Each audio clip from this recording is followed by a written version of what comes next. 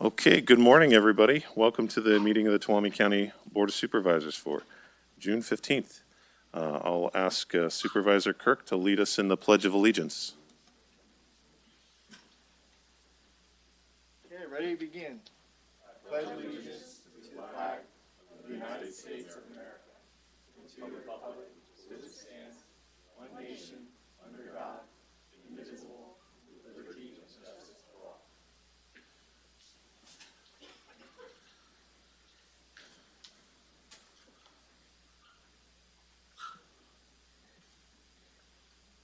Okay, thank you everyone for joining us today.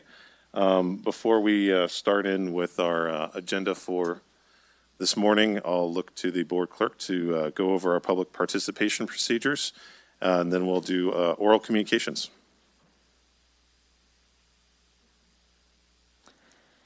In order to protect the health and safety of our Tuolumne County citizens, this board meeting is open to the public with modifications. Capacity is limited to 50 people, including board members and staff. Face coverings and physical distancing of 6 feet will be required. During the board meeting, citizens physically present who wish to provide public comment will be invited to do so by the board chair. Citizens who are not present and wish to comment should be prepared to use our call-in line at 209-533-6581 to queue for verbal public comment. Options for public access audio and video live streaming. The public will not have access for public comments via these media options. They are available for audio and visual only. 1, the Tuolumne County website, www.tuolumnecounty.ca.gov/745/board-meetings. Option number 2, Access Tuolumne, www.accesstuolumne.org, and you can click Watch Live, or you can watch on Comcast Cable 8. Option number 3, Zoom webinar via your computer at https://zoom.us/j/98737385155, or you can call in at 1-669-900-9128 with webinar ID 98737385155. Please note, Zoom webinar services tends to have a reduced broadcasting delay in comparison to the county and Access Tuolumne live streams, and is suggested for the closest to real-time viewing and listening. Important public notice: under the Governor's Executive Order N2520 and Order N2920, members of the Board of Supervisors can participate by teleconference. Accessibility requirements: if you need swift special assistance during the board meeting, please call 209-533-6581. Okay, thank you very much, Ms. Ryan. Okay, so it's great to see so many people in the boardroom again. So at this time, we'll open up the meeting to oral communications. Our board values public participation and encourages community members to take this time to provide comment on matters of county interest. This section is for comment not related to the items on the listed agenda, and the public comment time limit of 3 minutes per speaker is in effect. No action may be taken by the Board of Supervisors on topics discussed. Your board members are listening carefully to these comments and appreciate you taking the time to make personal investment in our community. So with that, I'll go ahead and open up the board to oral communications. Please come up to the podium, and we're happy to hear comments, and after we talk to folks in the room, we'll go to the phones. Good morning.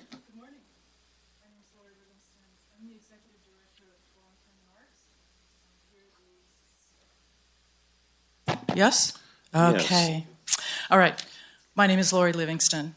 I'm the Executive Director of Tuolumne County Arts. We're the state and local partner of, mandated state and local partner for Tuolumne County. I'm here today to invite everybody to a KADLP radio and Tuolumne County Arts benefit to benefit both of the organizations. We're having a parking lot sale. But we're not going to be in the parking lot. It's going to be too hot. So we do have an air-conditioned place for you to come and look at books, CDs, records, kitchen goods, paintings, prints, audio equipment, oddities, curios, and collectibles. It's at the Casino High parking lot at the Dome in Sonora. So we hope to see you. It's this Saturday, June 19th, 8 a.m. to noon. And we will have sandwich boards pointing to where it is in case you've never been up there. The other reason that I'm here today is I have another document that I'd love for anybody to pick up and take with them and take a look at it. It's 10 reasons to support the arts in 2021. So I thank you very much for my time. Thank you very much. Okay, is there anyone else from the room that would like to speak?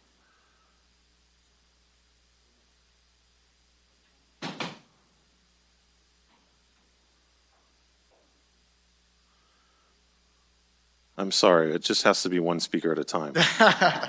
I'll let him do the talking. Good morning. Thanks for letting me speak today. I'm Jeff Musio with Hazy Bulldog Farms, the cannabis dispensary in town. And I wanted to first introduce our new mascot here, Monty. He's going to be at the shop all the time, so feel free to drop by and check him out. And then also I just wanted to touch base with a couple things. The taxes that just, I believe it's officially didn't go through now, the Measure V. And it looked like a fairly long, strong, like 60+% that people were opposed to that. I just want to remind the council that we did have another vote for taxes, which was Measure M, which was if people wanted to tax cannabis, and that was in favor for 63%. So if you kind of read between the lines, I think the community is actually speaking to you guys with their vote, and I'm hoping you guys listen to that and put cannabis back on the agenda and get a farm going. In the state of California, 38 out of 58 counties now have at least one grow in it. 4 of those counties have only one grow. I would love to be that grow for this county and to just kind of lead the way and show what kind of dedication we have. I personally just spent over $2 million for a new property, nice 167-acre property that I can hopefully display exactly what this might look like in the county to you guys, where it would be, how isolated it is, and how little of an impact on the culture of Sonora it would have, hopefully. And the other part of that is this year alone, Hazy Bulldog Farms has spent another $1 million on a commercial upgrade in town. And then also our store manager just bought a house for $300,000 also. So Hazy Bulldog right now is contributing to almost $3.5 million in the county and the city. And we just couldn't be more proud to be in this area. And we just want to keep doubling down. And hopefully you guys will let us operate as a farm as well. Thank you guys for the time. Hope you guys have a great day. Thank you. He says bye too. Yeah. Okay, anyone else from the room that would like to speak?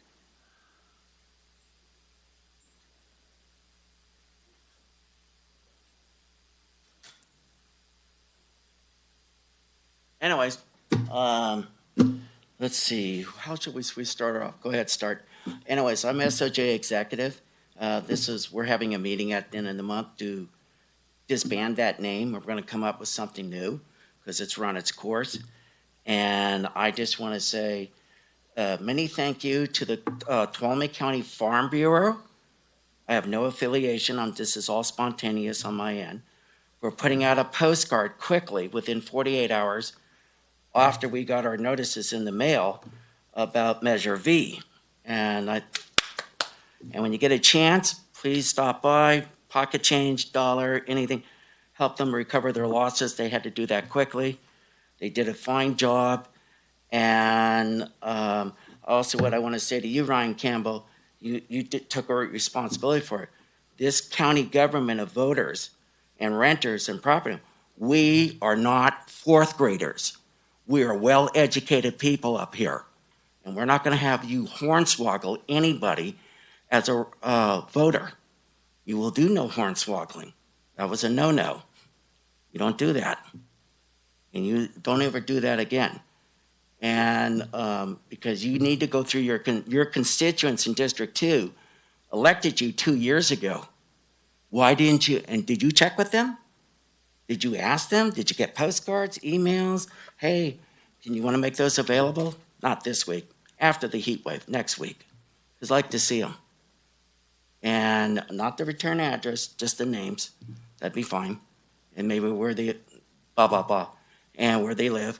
And that's about it. So thank you very much, and I'm going to cut it short, and here I go. Bye. Okay, thank you. So any more comments from the room? Good morning. Thank you, Supervisor Campbell, for your suggestion, and I took it to heart. I love you. I think you're great. And Supervisor Brandon, I want to thank you. When I came to you and you printed this button for me, and I wear it every day. You've seen me. And I'm getting kind of tired of our community sometimes. I have been called a stupid fornicating bitch nearly every day over masks and bags, and we need to be a little more polite and courteous in our community. And the divisiveness is really disappointing. So we have these bags now, and we pay 10 cents when we get one. And it says right on the bag, can be reused at least 125 times. So why are people coming in, getting new bags every time they shop, paying 10 cents, and then coming in again with no bags, and then having a cow if your department store is out of bags? So we need to do more public outreach on the purpose of having these bags, because they're really quite handy for a lot of things. And thank you. It's a pleasure to be here. And I don't think you're a crook, a thief, or a liar. Well, thank you very much. And welcome anytime. Anyone else from the room that would like to speak? Okay, I don't see anybody coming up to the podium in the room, so we'll go ahead and go to the phones. We do have some folks waiting patiently on the phones to speak, so we'll give them an opportunity.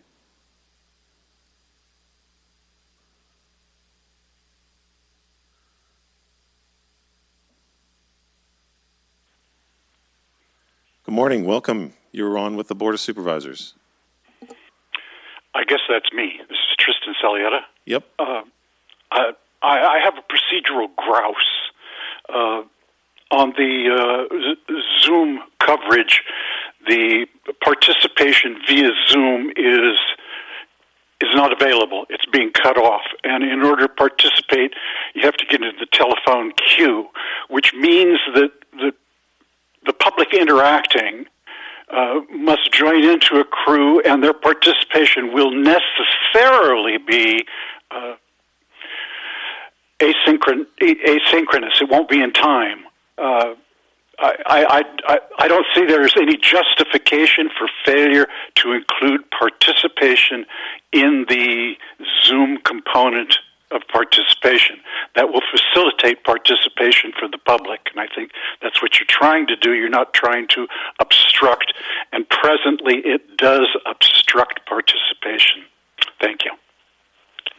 Thank you very much. And, I'm not sure if County Council wants to go over that, but there was a great deal of discussion about how to go about these the remote element of the meetings, and we tried a number of things.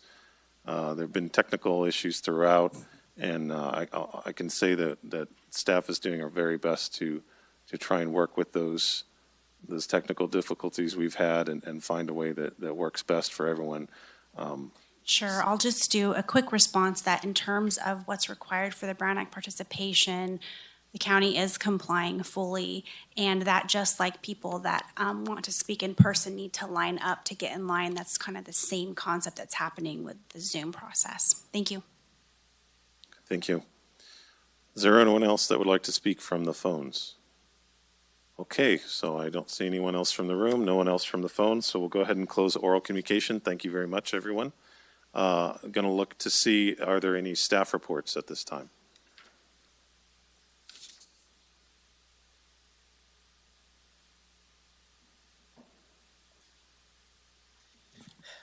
Good morning, Debbie Batista, Morning. Register of Voters, and a few other things. Want to report that yesterday we certified Measure V. The final count, I need to put my glasses on. The final count was 4,384 or 31.74% yes, 9,427 no or 68.26. We had a turnout of a little less than 41%. We did a manual count. For those who don't know, we're required to manually count at least 1% of the precincts, or in our particular case, batches. Instead, we did 4%. And we counted 4% of the ballots manually with the League of Women Voters and the Genealogy Society. So I need to thank all my volunteers because we have fun, right, Jane? Yesterday, and there was no exceptions. So we will be certifying this, and I'll be coming to your board sometime in July with that certification. The other thing that I'd like to talk about that's in the news, maybe it's in the news, is the recall for the governor. They have not chosen the date yet for that election. There is some legislation to make it a regular election versus a special election. We sincerely hope they don't do that. Not so much for Tuolumne County, but for some of the other larger counties, the requirements for a regular election versus a special election will put the cost through the ceiling.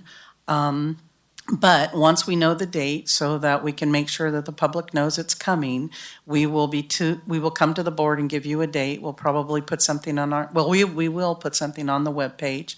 It will be a normal election. It won't be an all-mail, M-A-I-L, election. So we will have vote centers. We will have voting downstairs like we always do. It will be a ballot that I'm going to start saying this a lot, one will need to turn over. So on the front of the ballot will be, shall you recall Governor Newsom? And on the back will be a list of, nobody knows how many, candidates for you to pick. If a voter doesn't want to recall Governor Newsom, I highly recommend they still turn it over and vote for the governor in case they are not in the majority so that they can pick who the next governor is. So stay tuned. We'll come back with more information in the future. Hi, Debbie. Thank you for the update. One just quick question on that. What happens if it's split and there's no majority to any candidate? It won't be any majority to a candidate. Who's ever the top candidate, if you remember back, you're probably too young to remember. If you remember back to when we recalled Gray Davis, the person who became the governor did not have 50%. I think we talked about it in my fourth grade class a little bit. There you go. You know, make me feel old. It's okay. Thanks, Debbie. So yes, whoever the top candidate is that gets the majority of votes will become the next governor and run again in June. Any other questions? So we'll be back. I have many, many questions, but we'll have to save them for another time. Okay, thank you. Any other staff reports?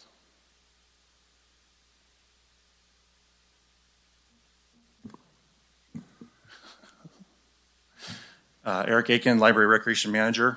Just here to report today that today is actually the first day of our summer reading program. That will be held at our Sonora main branch as well as the Tuolumne, Twain Harte, and Groveland branches. So if you'd like to sign your children up, you just need to swing by the library and get them signed up for that program. We are also opening the Jamestown and Tuolumne Youth Centers today. Today will be the first day that we're able to open those. They will be open Tuesdays through Saturdays from 9:30 to 5 p.m. Our Tiny Tots summer camp programs will start this Monday. We have a soccer camp that we have starting on June 28th. Registration's currently open, as well as a baseball camp we're doing on July 19th. Again, we're taking registrations for both of those. We are still really struggling with staff. We're having a really hard time staffing our programs that will require larger numbers of staffs, like our aquatics program, Standard Park, and our summer rec programs. We have, through teaching 3 or 4 lifeguarding classes now, gotten enough to where we can open up one pool. So we are actually opening the Twain Harte pool today for rec swim. It will be open the remainder of this week for rec swim, and we'll be starting swim lessons on Monday.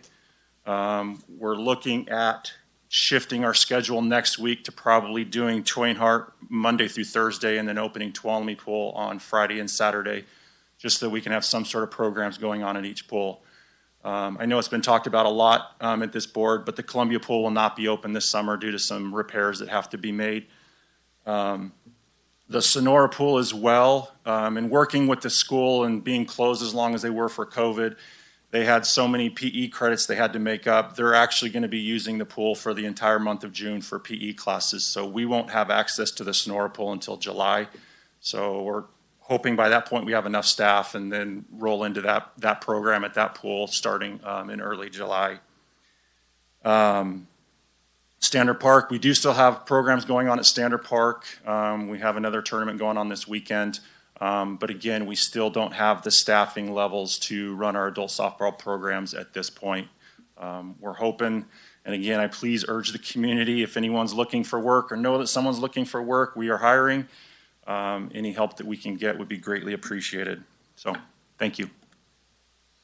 Hey, Eric, real quick. I don't know if you guys already have, but Twin Heart Lake, they have lifeguards. Have we communicated with them to see if any of their days off they'd like to come work for the county at pools? We have spoken to them. We haven't gotten much response. Several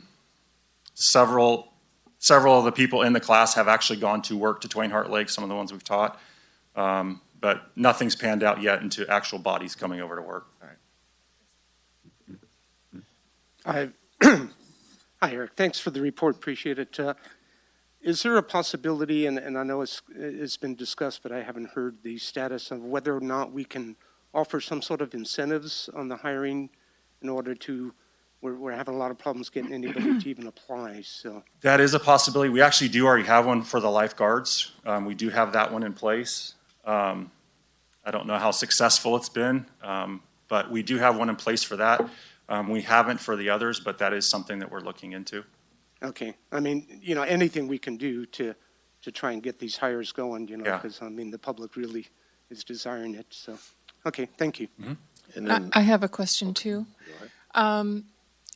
Considering that you're not going to be able to use the Sonora High Pool until July, I know there's a hefty fee that we pay to a rental we pay. Is that going to be reduced? Yeah, so I'm working with the superintendent right now. We've already discussed that. We don't have what that fee is going to be, but I have expressed to him that, we wouldn't be paying the full amount to only have the pool for a fraction of the summer. So glad to hear you. We are working on that. Thank you. okay, and I'm getting the nod from County Council that we're asking too many questions for a staff report.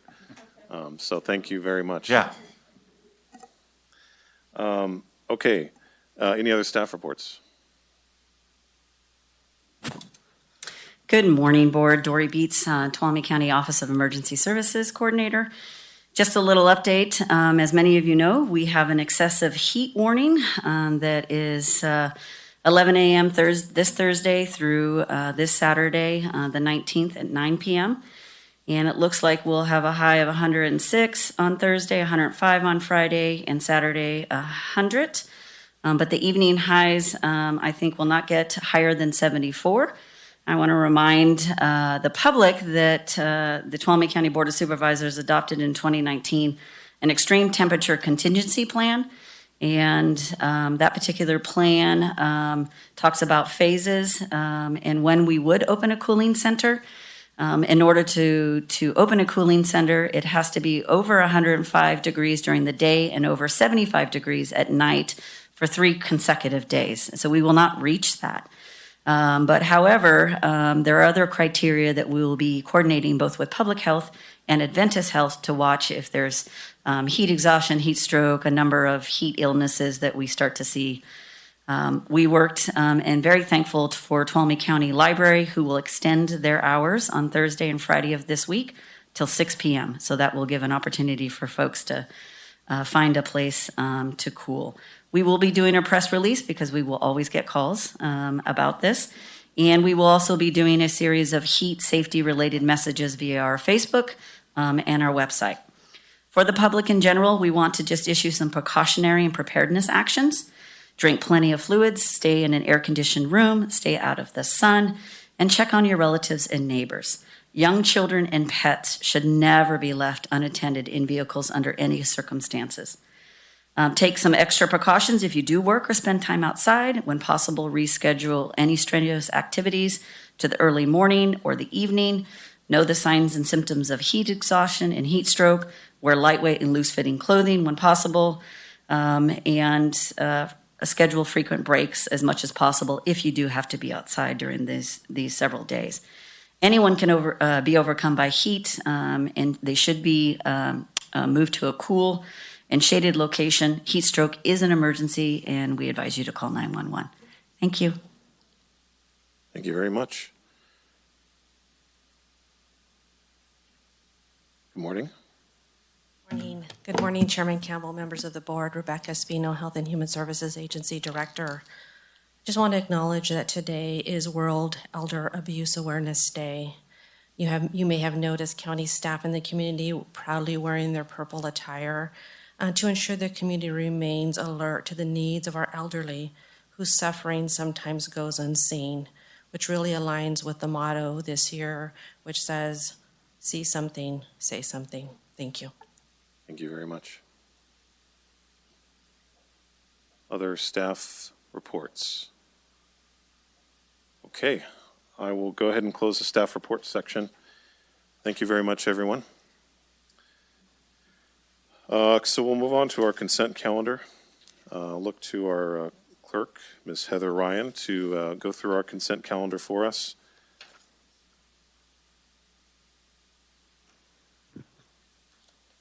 Item number 1, approving the minutes from the June 7, 2021 and June 8, 2021 meetings. Item number 2, accepting the COVID-19 AB 86 Safe Schools for All funding allocation from the California Department of Public Health in the amount of $105,000 to the Public Health Department and authorizing the County Administrative Officer to sign any related documents. Approving an applicant to the Historic Preservation Review Committee with a term to expire on December 31st, 2021.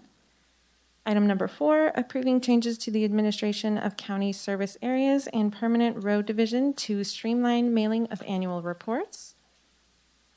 Item number 5, waiving the second reading of Ordinance 3397 to amend the Tuolumne County Ordinance Code, Chapter 2.04, amending the frequency of supervisorial meetings for adoption on June 15th, 2021, effective July 15th, 2021. Item number 6, approval of out-of-state travel to Maryland for the annual National Association of Counties, NACO Conference, July 9th through the 12th on 2021 for Supervisor Jaron Brandon.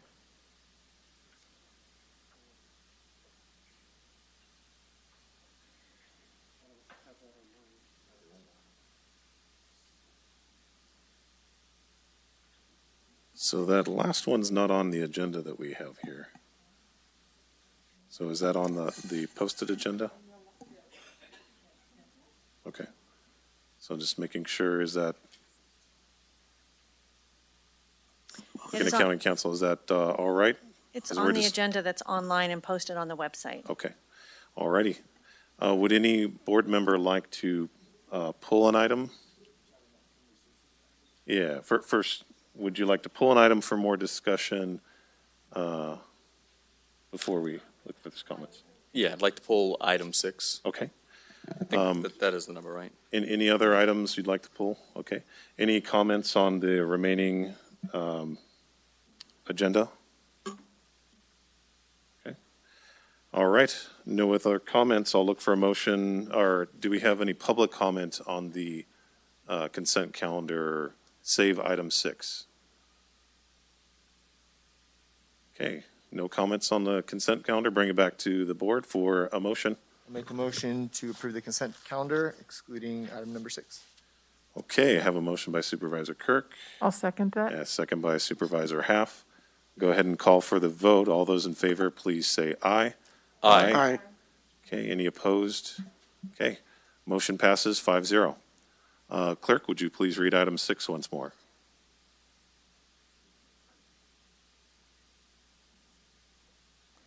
Item number 6, approval of out-of-state travel to Maryland for the annual National Association of Counties NACO Conference, July 9th through the 12th, 2021, for Supervisor Jaron Brandon.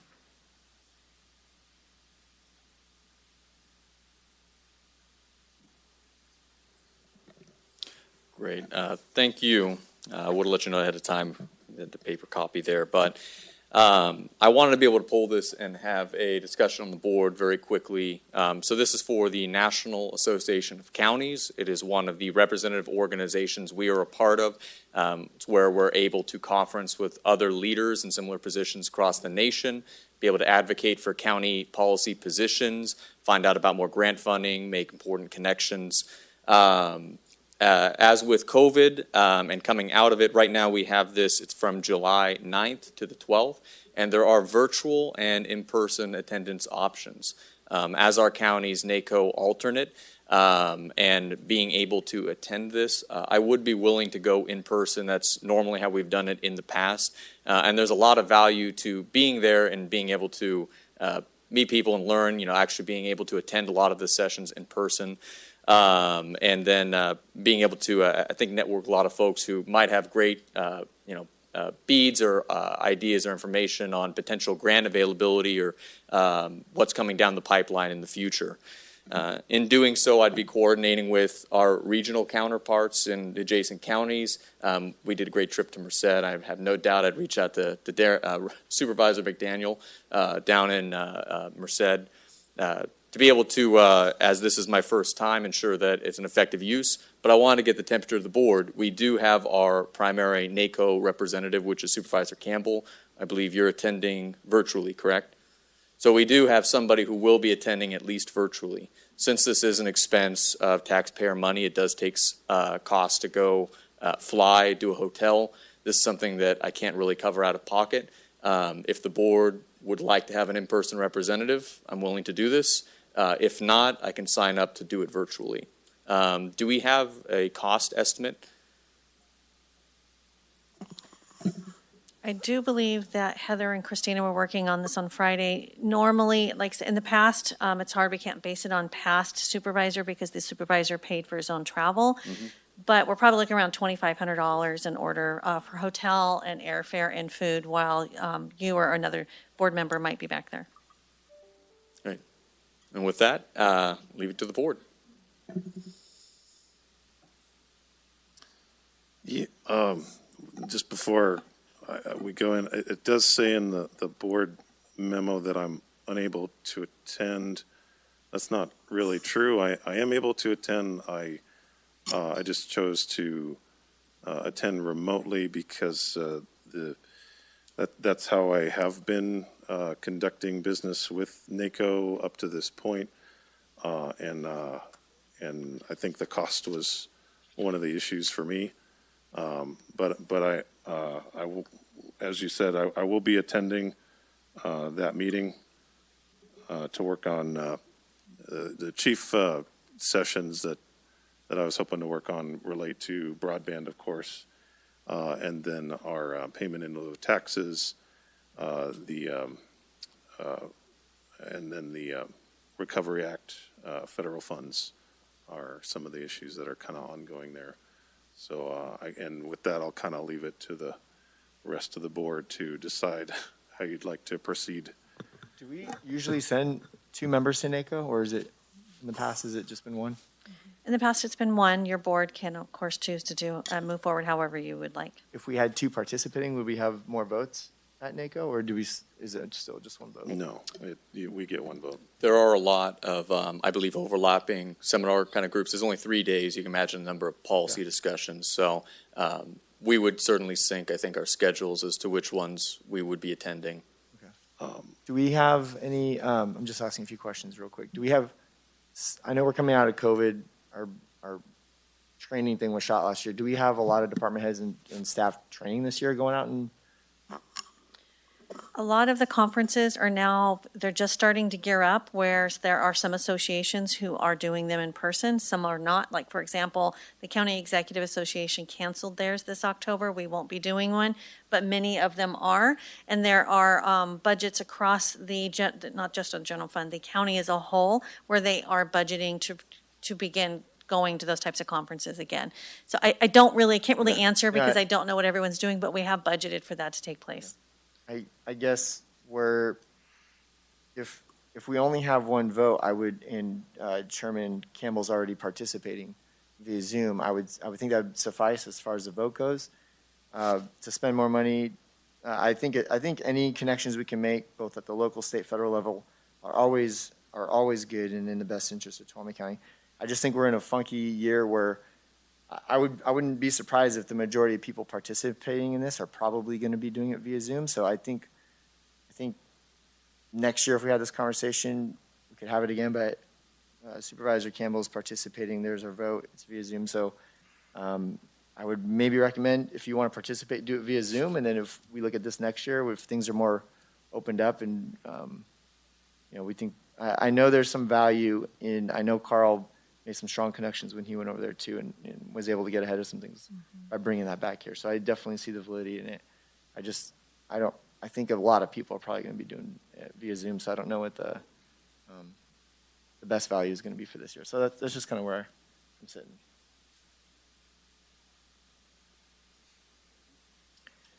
So did I hear you say there is money in the budget for this? There is money.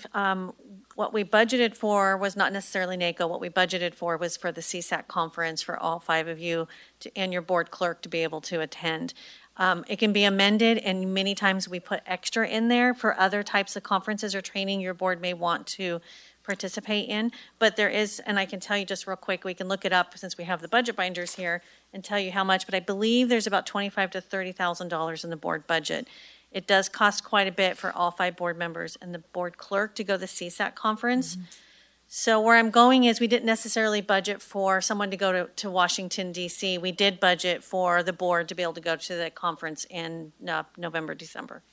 Okay, so I believe there is value in sending somebody personally to NACO. Maybe we can juggle it around where, Jaron, if the board decides that there is value in sending you, that you would not go in person to the CSAC conference in order to balance out the budget if need be. But I do believe there is value in in-person contact. I would recommend both of you getting in touch with our counterpart over in Mono County, John Peters.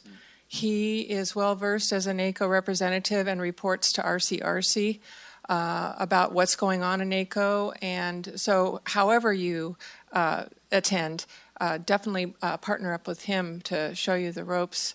And I can go either way. Thank you for the tip. And it's Maryland, I believe. Yeah.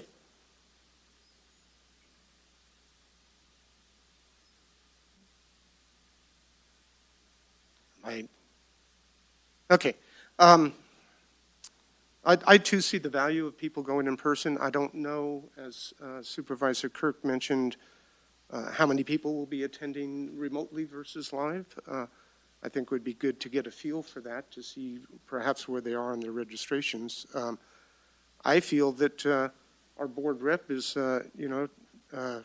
Chairperson Campbell, and that I understand the money side of it, but I think we've had a whole year of COVID where virtually no travel was done, and I know we're going into a new fiscal year with this, but certainly there's monies that are finishing up this year that weren't spent in those areas. I would be very much in favor of both Supervisor Campbell and Supervisor Brandon going in person, but if schedules didn't permit that, that would be a choice for them to make. But I think there's a lot of value in person. I think you do make a lot of connections, and with everything going on with the American Recovery Act, with various other, the PILT and other things going on at the federal level, you can make a lot of inroads in progress when you're having those in-person meetings. So I'll put it back to the chair, I guess. Well, we need to make a decision. So my view is we have a process for this. I'm the representative for NACO. I'm going to be the only person who can vote. That's not an either-or type of proposition. So, I really, this is a strange thing to have come up on the board. I don't believe we've ever done this in this way. So it seems pretty outside the norm for me to be considering sending the alternate to represent the county in person but not vote, and then have the voting member attend via Zoom. So now these are strange times, so like I said, I'm looking for guidance from the board. This is on the agenda, so we need to make a decision. May I just want to say I appreciate the feedback in it. This is on the consent calendar. It's easy to get that done. We get a lot of items on the consent calendar we don't talk about. I don't always do things the easiest way. I don't think I'd be probably up on this board if I did. I felt that this was something that was really important to discuss, because you're right, and I think several of us brought up, it's a weird year. I want to make sure we're accountable to taxpayers, and this is what the board wants. I would be willing to go. I do think, again, for the ARP funds, for the opportunity to meet many of our counterparts, there'll be about 1,400 attendees. Even if many are virtual, there'll be plenty there. That there would be value in this, and it sounds like to me that there would be a majority of support to this, and if we end up approving this, I promise to use that time as effectively as I can and attend as many workshops as I can, meet as many people, and be able to hopefully bring home the bacon here. So the question to the board is, are we going to approve funding for travel for the alternate? So if there's a motion to that effect, we need to have it. If there's more discussion, we should have it. And then I think we should open it up. Well, I think I'll go ahead and open it up to public comment right now, actually, as a matter of fact. So is there any public comment on this item, item 6?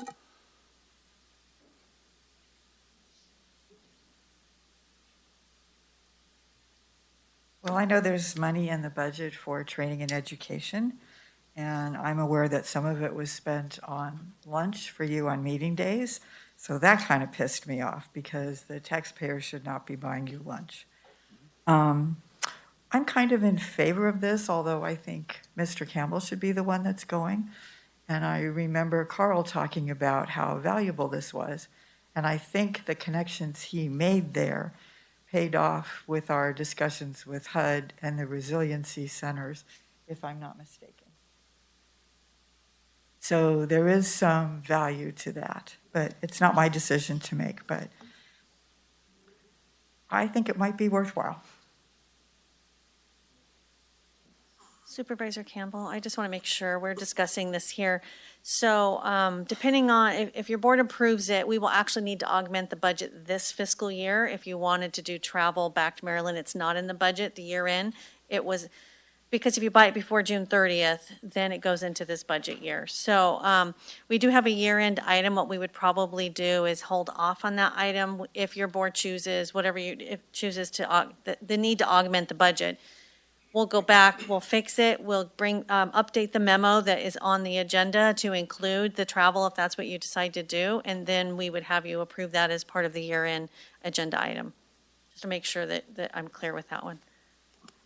So what I'm hearing is we're kind of no, maybe, yes, so we just need to move on with this item. So Supervisor Campbell is the sitting voting member. I think next year, when everything's back to normal, whoever the voting assigned members should have, it will go to NACO. We will continue those connections, and I don't think this is going to be a make or break for Tuolumne County, whether or not Supervisor Brandon goes. I completely hear what everybody's saying. So with that being said, I would make a motion that we would approve for Supervisor Brandon to attend virtually, which I think is still a cost if he wants to participate, so that we would allow him to attend virtually, and that we save the remainder of the money for the budget and plan on sending a representative to Maryland or wherever that is next year.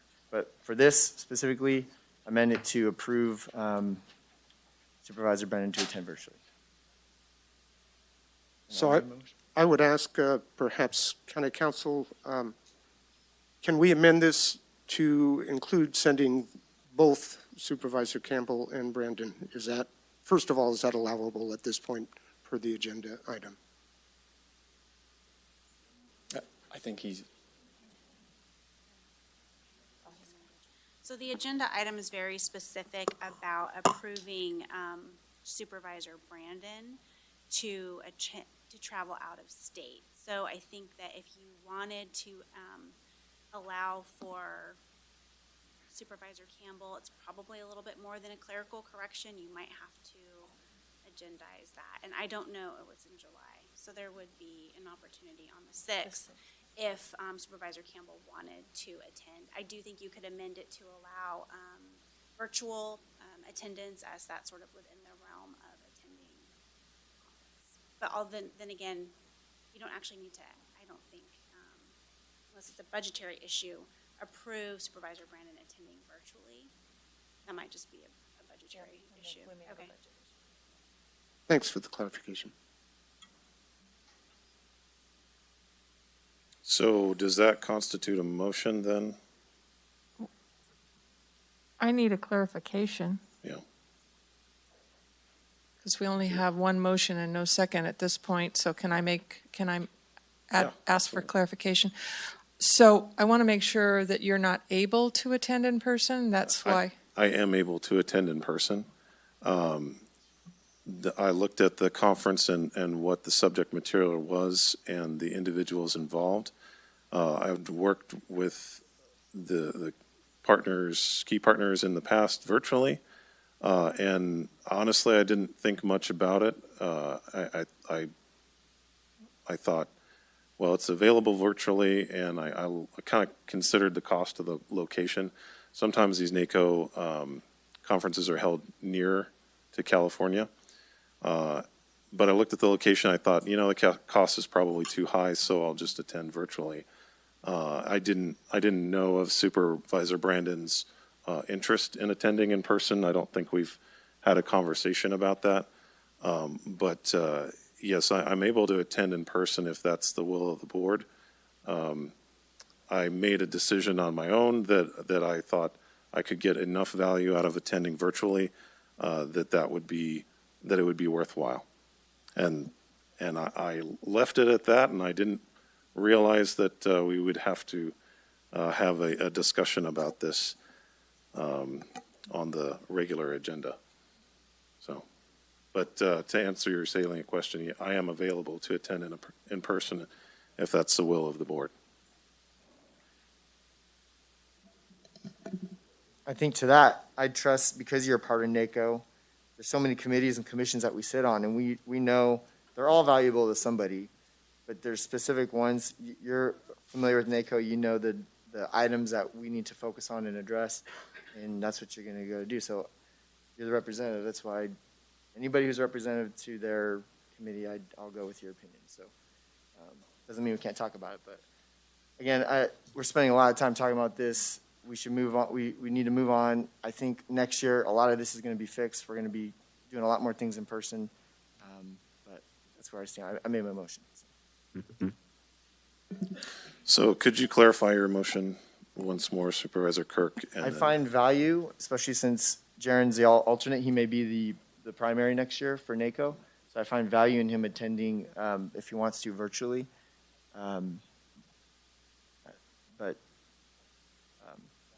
So my motion was to not do the travel, but to amend it to allow him to attend virtually. Does that suffice as a motion? I'm sorry, I missed that last part. So yeah, approving expenditure for Supervisor Brandon to attend virtually the NACO conference, right? Yes. Okay. Sounds fine. Okay, so that's the motion. Is there a second to that? Okay. All right, motion has failed for lack of a second. Is there another motion? I'll make a motion to send Supervisor Campbell in person to the meeting.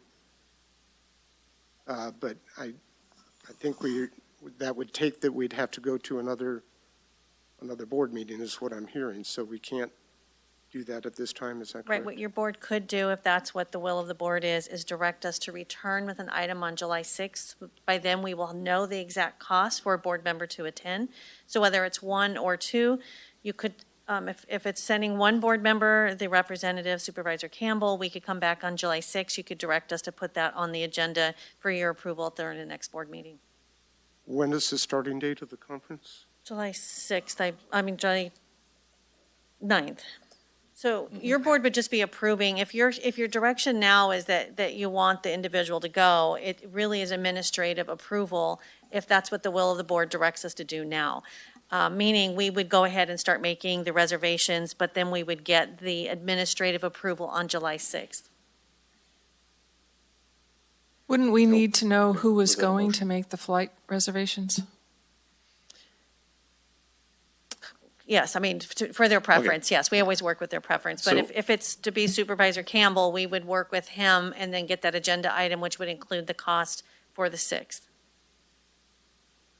Okay, so I kind of want to move on, so let's just kind of make a decision about this. If that was a motion, I would second that. I do think there's value in in-person attending, and Supervisor Campbell is the NACO representative. So if that works for you, these were discussions with staff saying that it would be potentially a conflict with the board meetings to make sure I could attend, but I would be fully in support of that. Okay, Are so you so making a what we're- motion? I will make that motion. And I'll second it.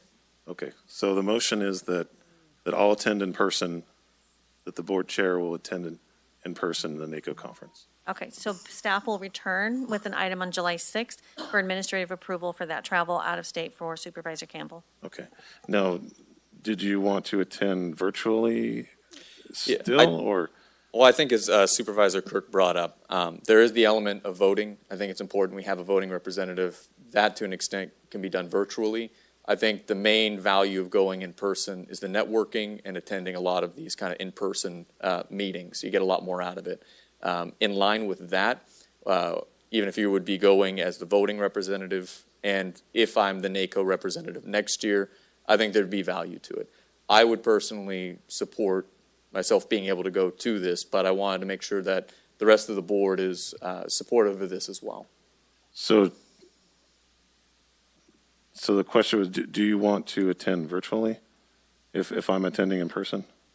I'd be willing to do, whichever the board wishes. Okay. I think there's And we- more value and in we- person, but virtual would be, And we wouldn't need a vote on that. We could alternative. just sign him up for virtual. Correct. There is Okay. enough in the budget for the cost for both of you to register. It's the out-of-state that we'll look at, but we still think there's enough savings within your budget that we may not need to adjust the budget for Okay. someone to travel back there. Alrighty, so we have a motion by Okay. So a motion by Supervisor Goldenberg, correct? And then a second by Supervisor Brandon, okay. And a second by Supervisor Half. Okay, I'll go ahead and call for the vote. All those in favor, please say aye. Aye. Okay.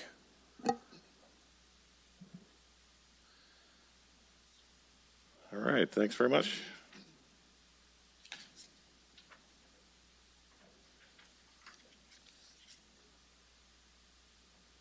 Okay, so we're on item 6, and so I'm going to change my agenda here. So for our agendas, it's item 6, but we're moving on to item 7, correct? Okay.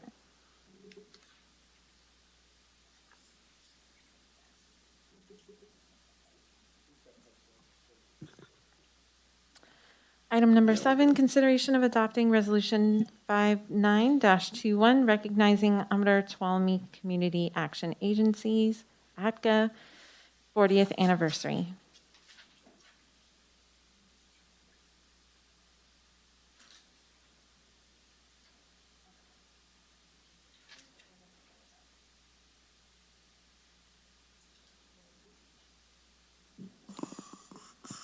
Oh, it comes from me, that's good.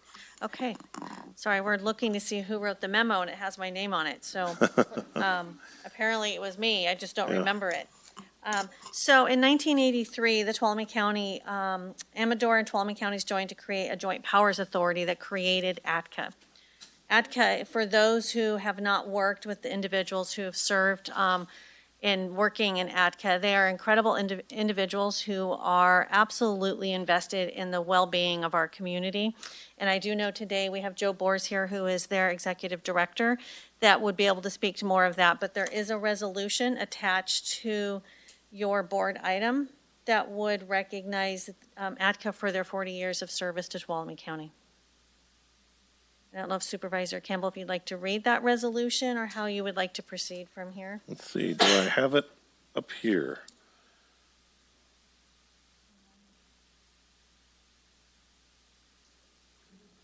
Apologize, we're having a little bit of, Would you like me to read that? Or? yes, could you please? Yes, of course. I have to put my glasses on first here. Okay.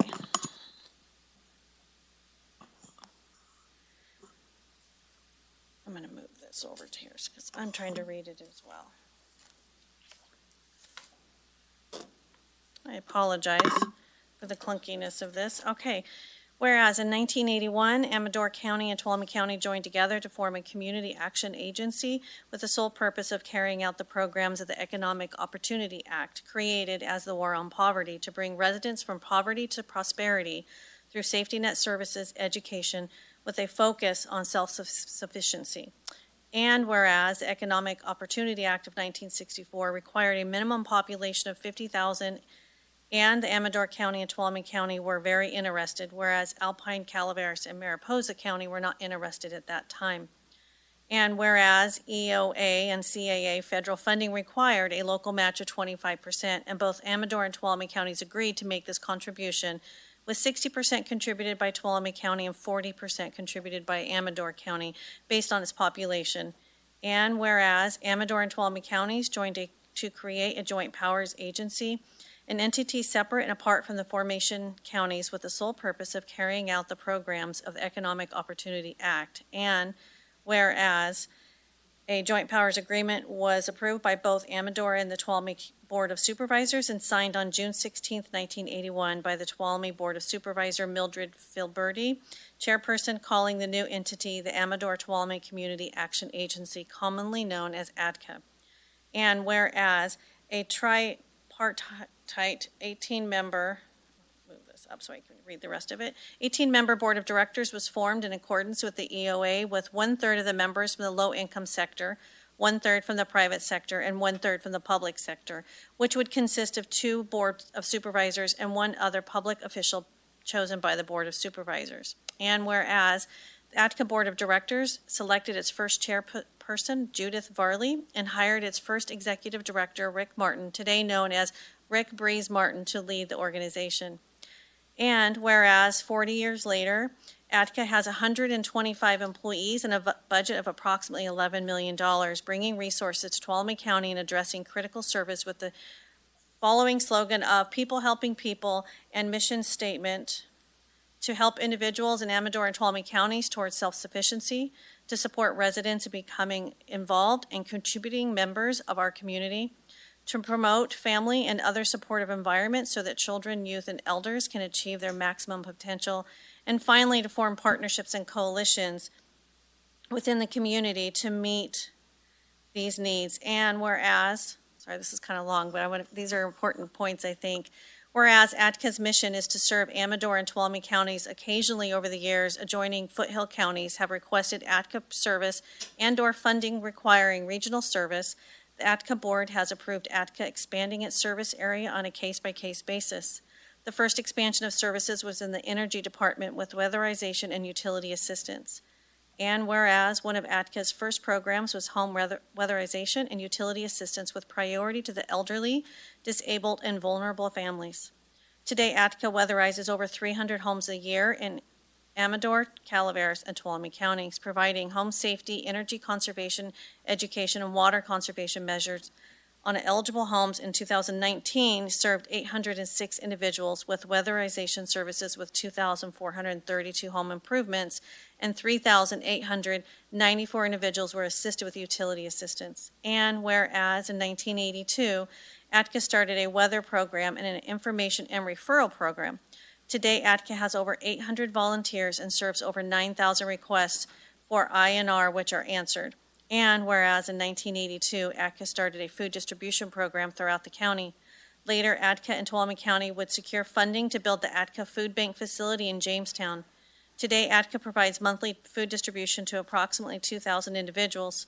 In 2019, ATCA provided 940,000 pounds of food to local low-income individuals and provided 157,058 food boxes, groceries, and lunches.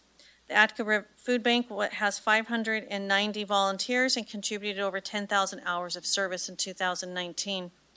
And whereas in 1982, Attica developed and operated a homeless shelter in Sonora, later purchasing the property. In 1988, Attica purchased and rehabilitated a 3-unit apartment in Tuolumne City as a transitional shelter. The facility is in use today as low-income housing. Attica built 3 modular buildings in Columbia as traditional housing, today still utilized as low-income housing.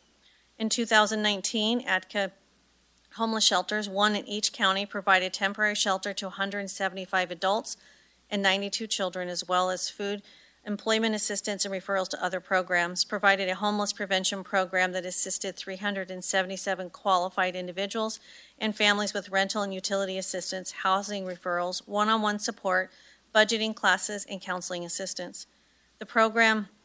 This program partners with CalWorks and collaborates with partner agencies through the continuum of care. In 2018, Attica opened Varley Place in Jackson to provide permanent supportive housing to homeless veterans and their families. There are 12 units, 3 3-bedroom units, 3 2-bedroom units, and 6 1-bedroom units, totaling 33 beds.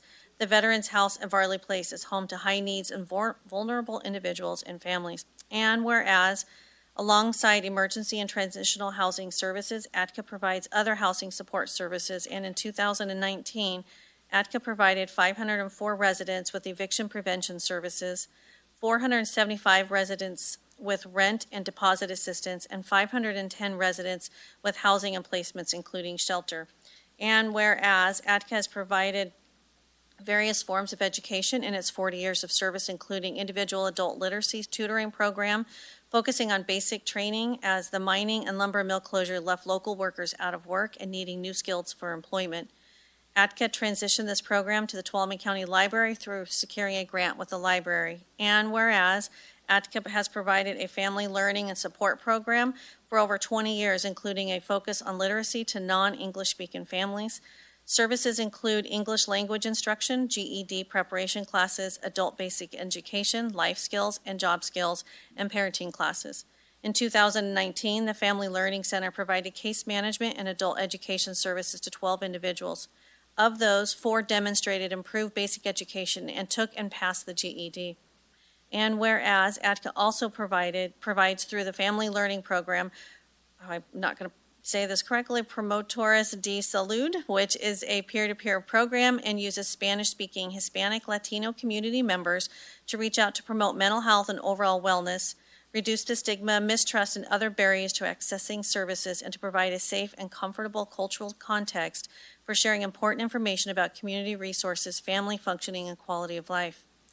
And whereas Attica provides a Smart Money program, which offered financial literacy courses to 280 individuals in 2019, that included budget and debt management, credit scores, fair debt collections, reducing housing expenses, making money work for you, and living easier. And whereas Attica also provided a volunteer tax assistant program serving 375 individuals in 2019, putting a total of $269,051 back in the hands of residents in our community. Whereas Attica started a Head Start program in Amador and Tuolumne counties in 1984, serving 60 children, and today serves 247 children ages 3 to 5, and 215 early Head Start children 0 to 3 in 11 classrooms, as well as home-based services in both counties.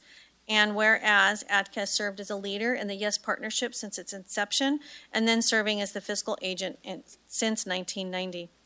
The YES Partnership is a community-wide coalition dedicated to supporting youth and families by preventing suicide, substance, and child abuse. The YES Partnership actively supports these partnerships in Tuolumne County: Friday Night Live, Club Live, Youth Mentoring, Prevent Child Abuse, Drug Enforcement Administration's National Prescription Take-Back Day, TRACE Program to reduce youth access to alcohol, Opioid Safety Coalition, Suicide Prevention Task Force. In 2019, Attica, in collaboration with YES Partnership, provided over 450 services to individuals, including Boys Council, Girls Circle, mental health first aid training, suicide talk, safe talk, and assist, applied suicide intervention skills and training. And whereas in 1990, The ATCA board recognized that as a public entity, there were missed opportunities for funding and fundraising and formed a related party, a private nonprofit 501c3 corporation with a separate board of directors that continues today bringing resources for services to the community through ATCA. And whereas ATCA has taken on many special and innovative projects for 40 years, including 10 years of providing computer and internet training and rural broadband advocacy through the creation of this regional Central Sierra Connect. The vision of Central Sierra Connect is to bridge the digital divide by bringing broadband to the people, the people to broadband. Okay, sorry. The mission to support the region's residents, businesses, visitors, and organizations through the promotion, coordination, and enhancement of technology, broadband access adoption, and technology education. And whereas the vision of both Tuolumne and Amador counties in formation of ATCA with continued collaboration and support has greatly impacted the residents of our counties, has provided critical safety net services and education support and self-sufficiency to thousands of residents. And now, therefore, be it resolved that the County of Tuolumne hereby acknowledges, thanks, and congratulates ATCA on 40 years of contribution to the Tuolumne County and its residents. Thank you very much. Any comments from the board? Go ahead, Supervisor Half.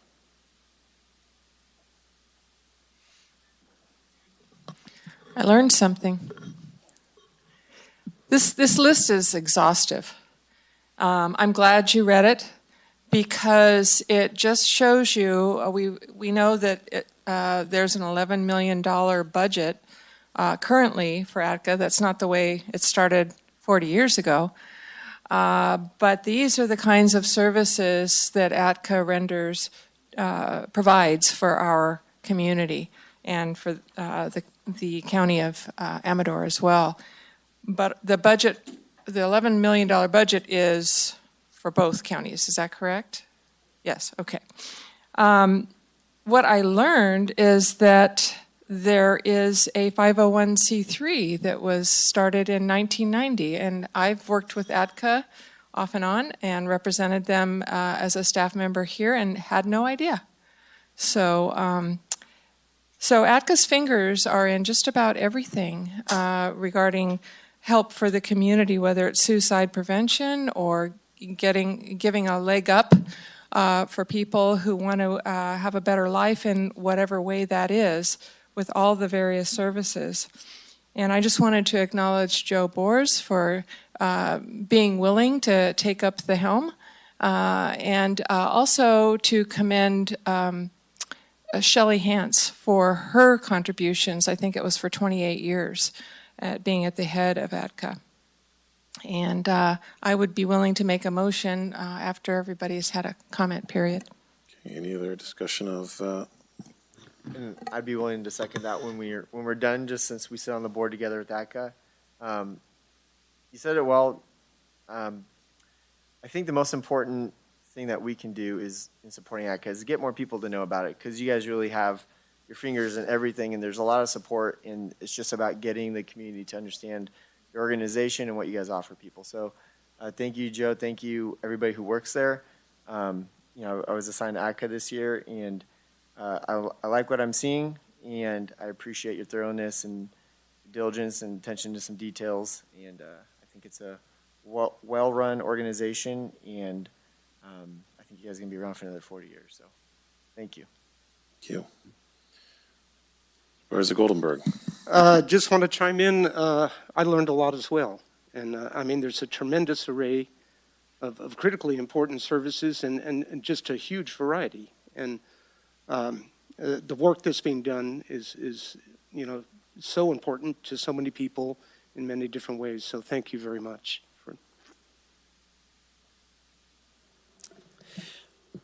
I think it was last year's grand jury report. You ended up getting raked over the coals. They went through every piece of your organization, and at the end, I think, said you needed a new car, was the entire summary of the different changes recommended. That's a group investigating absolutely everything and found it to be a model of, I think, operational efficiency and great, staff culture, everyone working well together. To anybody listening from the public in Jamestown, especially with the food bank and the other food bank programs in the community, that's largely from ADCA and then supported by ADCA.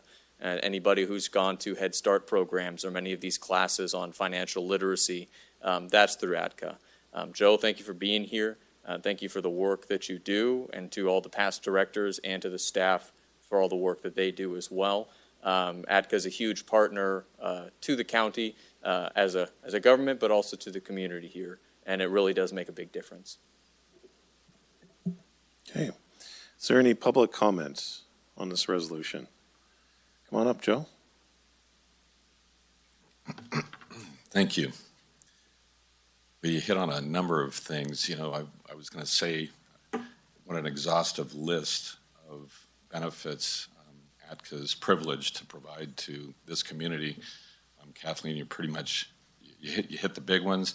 We did get that car. It was a truck. It was the refrigerator truck, $160,000 with help from Terry Cox and others to get the funding to buy that. Otherwise, we wouldn't have had a truck to move the 1 million pounds of food that we move annually between ourselves and the 14 partner pantries that we work with.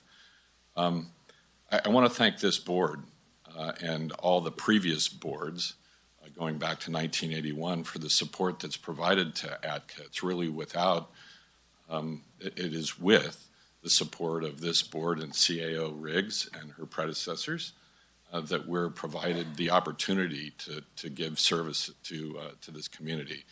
So extreme thanks to the board. And I just have to give a hand to CAO Riggs for reading that 4.5-page resolution. And by the way, your Spanish is perfectly fine. Promotores de salud.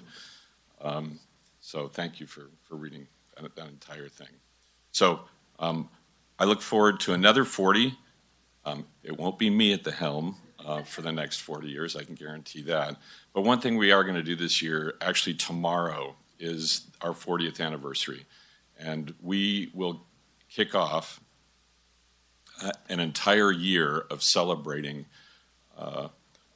board members, past and present, donors, volunteers, our staff, our partners.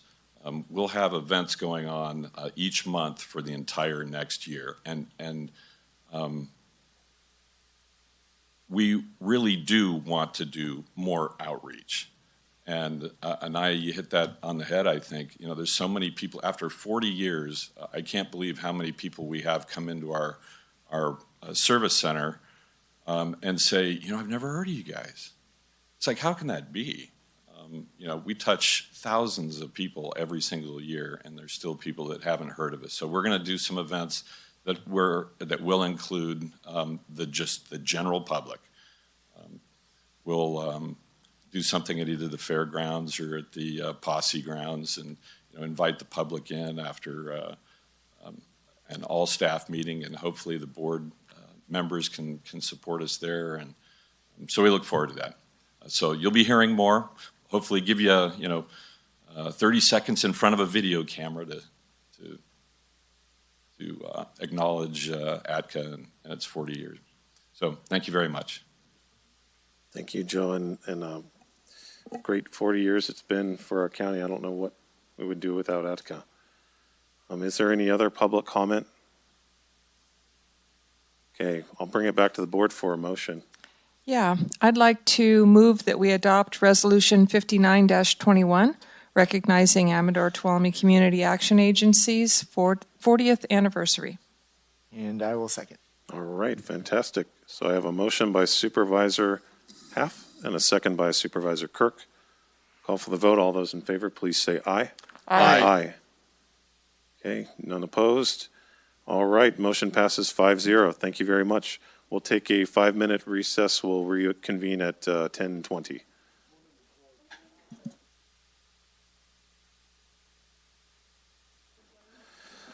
Okay, so we're on to our first 9 o'clock appointment.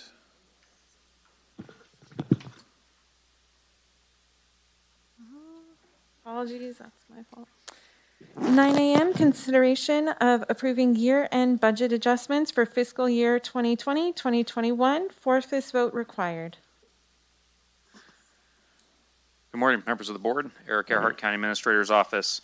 On the June 1st board meeting, your board approved a number of budgetary adjustments for year end. Since that time, we've identified a couple extra adjustments that need to be made to ensure that we don't exceed our total appropriations.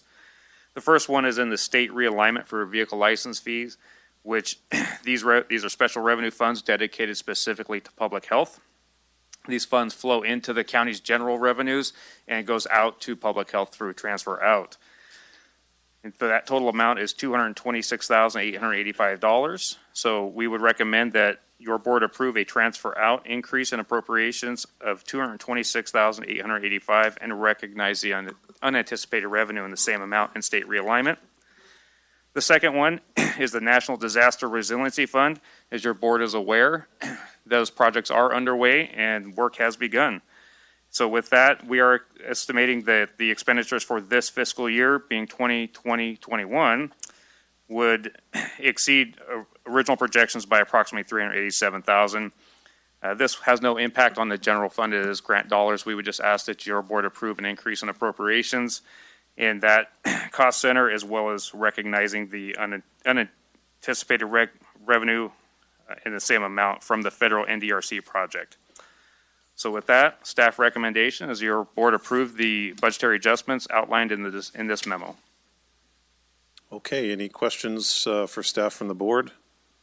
I just have one. Can you touch on the Groveland site, the 387? What was just extra revenue that came in specifically for that site? So that would be just enough to balance out where our expenditures are for this year. So we have to put it into one. Those cost centers are broken down into Tuolumne and Groveland sites, so we can track those separately. So this would just go into that line item. Okay. Other than that, I don't have any questions and ready to make a motion. Okay, any public comment? Anybody on the phones? No? Okay. So I'll bring it back to the board. I think Supervisor Kirk, you said you wanted to make a motion? Yeah, so I'd recommend that we approve the budgetary adjustments for fiscal 2021 as described in this memo. I'll second. Okay, I have a motion by Supervisor Kirk, a second by Supervisor Goldenberg. All those in favor, please say aye. Aye. Aye. Any opposed? Okay, motion passes 5-0. Thank you very much. And I'll look to the board clerk to read our second 9 a.m. appointment.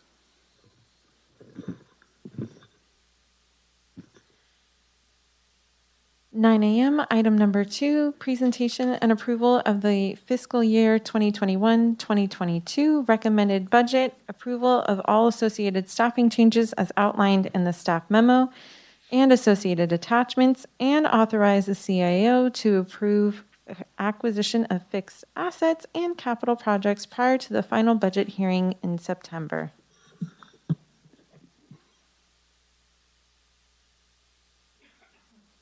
Okay, good morning.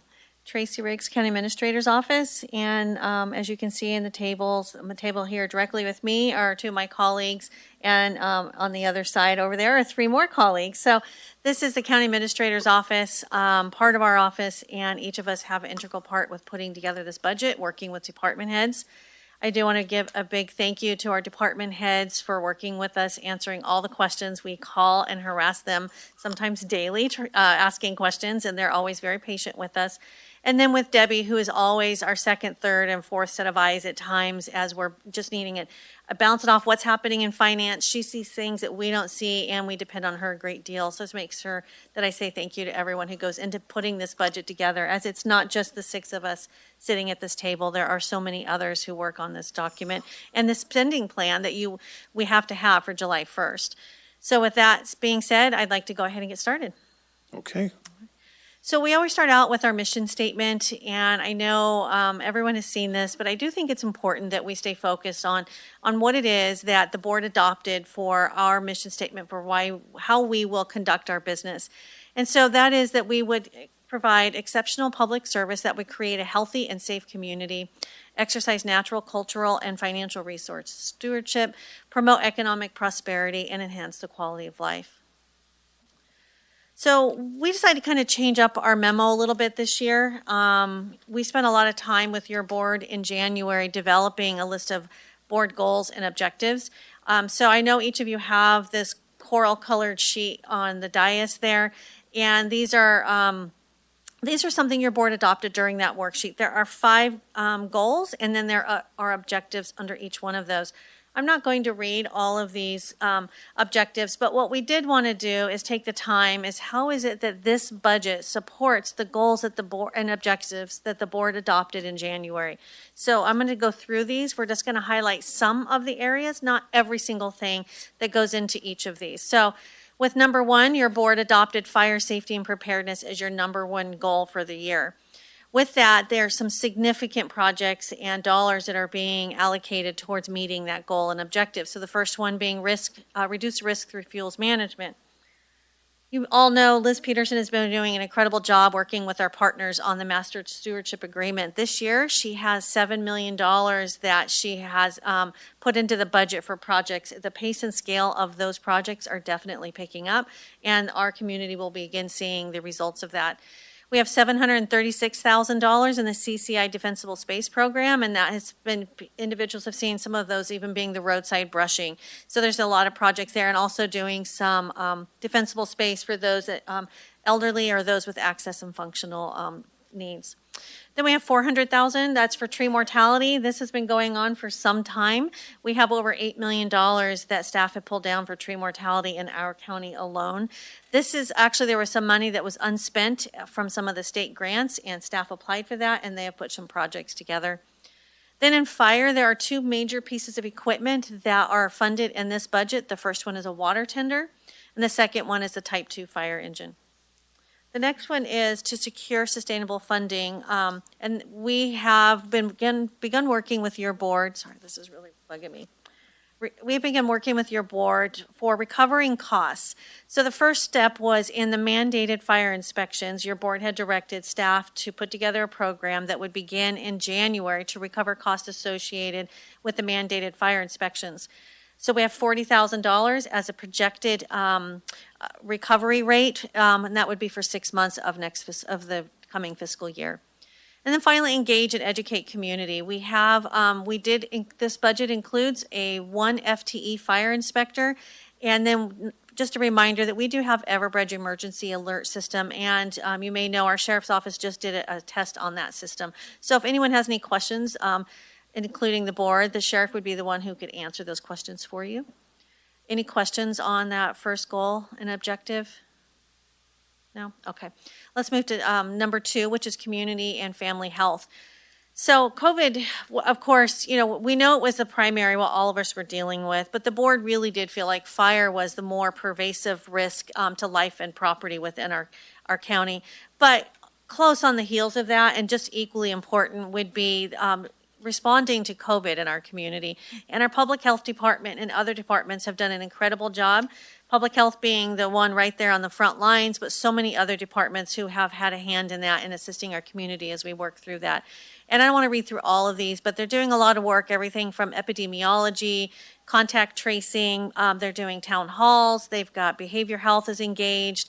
And then, of course, there is, and then the second item is the Homeless Advisory Committee that your board created earlier this year. This is a great chart that I'm not sure if it was Jason that put this together. It really does show, we started this in 2019 where we didn't have anything allocated. We came to your board, asked to create the homeless advocate and coordinator. That's Calais Brown. She's done an incredible job. So you can see how in 19 we had no funds that we had pulled down for this, to the point that now in 21-22, there's over $500,000 that we have garnered in grants, and they continue to look at other grant opportunities. So we expect to see this increase. Your board should also expect that as those grant funds increase and we're able to continue to put these programs together to address these issues, that we will need to add staff with those grant funds in order to assist that process. They are at capacity right now with assisting with what they're currently doing. So the third one was economic development. Your board was very strong, felt very strongly this is the way how we move forward for a healthy community. So the first thing that we have is Cole Prisbella, who has secured the $500,000 grant to do a regional broadband plan. And this is essential. He has 5 counties, and this will help us put together a roadmap for how we can move forward with getting broadband to these communities. And then streamline housing and commercial development. This budget does contain 5 FTEs in the community development department. So we have a principal plans examiner, a senior planner, a fiscal tech, and 2 compliance investigators. Number 4 was modernize government. So we have the use of OpenGov and increasing transparency was one of those objectives. So we're using OpenGov to help with permitting, licensing, code enforcement. There's other software upgrades. We have the communications contract that we'll be engaging with to help get information to individuals in the way that they want to receive it, which is mostly social media. The other thing we don't have on here is the tax collector, his CUB software, that will help gain them efficiency and also modernize what they're doing. And that was about $60,000 that's in the budget. Then we have employee development. This is also one of the board's objectives, and to continually improve, invest in our employees so we can improve the product that we're delivering to our community. So we have $25,000 specifically for the formal education reimbursement program. Across all funds within the county is about $689,000 for departmental training. And I want to make sure I highlight that this is all funds, but we have requirements in our MOUs for our staff who have license and or certifications that must be used in order for them to perform their job. That MOU does require that the county as an employer would pay for them to maintain and keep those licensures. This also includes any training for our public safety, so maybe some post or advanced post training. So there's a lot of complexity in that number, and I know it seems like a lot, but there's a lot of work going on out there, and it really does help us invest in our employees. The next one is employee recruitment and retention. There is $66,000 in the budget for hiring incentives. And we do have a recruitment and retention committee that's been put together, and you can see it includes our HHSA organization, district attorney, probation, ag, and human resources. We expect we'll be bringing a plan to your board later this year. And then other notable investments, and I see they put this in here, is the updated treasurer tax collector system, and then other strategic investments in cybersecurity within our IT cost center. And then we have the number 5, which is roads and infrastructure. So we have ditching, brushing, and hot patch, and included in there is a large piece of equipment for them, the $300,000 for a street sweeper. The road repair and construction strategy. So as you can see, there's over $20 million in the budget that will be going towards some form of maintenance on our county roads. And then we have a capital improvement plan. We do need to update our capital improvement plan, but as of right now, there is the addition of a full-time supervisor in the facilities management, which will help us with these large projects coming on board, hopefully in the future. And then this budget contains $3.5 million of different projects within the capital cost center. So the base assumptions, we just want to go back over some of these. So we projected that the sales tax would be $300,000 higher than 2021. TOT projected to be 36% higher than 2021. So the 10%, we're seeing an increase of $1.6 million. Again, this is 2021 adopted budget. And then, year-end budget, I believe. Actually, it's the year-end budget estimate. And then we also do have the 2% that was added in for the additional TOT that the voters voted in. That's approximately we're projecting at $1.3 million. And that, I know there's a lot of questions, what exactly is that doing? That is helping to fund the increases in maintaining our libraries, public safety, some of the equipment that you see for fire. So I just want to make sure everyone understands that absolutely we do have increases for the costs related to all of those items, and this is helping to sustain those items. This budget contains very little. The only amount that's in here for the American Rescue Plan is about $271,000, which are to pre-fund your 2 code enforcement officers, $20,000 for the net cost for the the fire inspector, and then a vehicle. And then we want to talk about the expenses. So in 2021, you may remember the sheriff came forward and said he would willingly volunteer to freeze 6 positions within the jail. That's huge. Those are funded this year. So again, when we talk about what is the 2% help, there's a direct correlation to public safety, as in we'll talk about library, rec, and standard park and youth centers. Those are fully funded. Our staff is working to return to the board with a revised staffing plan and recommendation for the library in time for the adopted budget. So when we do in August, we have, I think it's the 4th, 5th, and 6th, but don't have the calendar up there. We will be doing some budget study sessions, and during that time, we will bring forward some recommendations to augment the library staffing. We also have the Type 2 fire engine and the water tender, as we explained earlier, and then contingencies and reserves are at or above board budget policy. Any questions on any of what we just went through? Okay, I'm going to hand this over.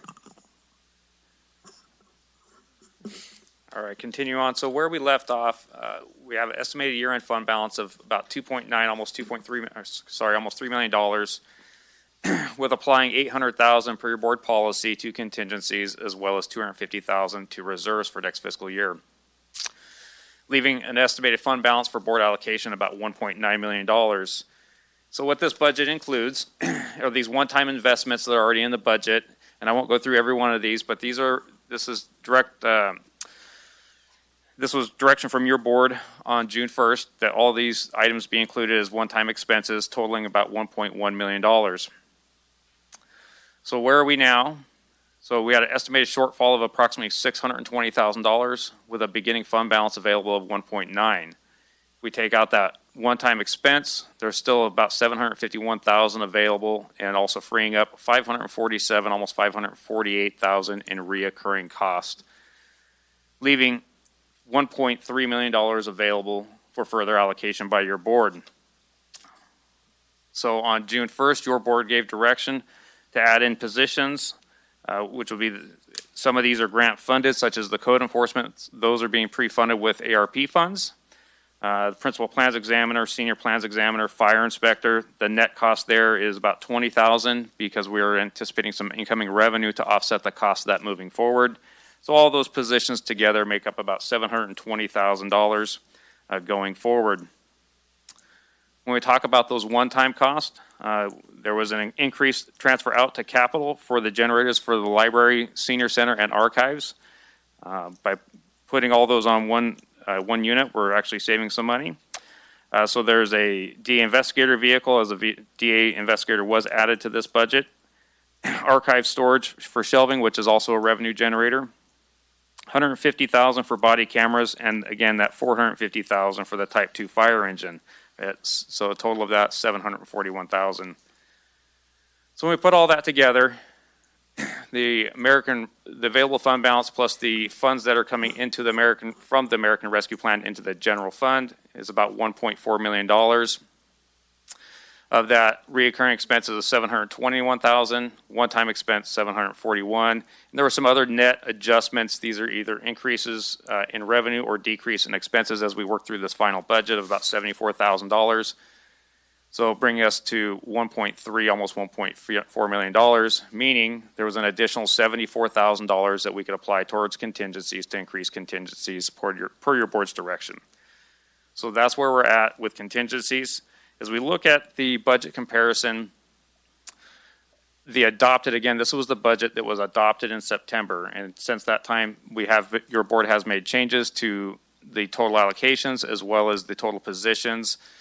So when we look at this, we see an increase for fiscal year 21-22 of about $5.8 million, but we just want to point out that there were some big ticket items in here that skew this quite a bit. In the 2021, you had the CARES Act funding at about $5 million. And again, in 2021-22, there's also the $7 million for the MSA grant. So there's a couple of big things in here that are shifting those numbers dramatically. So altogether, between all budgets, we see about a 7.5% increase in the total appropriations. Permanent employees, we are going from 658 to 682. Again, since September, that's an increase of 24 positions. Many of those are grant funded that are moving forward, many of them in public health. But again, today what we're asking for is an increase of about a total of 16 positions, or 16 and a half positions. not that 24, because 8 of those have already been added through the year. So here's a list of some positions that are changing. This differs slightly from the memo, as this does not include the conversions that were included in the budget, but some additions. You see the elimination of the county in the county administrator's office there, but it's actually being added down to the NDRC. The rest of these are all additions. 13.6 positions for the general fund and 3 positions in other funds. Total of 16.6. Any questions on any of those positions or anything I talked about? Kathleen? Sorry, Supervisor Aft?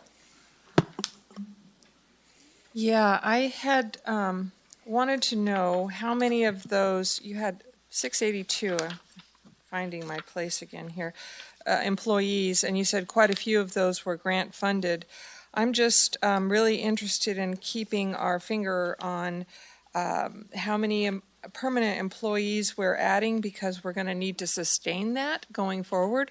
So do you have a figure out of the 682 staff, which is 24 additional from the former year, how many are permanent employees? All right, what I'll do is, as we proceed through here, I'll go ahead and I'll count those up for you and I'll let you know. Great, thank you.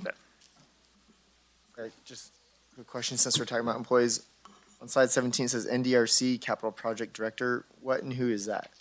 That is going to be Maureen Frank, who is currently our Deputy County Administrator. Okay. So and that's moving into a grant funded position? Correct. Okay. If there's no further questions, we'll move on. Okay, so we're discussing the Public Defender's Office next, Correct. I assume. Okay, so at this time, because my wife is employed by the Public Defender's Office, I'm recusing myself from the board's consideration of the budget for the Public Defender's Office.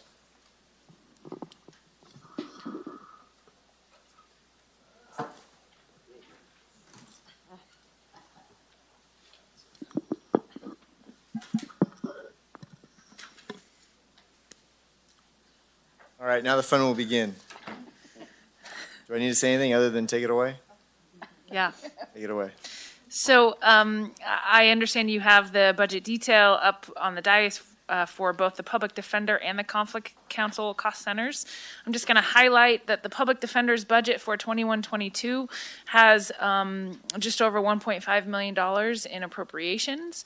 There are 9 FTEs assigned to the public defender's office, and 2 of those positions are grant funded. One came from a grant last year, a legal assistant, and then one is a part of the requested positions for this year, and that's a deputy public defender that also is grant funded from AB 109 funds.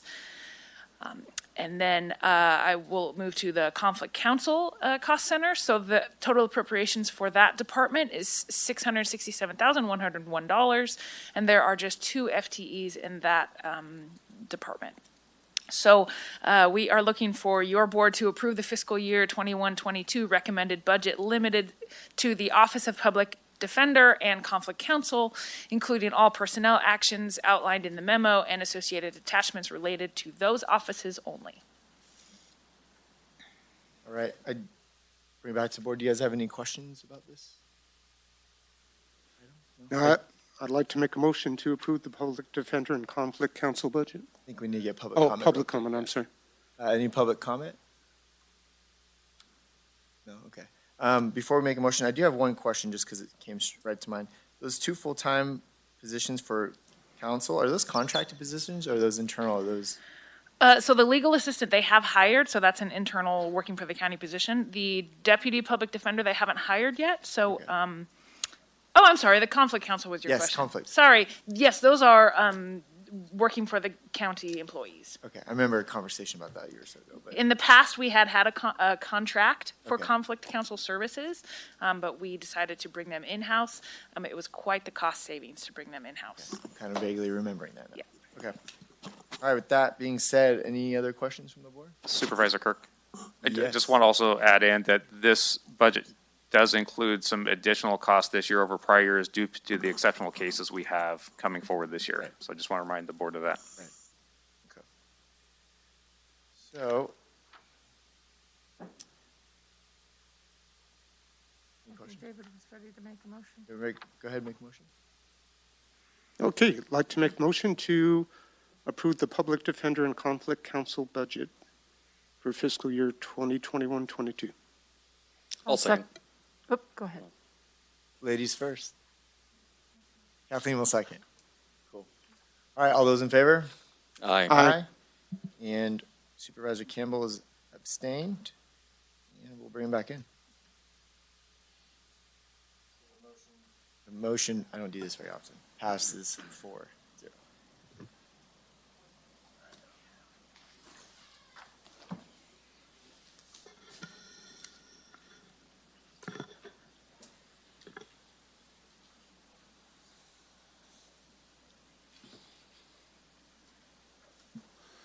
Okay. We can go ahead and continue. All right, so at this point, we're going to start looking at some of the other funds. We can take additional questions about the general fund at the end of the presentation, but we'll start working through a high overview of where the other funds are and some of the changes that have happened there.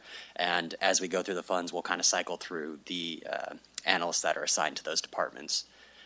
So we'll start with our road fund, and this is our road maintenance administration, road maintenance, and then of course our fleet falls under this fund. For fiscal year 2022, there's about $12.5 million appropriated for that, and as we can see from this slide, 49 full-time equivalent positions, which breaks out into 15 for our admin, 29 for our road crews, and then 5 under fleet maintenance. Just a general reminder here that there are approximately 610 miles of roadway to be maintained by our crews, and in the past we've noted that that is the straight line distance between here and Salt Lake City, or at least through the roads there, so it's quite a significant amount of area to be maintaining. And then, of course, just noting the limitations that we do have under the public contract code, where our road crews can conduct public projects up to $60,000 if we're not looking at maintenance work, and then anything over that amount we have to contract out, and that, of course, brings into other issues such as prevailing wage.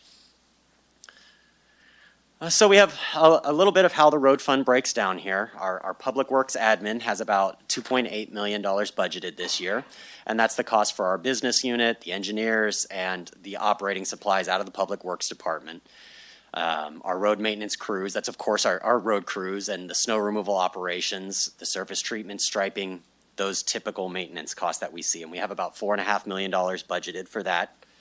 Under SB1, we have about $4 million budgeted there, and that includes our surface treatment projects, reconstruction, our ditching, and those items that your board has approved by resolution under the SB1 funding.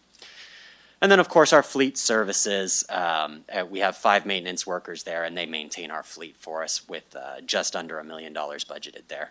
And then we did, on the pictures here, we got a nice one. Our Public Works Director, Kim McFarland, does a great job about sending out those weekly updates on what the road crews are working on, and this was a great one, where the work that was being done out on Old Wards Ferry Road.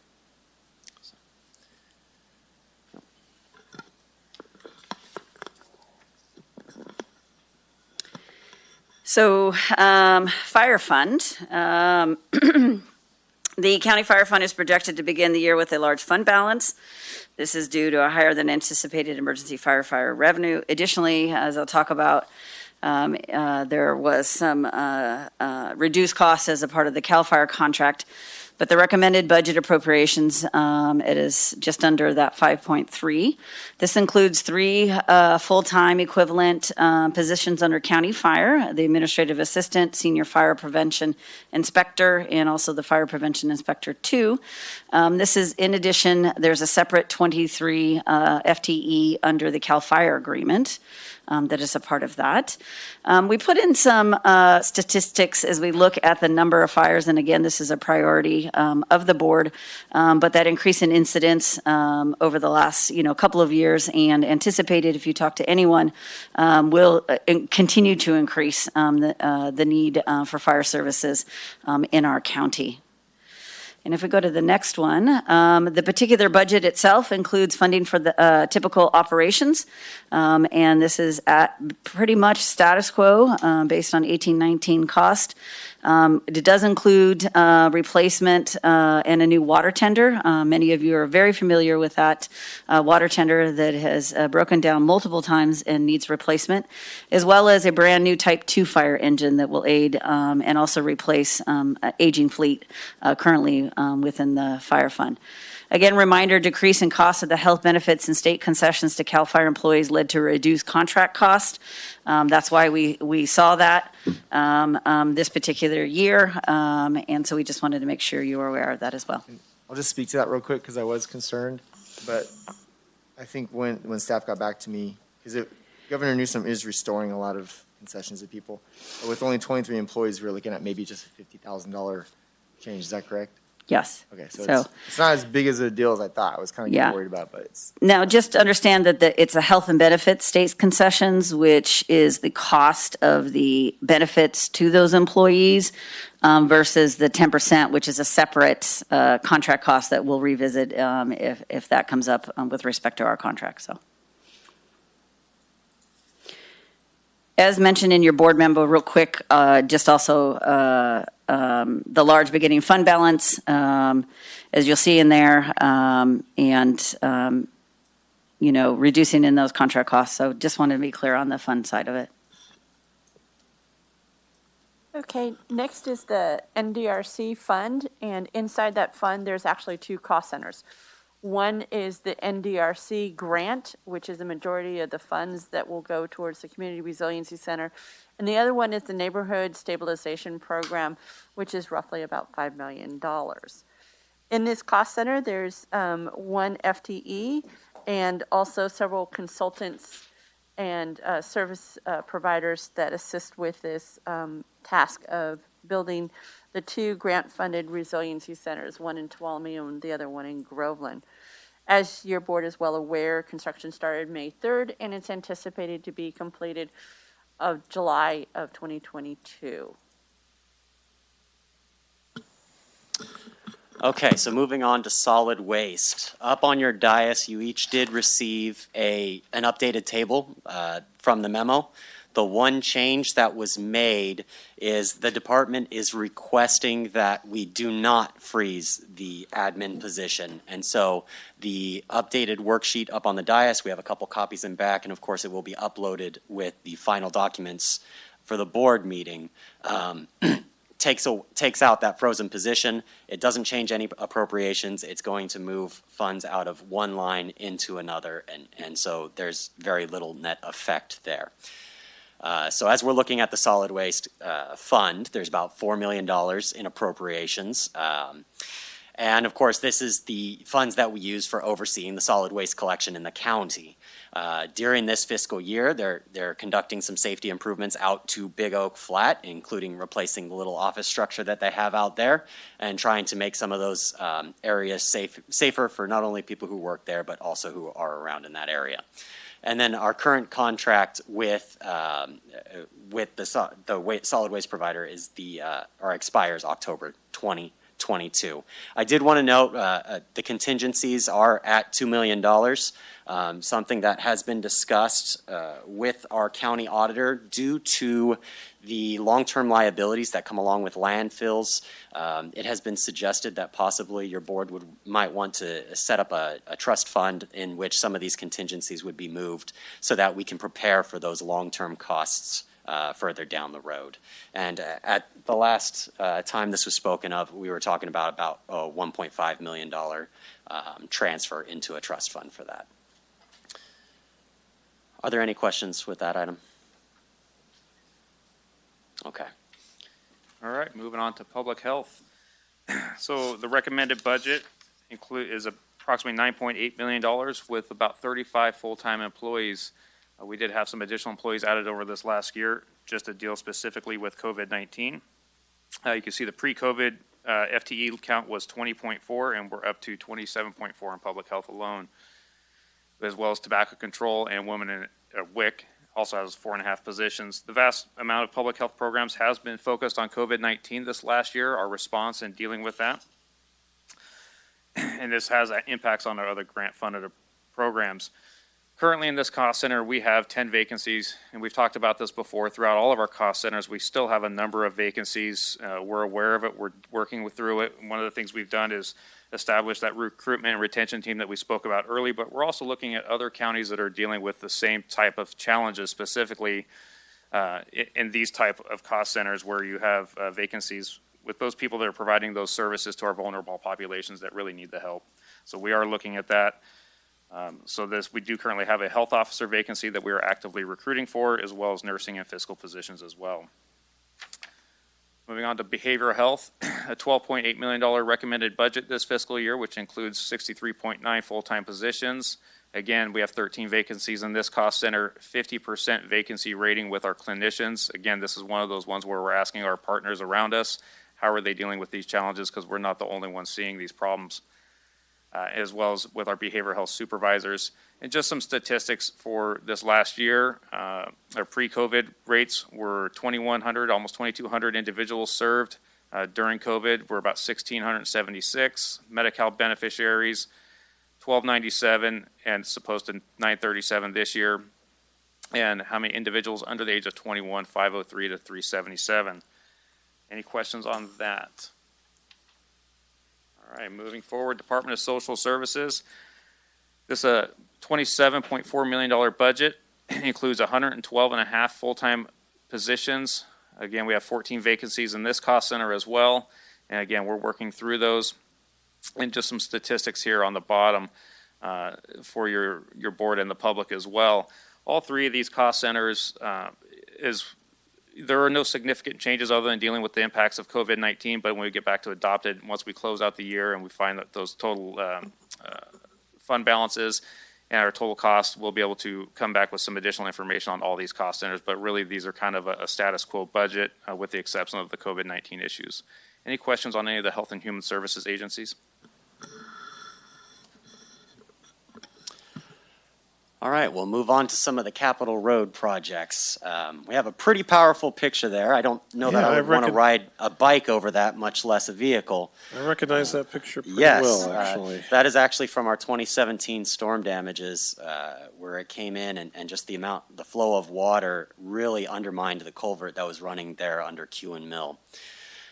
So in our 2017 storms, we had approximately 36 projects that needed work similar to this, not all as drastic as this, of course, but several large projects and including Kewen Mill and some smaller fixes to do as well. And all said and done, those repairs are all done, minus a little bit of mitigation work we have left on Little Fuller. That'll be done here shortly. But total expenses for those repairs of one storm event, or actually 3 storm events spanning from January through February of 2017, cost $8.7 million to repair. We had a subsequent event in 2018, I believe that was in March of 2018, where we had about 8 projects, and most of those are complete now. We have a couple outstanding projects here, 5 Mile Creek, which is going to take a significant amount of work in developing the fix for that, as well as we're working currently with Cal OES to get an approved scope of work for the Marshes Flat project as well. And then 2019, of the 3 events, was the smallest, where it was $2.2 million to fix additional damages at a different site on Kewen Mill Road. So a lot of work was done for these capital road projects specific to storms, and what we've noted over the past couple of years, this has taken up some capacity, specifically in our engineer time, but of course in road crews too, as they go out and have to assist with some of these fixes as well. So this was very time consuming, and of course there was a lot of dollars spent towards this as well. And in 2017 and 2019, we received FEMA cost shares, and for the 2018, we did receive some cost recovery from Cal OES as well. Okay, and then looking at our Public Works Project Fund, we have a list here of all the different line items for the 2022 recommended budget. Noting that a lot of these projects are funded through state grants, through federal grants, but this is the work that we have outlined for this year to be conducted for our capital road projects. So I think we'll stop right there. Are there any questions regarding the Capitol Road? I do, but I'll wait till the end of the presentation. Could you just jump back 1 second? I was just making sure. I don't see, oh, there it is. Okay. Willow Springs, okay, gotcha. Thank you. Just making sure. All right, moving to county capital. This recommended budget includes about $3.5 million in capital projects. This includes the Columbia Pool, the purchase of the facilities building where we've been since 2009 on a lease, building improvements. Again, this includes this includes the elevators for this building as well as the A&F building, ADA improvements, generator for the library, recreation, senior center, and archives. Roofing projects, as well as the Tuolumne General Hospital remodel. Part of those funds are coming from Health and Human Services and the remodel for the public defender, as well as a $250,000 for space needs, which is made up of Health and Human Services funds as well as capital funds. So any questions on the capital projects?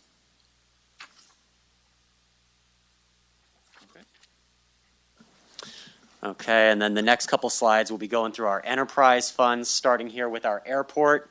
There aren't very many major changes to either of these cost centers. Columbia was we're projecting Columbia to end the current fiscal year with $240,000 of fund balance, and Pine Mountain Lake is projected to end the year with about $21,000 of fund balance. That being said, it will still require a $46,000 transfer from the general fund to balance for Pine Mountain Lake. And of course, the costs made up in Pine Mountain Lake, the staffing costs are transferred over from Columbia, and I think it's about 15% of those costs go to the staffing for that is associated with the Pine Mountain Lake projects.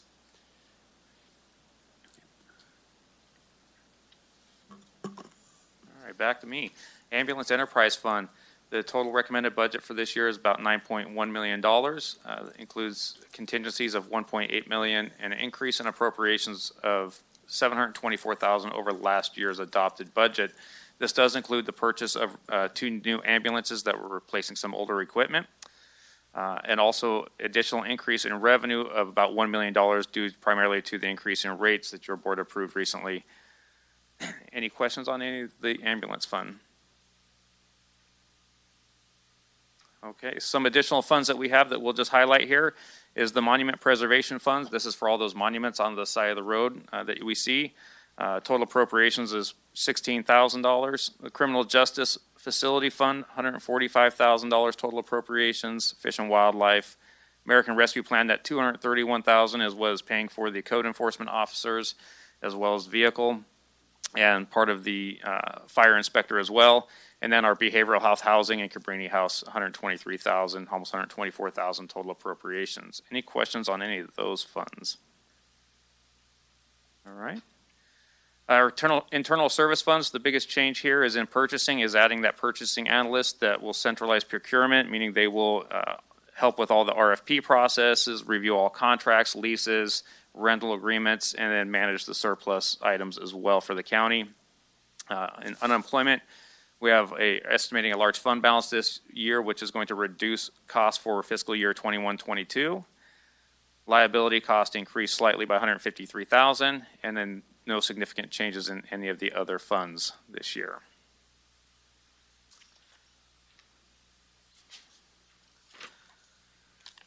So one of the things I would like to point out before we get into the staff recommendation is this is the first recommended budget in several years that does not include the reduction in services, staff, or concessions. So I want to really take a moment to highlight that. And it looks like Tracy may have something she wants to say also. No? Oh, I saw her scooting over. All right, so no. So with that, again, I just think that's important to point that out for our staff and as also for the public who utilizes the services that Tuolumne County provides. So with that, our staff recommendation is that your board approve the fiscal year 2021-22 recommended budget, approve personnel actions outlined in the memo and associated attachments, and authorize the county administrator to approve acquisitions or fixed assets and capital projects prior to the final budget hearing, accepting those actions already approved for the Office of Public Defender and the Conflict Division.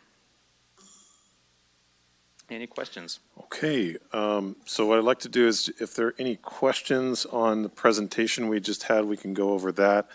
Then I'd like to open it up to public comment, and then we could kind of make our final comments, if that's okay with the board. So any questions on the presentation? Supervisor Brandon? Yes, one question. This is related to the solid waste division. I think I want to check. That's the one with the recommended frozen position previously that was Correct. Okay. It was recommended, but the department is requesting that we do not take that action to freeze the position. Okay, so in the budget currently, it is frozen. It is frozen, Okay. but we will just be shifting costs from one line to another line. One other question was just on the presentation. We had talked about with the admin assistants for many of the departments. That was one of, I think, the notable changes from our recommendations or notable direction. Having that tied again into some type of co-sponsorship program with programs like Welfare to Work, or I think there's a few others that can potentially offset like 50% of the cost. What I was kind of worried about is it seems like we're allocating the funds for the entire position, which removes any incentive to necessarily do that. Not to say that I think some of our department heads may not do that anyways as good stewards of our resources, but it kind of removes you can imagine the flame under the butt to actually do that if you were not already planning to.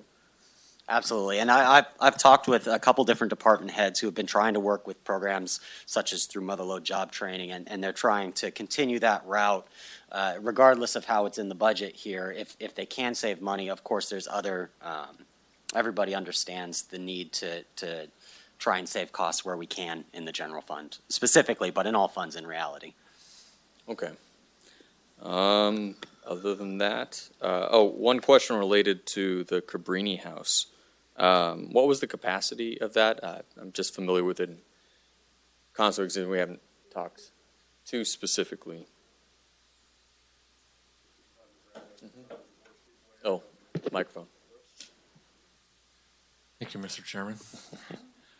Steve Boyack from the Health and Human Services Agency. So behavioral health operates two housing projects, one at Cabrini and one at Washington Street. Mm-hmm. There's 5 rooms at Cabrini and 6 at Washington. Okay. I just wanted to ask the question on with sorry, Steve, this might be back to you. With the 5 seats there, or the 5 beds available at that facility, I think it was $124,000 in the budget there. Where does that funding go to? Presumably not the rent of the house and maintaining it. Is that the staffing and on-site person? That is correct. Case management activities. There is at times some revenue offset for folks that reside at both locations, depending on eligibility. But most of the costs are attributable to staff for case management. That's awesome. Okay, great. Thank you. Other questions? Supervisor House? So I do want to add on to my comment that I made earlier. I understand that we're not going to be able to find out right now what the total number of permanent employees that we're increasing to. And I just want to point out to my fellow board members that this is important because this is the first budget we've had in a long time where we haven't had to do layoffs and that kind of thing. And I'm especially mindful of what that means when we have to do that. And I don't want to do that again. So it's really important for me to know what the number of permanent employees are, because if we are going to be approving this budget, we're approving that number of employees, and we're going to need to figure out a way to sustain them over the years. I don't want to come back and say, oops, we made a mistake. That's it. Supervisor Kirk? Sure, thank you. So I'll just keep it to questions. And I'm not sure if it would be you guys or, let me go back to find it real quick. Okay, slide 29. So I'm just gonna, and maybe it's more for Kim, I don't know. We got this last night, and when I was going through it, my first reaction was, here's capital road funds. It looks like a lot of the big money is in just a few key districts. So my question, Kim, is, because I don't want to mess this up, but is part of this, so the budget question first, is the budget that we're approving today approving these capital road projects as well? Or are these eligible to have further discussion for 2022 recommended projects? So these are ones that have already been improved or in construction, and some of the larger numbers mean that that's what we're going to actually be doing this year in construction. So remember, in years past, we'd put the entire amount out there, whether we were going to go into construction that year or not. Okay. So that's, yes, some of these are already approved, but if you're looking for wiggle room on some things, there's a couple in here, maybe Blossom can. Well, and the reason why I bring it up is because I remember North Tuolumne Road being a capital improvement project. Yeah. Now it's not.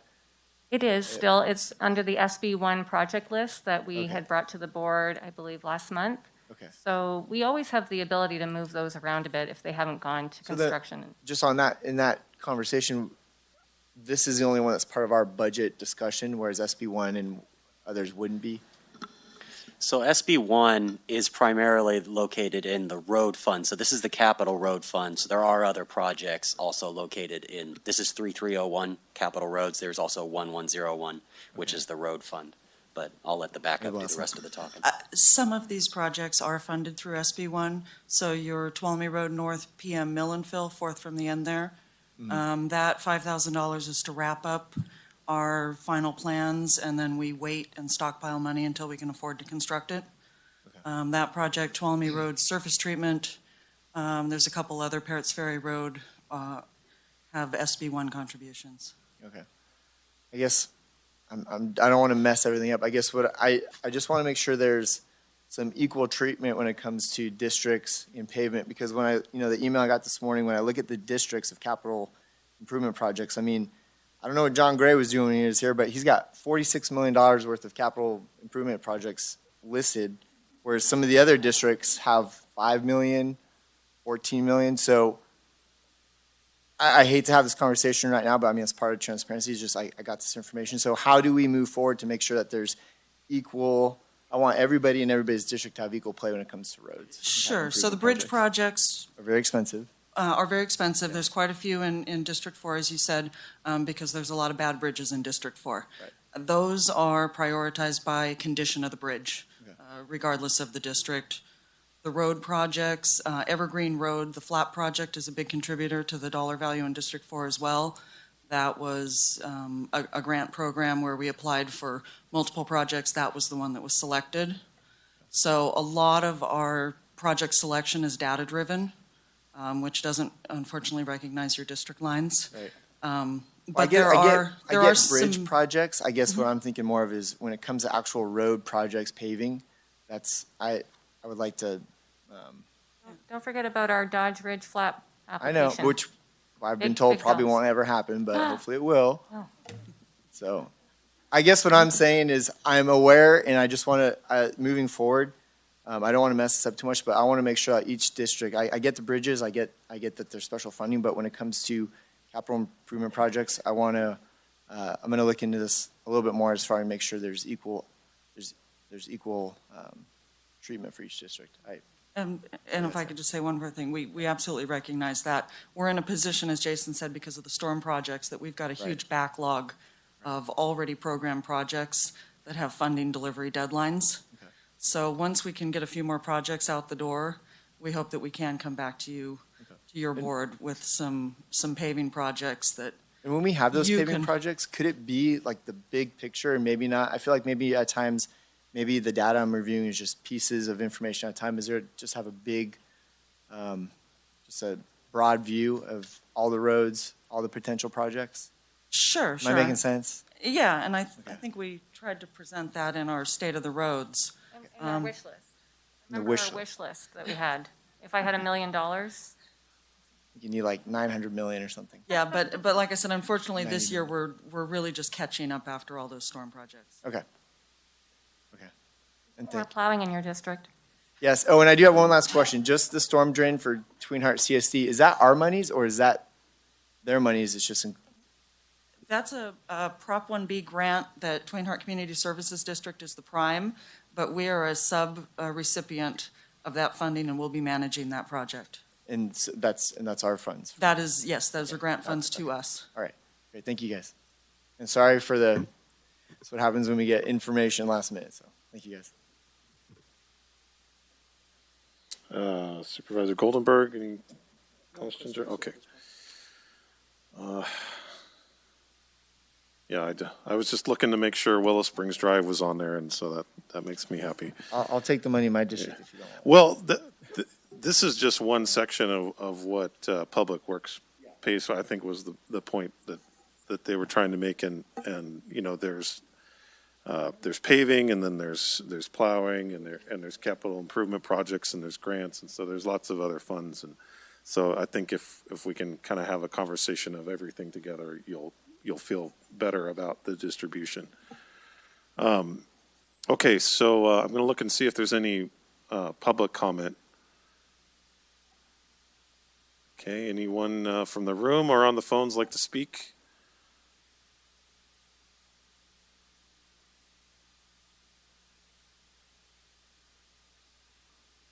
Sorry, I have to come in from outside.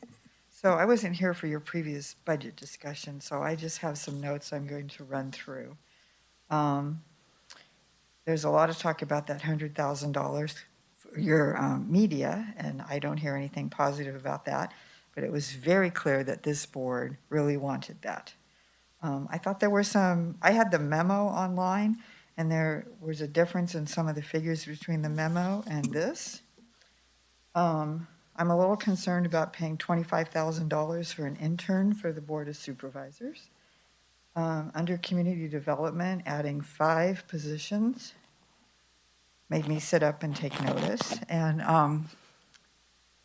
I thought there was a little bit of a stench to the budget 3 years ago and a little bit bigger stench last year. And I thought some of the budget planning was done to eliminate people that other people don't like. And I'm more accustomed to when you start doing layoffs and furloughs, you do it to the people who are last hired and not people who've been here for 20 some years. So at one point, they eliminated the senior planner position because they were going to go with younger, cheaper planners, I guess. So now it's being added back. So I don't know if that position's been filled, but I talked to Renee Hendry the other day, and she certainly hasn't been offered her furlough job back. So I think that's kind of crappy.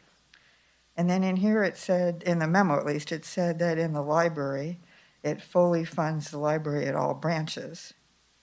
And the only service not funded was the bookmobile. And I thought that was a bit on the untruthful side, because the library used to have a staff, I believe it was 9.5 people, and now they're down to 4.5 or 5.5. They were furloughed supposedly along with the rec department because they were considered non-essential for several months, which was very costly. I thought, oh, am I going over my 3 minutes? Nope, you've still got a minute left. That's just your warning. You know, when they lost their health benefits and had to pay COBRA. And do you know how incredibly expensive that was for people who weren't getting a salary? And no other county employees suffered to the extent that they did. And that's really crappy also. And Supervisor Brandon, your district is the only one that doesn't have any library facilities, and to not fund the bookmobile, I think, is also crappy. District 2 doesn't either. Oh, okay. Well, okay, you can travel, I guess. I apologize, I was wrong. Then in the Department of Social Services, in the memo, it said there were 18 vacancies and a difficult time filling and retaining staff primarily due to the nature of the work.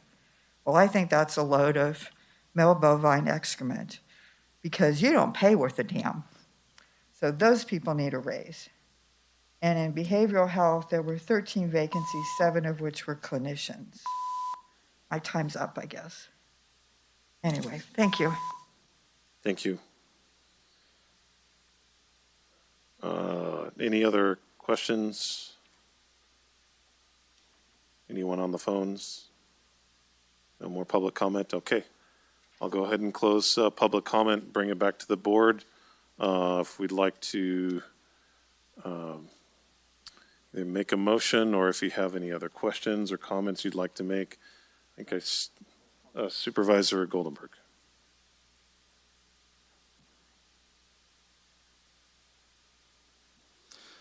All right. A lot of work has gone into this. With all the admin staff, thank you very much. All the department heads for everything that you put into it. We are in far better shape than we've been in quite a while. But I do concur with Supervisor Haff that we need to be careful moving forward, especially on any positions, because those recurring costs can really come back and hurt us. The library, I appreciate that admin's diligently working on staffing plan. We're going to look at that in August, and that we need to bring it back to where it's finally fully funded again with the bookmobile. Absolutely. Fire. Great to see that we're purchasing a water tender and a Type 2 engine. We still have serious deficiencies in the fire department's budget. Measure V passing, okay, the voters sent us a message. So we need to go back and look at that again, because the problem has not gone away. We need to address the long-term stability of funding for the fire department.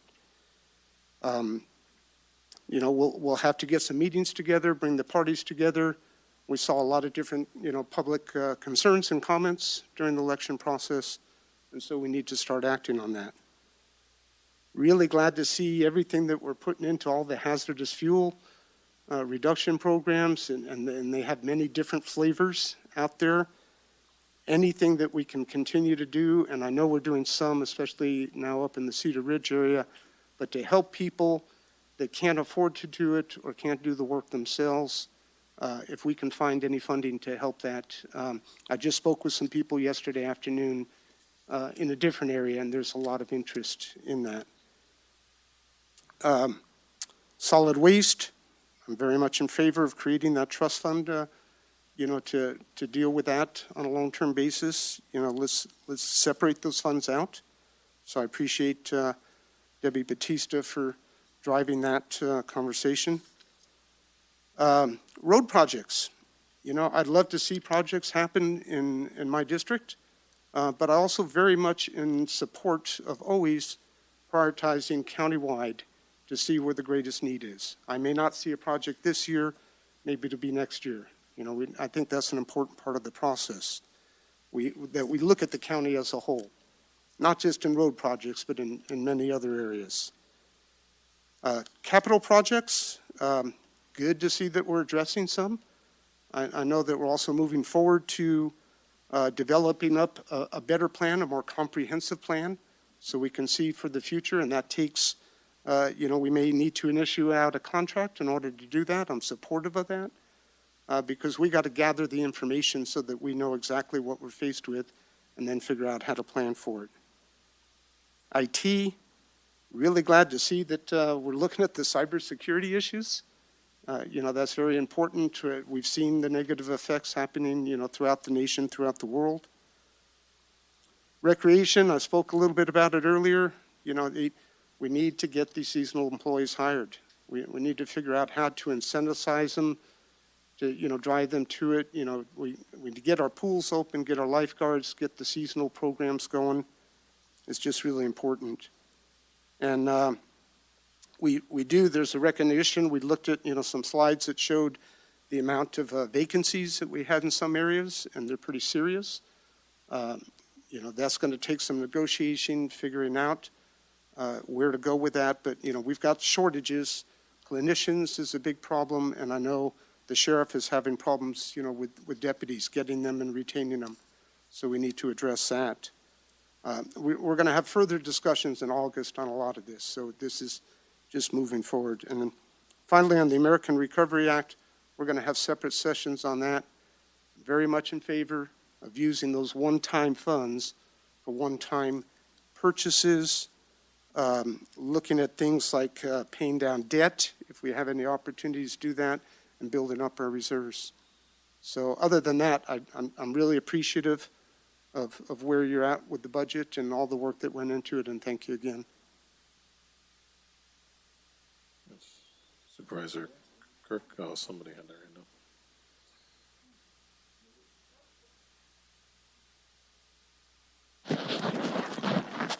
Oh, we shouldn't have put that on first.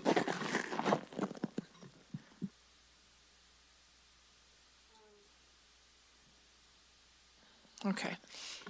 I really do appreciate all the staff work that's gone into this, almost double staff work in some cases, because I know last minute you put together, you aligned our goals with what has been done or what is projected to be done regarding those goals, what projects we're going to be accomplishing. And I really appreciate that, because it shows the public that we're not just saying things, we're actually doing them. So thank you very much for arranging the budget that way. I don't have a lot of questions or comments. I think that it looks really good. I also, what Supervisor Goldenberg, we call each other by our first name, so you have to remember what their last name is.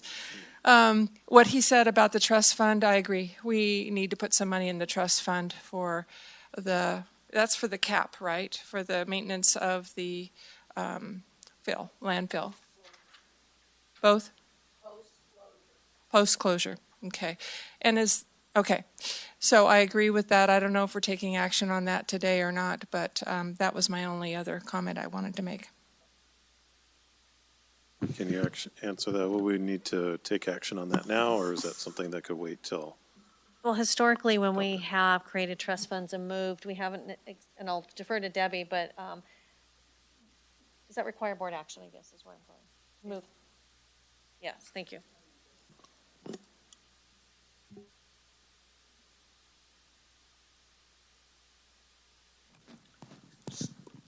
Are we talking about moving the money in fiscal year 2021 or moving the money in 21-22? I don't know that it matters. In 21-22, your board would have to take action to reduce contingencies. If she made it in 2021, it would be fund balance. And we have moved those dollars into liabilities or trust funds in the past, and to take that precaution to make sure we're arming ourselves for what may come. Right. And just to be clear, these funds have already been established and was established in the very beginning, and we were putting money aside, and then we had some failures, and we had to use that money for the Jamestown landfill. So it's nice to get it back and start putting money aside, because no one knows what tomorrow brings. So the question still is, do we need to take action on that now? We will need to take approve? action because it's not in the year-end budget. So in order for us to move that, it's now being placed into contingencies. Only the board can move money out of contingencies, so we'd have to bring an item, either it adopted, which might be the easier way to move those funds. Right. We could do it in 21-22, because you're not going to have a board meeting before the end. And as soon as you do that, I can date it July 1st, and the money will be in the trust funds to start the new year off. Okay. Is that, does that work? Okay. Supervisor Brandon? Great, thank you. As I mentioned before, I think my priorities in looking at this budget and when we gave direction is trying to get us onto a strong financial track, because I agree with Carol. There was a lot of discussion at the Speaker Public Forum. The bookmobile in particular, I don't have any libraries in my district. There's kind of limited options for a lot of kids and adults that want to read. That's something that is very important to me. And it was a very hard decision to me to be able to, after a lot of conversation with staff. The priorities I see for our county is trying to get fiscally solvent again, so we're not, I think as Supervisor Haft mentioned, year after year coming back to having shortfalls, having layoffs and concessions, not as the exceptional thing that we have to do to correct a problem, but as the norm. It's depressing. I think it's bad on morale. It's hard to plan that way, and I want us to be able to do better. I think with this budget, it really does a good example, or is a really good example of very targeted investments that I think will be, according to what I think, revenue generating and cost savings. It costs us a lot of money to hire somebody who is very skilled in what they do and have them answer very simple questions all day, getting 10 or 15 phone calls a day. Those admin assistants, though, please try to find any program to be able to help support that. We'll make sure that the people we hire will be able to do the job we hire them for, and then target investments in community development in particular as one of the, I think, the core areas supporting a lot of other elements of the county, including economic development. Anything related to land use changes, looking at many of the updates we're trying to do to make it easier to do business in the county, to be able to get more housing in the county. That to me is a high priority. And I do agree that we have to stay very mindful of that. Revisiting one question that we had from the last time when we gave direction is the issue of compaction. And I wanted to know if we had any more idea of what that might impact us. I know it's not going to be specific, but what I'm really hoping for is if I can get a range to understand where we're at, because that to me is the looming question. We are making good investments here, but I don't want us to come back and be like, well, it's going to cost the organization $600,000, and we're going to have to make some radical changes to the things that we just did.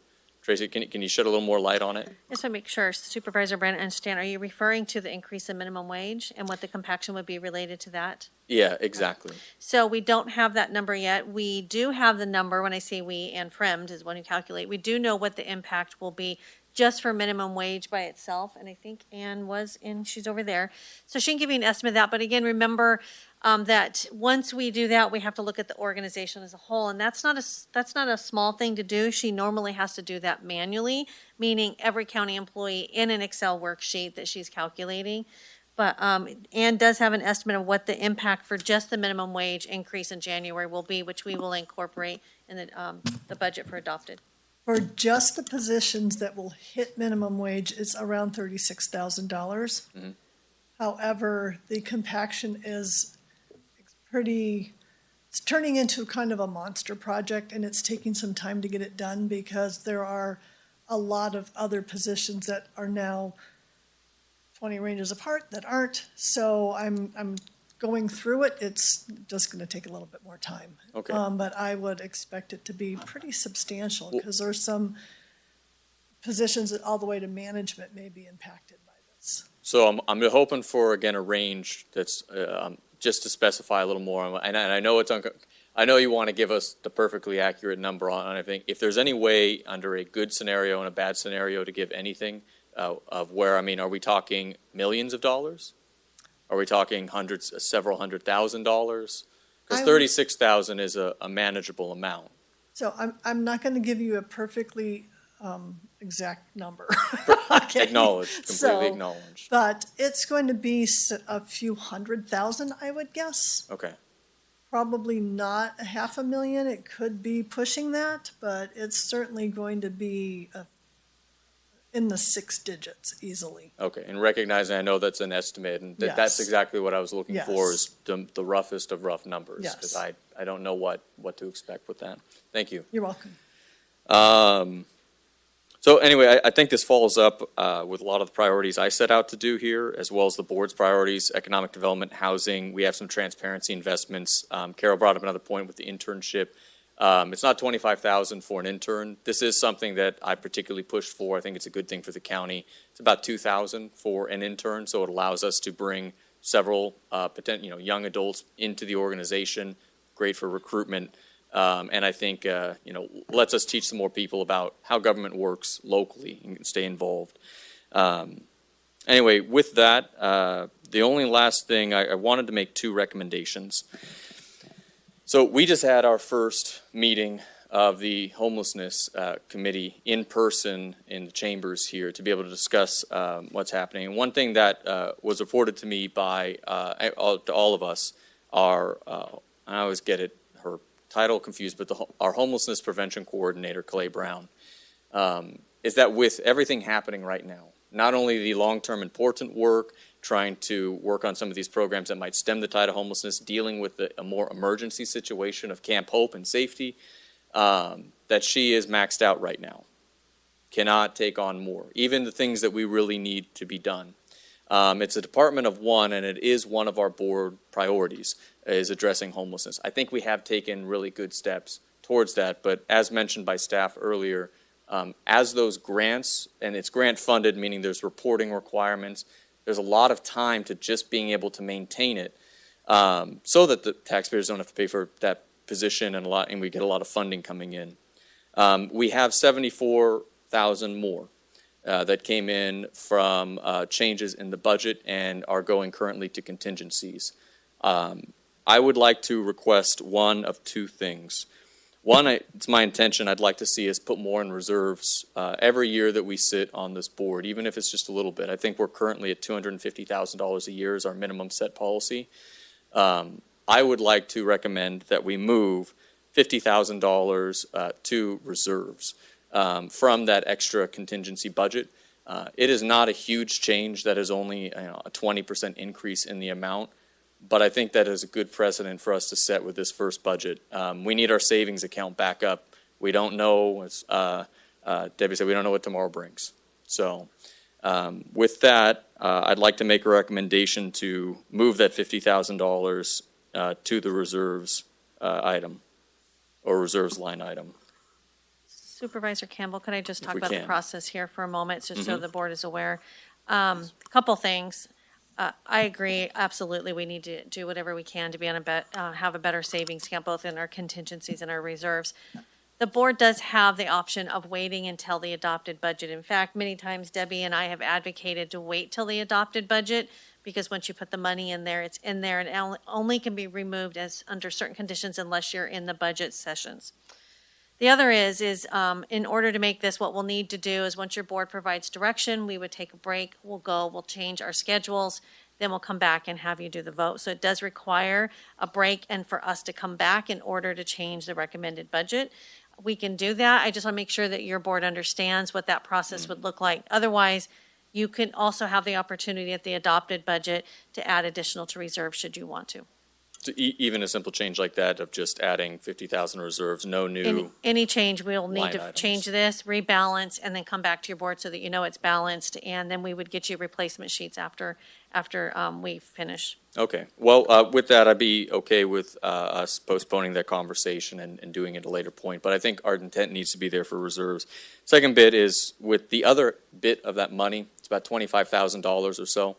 I think we need to find some support for Calais. We need that support for that committee to work, for these programs to work. She is managing a lot of nonprofit partners that are leveraging our resources, doing a lot more. And I urge the board, hopefully, as we have that conversation, that we can make an investment there as well. That is the one, I think, area that really is at a critical breaking point, especially given how much we are asking of that position and the much different direction this board has had to try and take on this issue. Thank you. Supervisor Brandon, could I address that one comment? So I just want to make sure the board also is aware, because you obviously don't know all the things that we're doing on this side. So Rebecca Espino, our Health and Human Services Agency Director in Calais, and I will be getting together to be talking, and I addressed this earlier in our presentation, that it's likely we will need to begin building this team. What I'd ask is that, again, wait until we get to August, where we will have had time to really look. Plus, there are additional dollars available for homelessness from both the governor and at the federal level. So it just gives us a little bit more time so that we are looking at exactly what that need might be. And I get where you're at and the concern with capacity, but some of that capacity is not just with Calais. It's the fact that we don't have enough clinicians and we don't have enough social workers, so it's much bigger. So I guess I recognize it, I'm there with you, but I would just ask for that time for me to work with our director and with the homeless coordinator so that we come back with a comprehensive look at what would be the best way to approach this lack of capacity in our community. Yep. All right. Well, since we're talking about, I mean, it's not part of the budget, but with my stance on the homeless thing is there's a lot of state granted monies. I don't want to be spending general fund dollars when there's grant monies out there.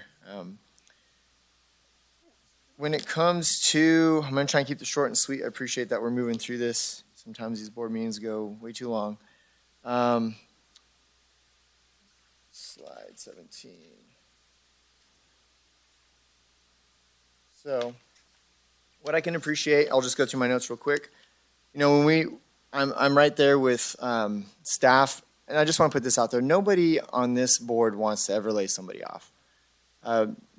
But part of our job is difficult. We have to make those decisions. And if you go into the real world, and I'm not saying this isn't the real world, but if you go into businesses, look at what all of our businesses just went through with COVID. People were laid off. It's not fun. When we talk about, you know, the minimum wage thing, I don't know how many people are going to be laid off when businesses have to raise their rates for minimum wage employees. It's something that we're going to have to deal with, and it's just part of our job as supervisors, and I hope we don't have to do it again, but I'll just leave it at that. So, Carol Dowd, thank you for standing up. I agree with a lot of your concerns, so thank you for getting in front of the board and sharing them. One thing I like about slide 17, and when we are adding positions, these are just basic positions, I think, and when I look at it, the gist of it is law enforcement and then community development. But within community development, you know, when we're talking about the code compliance, a lot of that is just quality of life issues that all of us are facing within our districts. And so this is, you know, I've had a lot of people reach out to me, hey, where's the TOT money going? And I know in government we can't, TOT is a general fund, so we can't say it's dedicated to fire. It's dedicated to the sheriff. It's you know, it's not a dedicated fund like Measure V would. But like CIO Riggs said, when you look at the fire engine, when you look at some of the thing, like the street sweeper, I don't know if that's general or not. Is it street? No, sorry, I won't say that then. But, you know, when you look at some of the costs to do business for the sheriff and for a fire, I voted no on that TOT, but I think it's important that our board makes it clear that that money that's coming in is helping to support those services. We're not cutting libraries this year. We're not, you know, I know Rex is an issue, but it's more of a personnel issue, which, by the way, is because of COVID, which is because we closed everything down. So there's just been this domino effect that's we're going to have to come out of. So I want to make that clear. Let me see. One thing I wanted to say about slide 30, because some people, you know, if I'm thinking something and then other people call me, I think, okay, if this many of us are thinking it, then I'll speak to it. But in slide 30, we talk about spending $640,000 to purchase a building. And I just want people to know that building is going to be paid off in about 5 years, and after that's going to save us $45,000 a year in rent.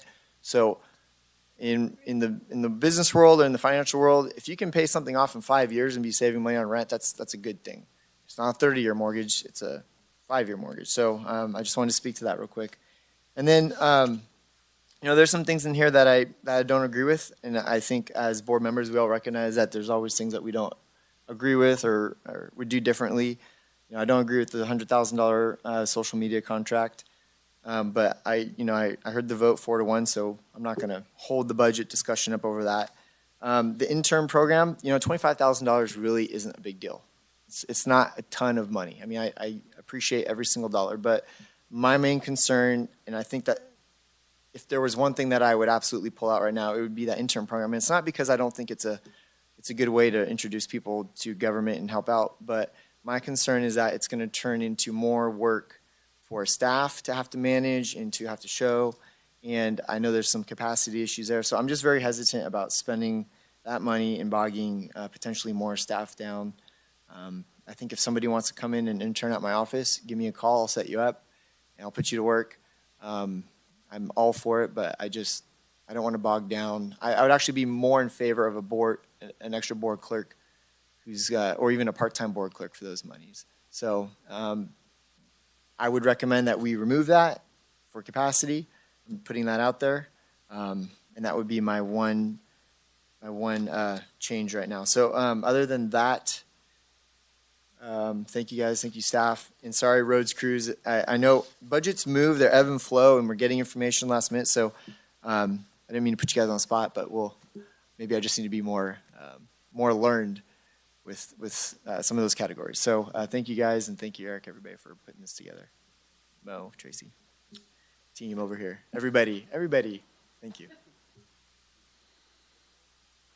Yeah, mean, just when you finished there, I almost felt like we needed to break out into applause because, one of the first conversations, I think probably the first conversation CAO Riggs and I had after I became chairman was we talked about the budget. And I said, more than anything, more than any other issue that we've talked about over these past 6 months, what I wanted to see more was a boring budget, one with as little excitement as possible, because every year our budget is at the top of the headlines because we're having to make cuts, we're having to make drastic changes to departments, and we didn't have to do that this year. And so it's boring. And that's, I think, what people expect of their leaders in government, those of us that are stewards of taxpayer money. They want us to do our jobs, be responsible with the money we have, not spend more than we have, and make sure that our revenues match our expenses. And that's what this budget does. And I'm really proud of that.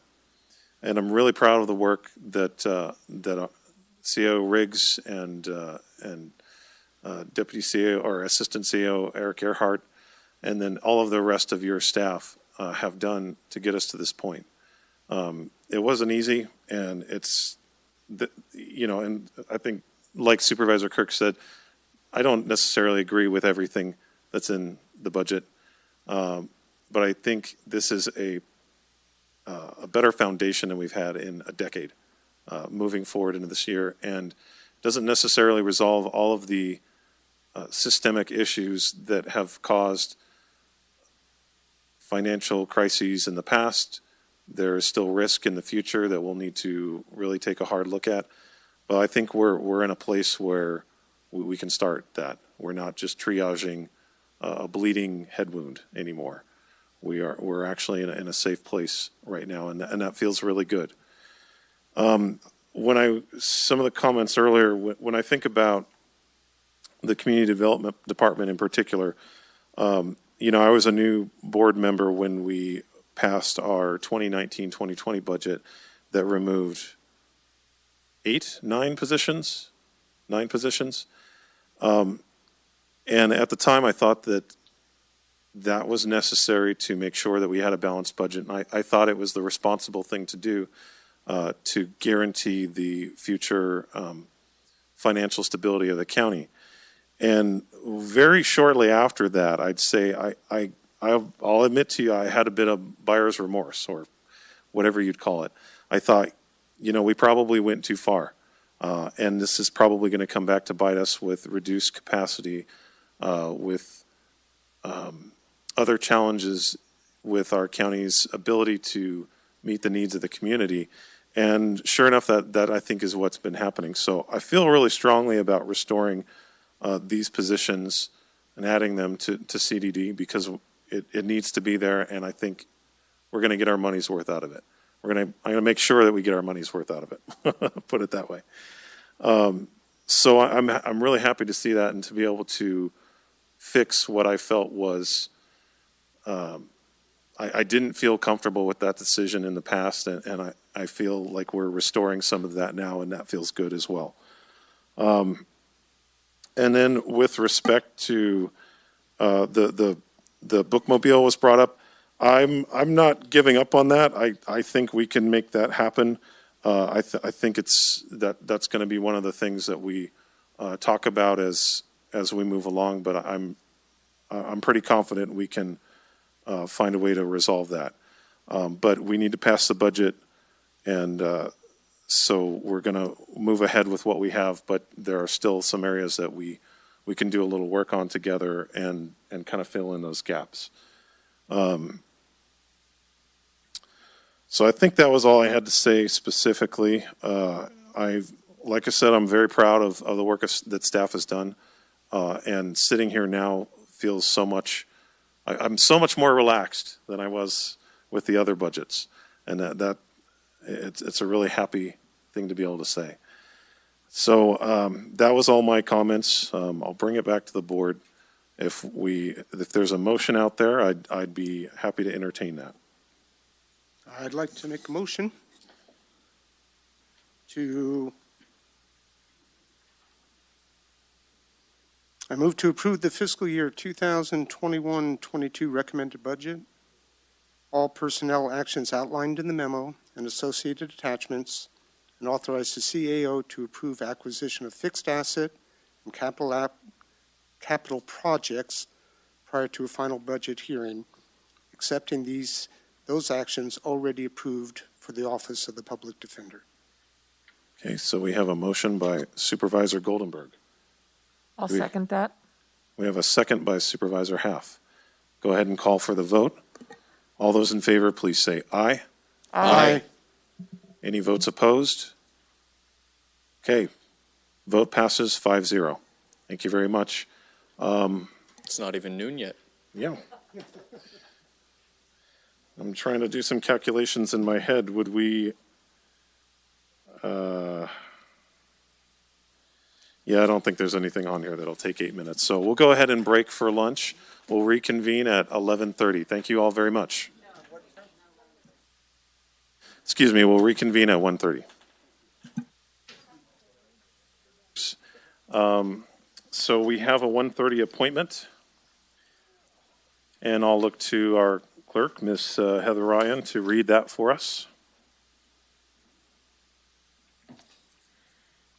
1:30 p.m. Consideration and public hearing regarding the closeout of the CDBG 2018 grant related to the Tuolumne Utilities District tank replacement and ATCA Housing Stabilization Program, and approval of Resolution 60-21.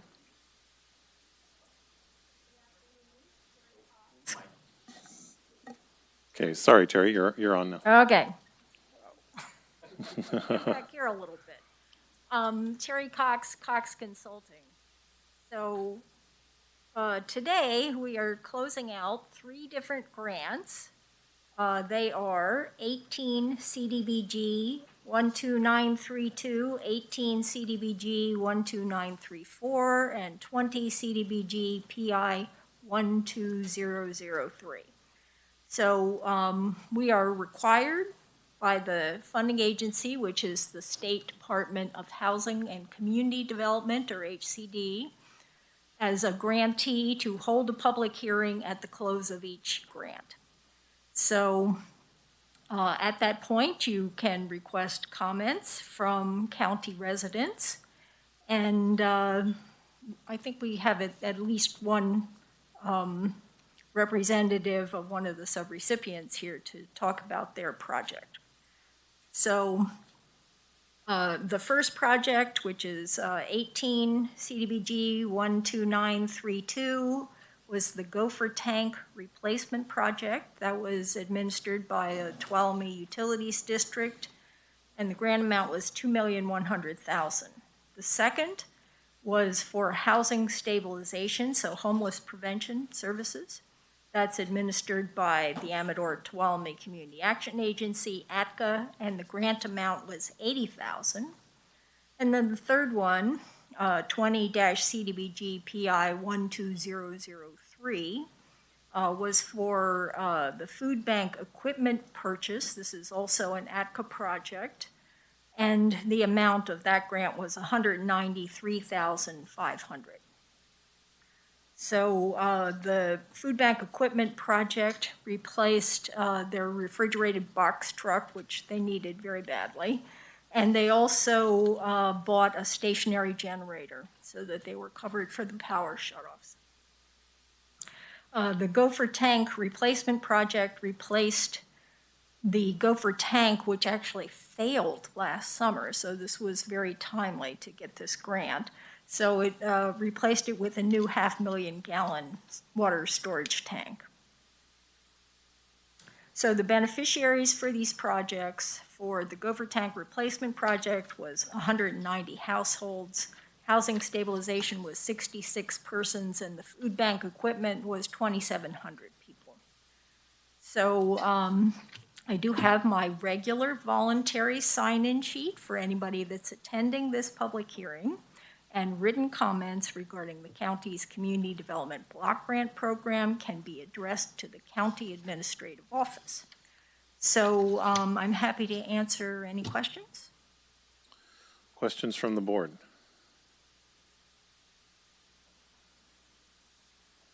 Hi, Terry. Gopher tank. Now, it looks like it's a water tank. Is that basically what it is? I'm not sure why it's called a gopher tank. I think someone from TUD could answer why it's called that. It was just the name of the tank that got replaced. Okay, so basically it's a water tank. That's correct. Okay, thank you. Any other questions? All right, so I will go ahead and open the public hearing. Are there any comments from the public on this? Come on down.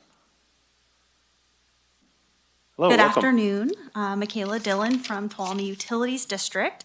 And normally I am just the one that shows up from TUD, but today you have another member from TUD who can answer very technical questions about the tank if you did have any. But I wanted to speak about our experience with this grant with Terry and Maureen and how wonderful it was. The Gopher tank is in the Gibbs-Saratoga area of Sonora, and it went into service this year. And as Terry said, it's a water storage tank. Much needed and much appreciated, so thank you for the pass-through funding. But I want to highlight a few other projects we had with Terry, which was the Jamestown tank, which serviced a huge area of Jamestown, that population, and it was put into service in 2019. Again, a wonderful experience with Terry and Maureen. And then the Gibbs Sewer Project, which went into service in 2016, which was a sewer collections system rehabilitation project. And then before that, we had the Big Hill distribution, which is water line distributions, and that was in 2013. And I want to just share how seamless every question was answered. I felt the direction was so clear, so smooth, the claims process to starting the grant to closing out the grant, and I just want to thank Terry and Maureen so much for that. And our engineers also enjoyed working with them. They're so knowledgeable and just such a smooth process. And with grants, it can be a little bit painful at times, and we just don't experience that with Terry and Maureen. So I just want to say thanks. Thank you. Any questions for Michaela? No? Okay, thank you very much. Thank you. Good to see you.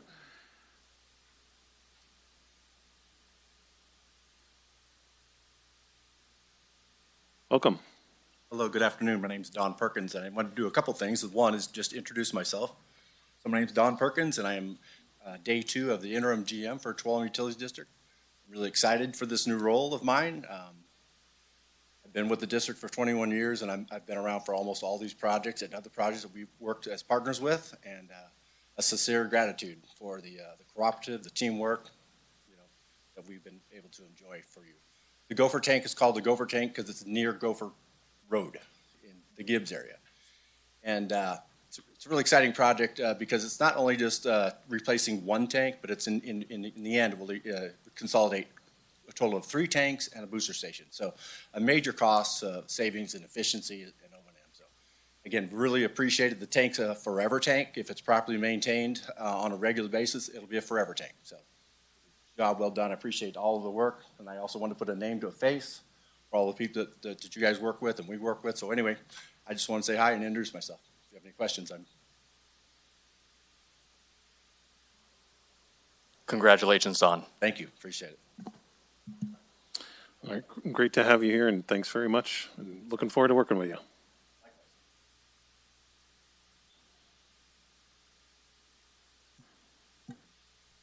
And Terry, I will sign your sheet because I like you so much, and I appreciate that you got us free money. And Don used to be the operations manager, and he's always been my go-to guy at TUD, and I just love you. Okay, any other comments from the public? Okay, any phone calls? No phone calls? Okay, so go ahead and close the public hearing, bring it back to the Board of Supervisors. So what action are you looking from the board today? There should be a resolution there. Mm-hmm. So do we need to read the resolution, or are you just looking for action? That's what I was thinking. So what I'll look for, I'll entertain a motion from the board to approve the resolution. So before I make that motion, just real quick, it's not, thank you TUD staff for showing up.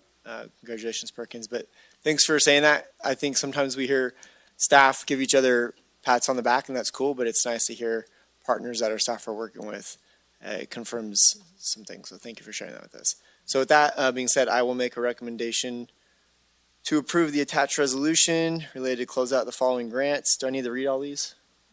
But no, I can just, an authorization of the submission of the resolution and certificate of completion to the state. Is that good enough? Is that sufficient for you, County Council? Okay. Motion by Supervisor Kirk, second by Supervisor Half. Call for the vote. All those in favor, please say aye. Aye. Aye. Aye. Thank you. Thank you very much. Motion passes 5-0. Okay. So that's our last appointment, correct? So we'll go in the Wayback Machine, and we'll pick it up from item number 8. Ms. Ryan, would you please read that item for us?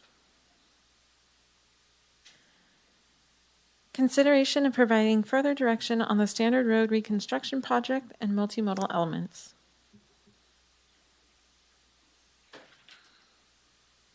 Hello and welcome again.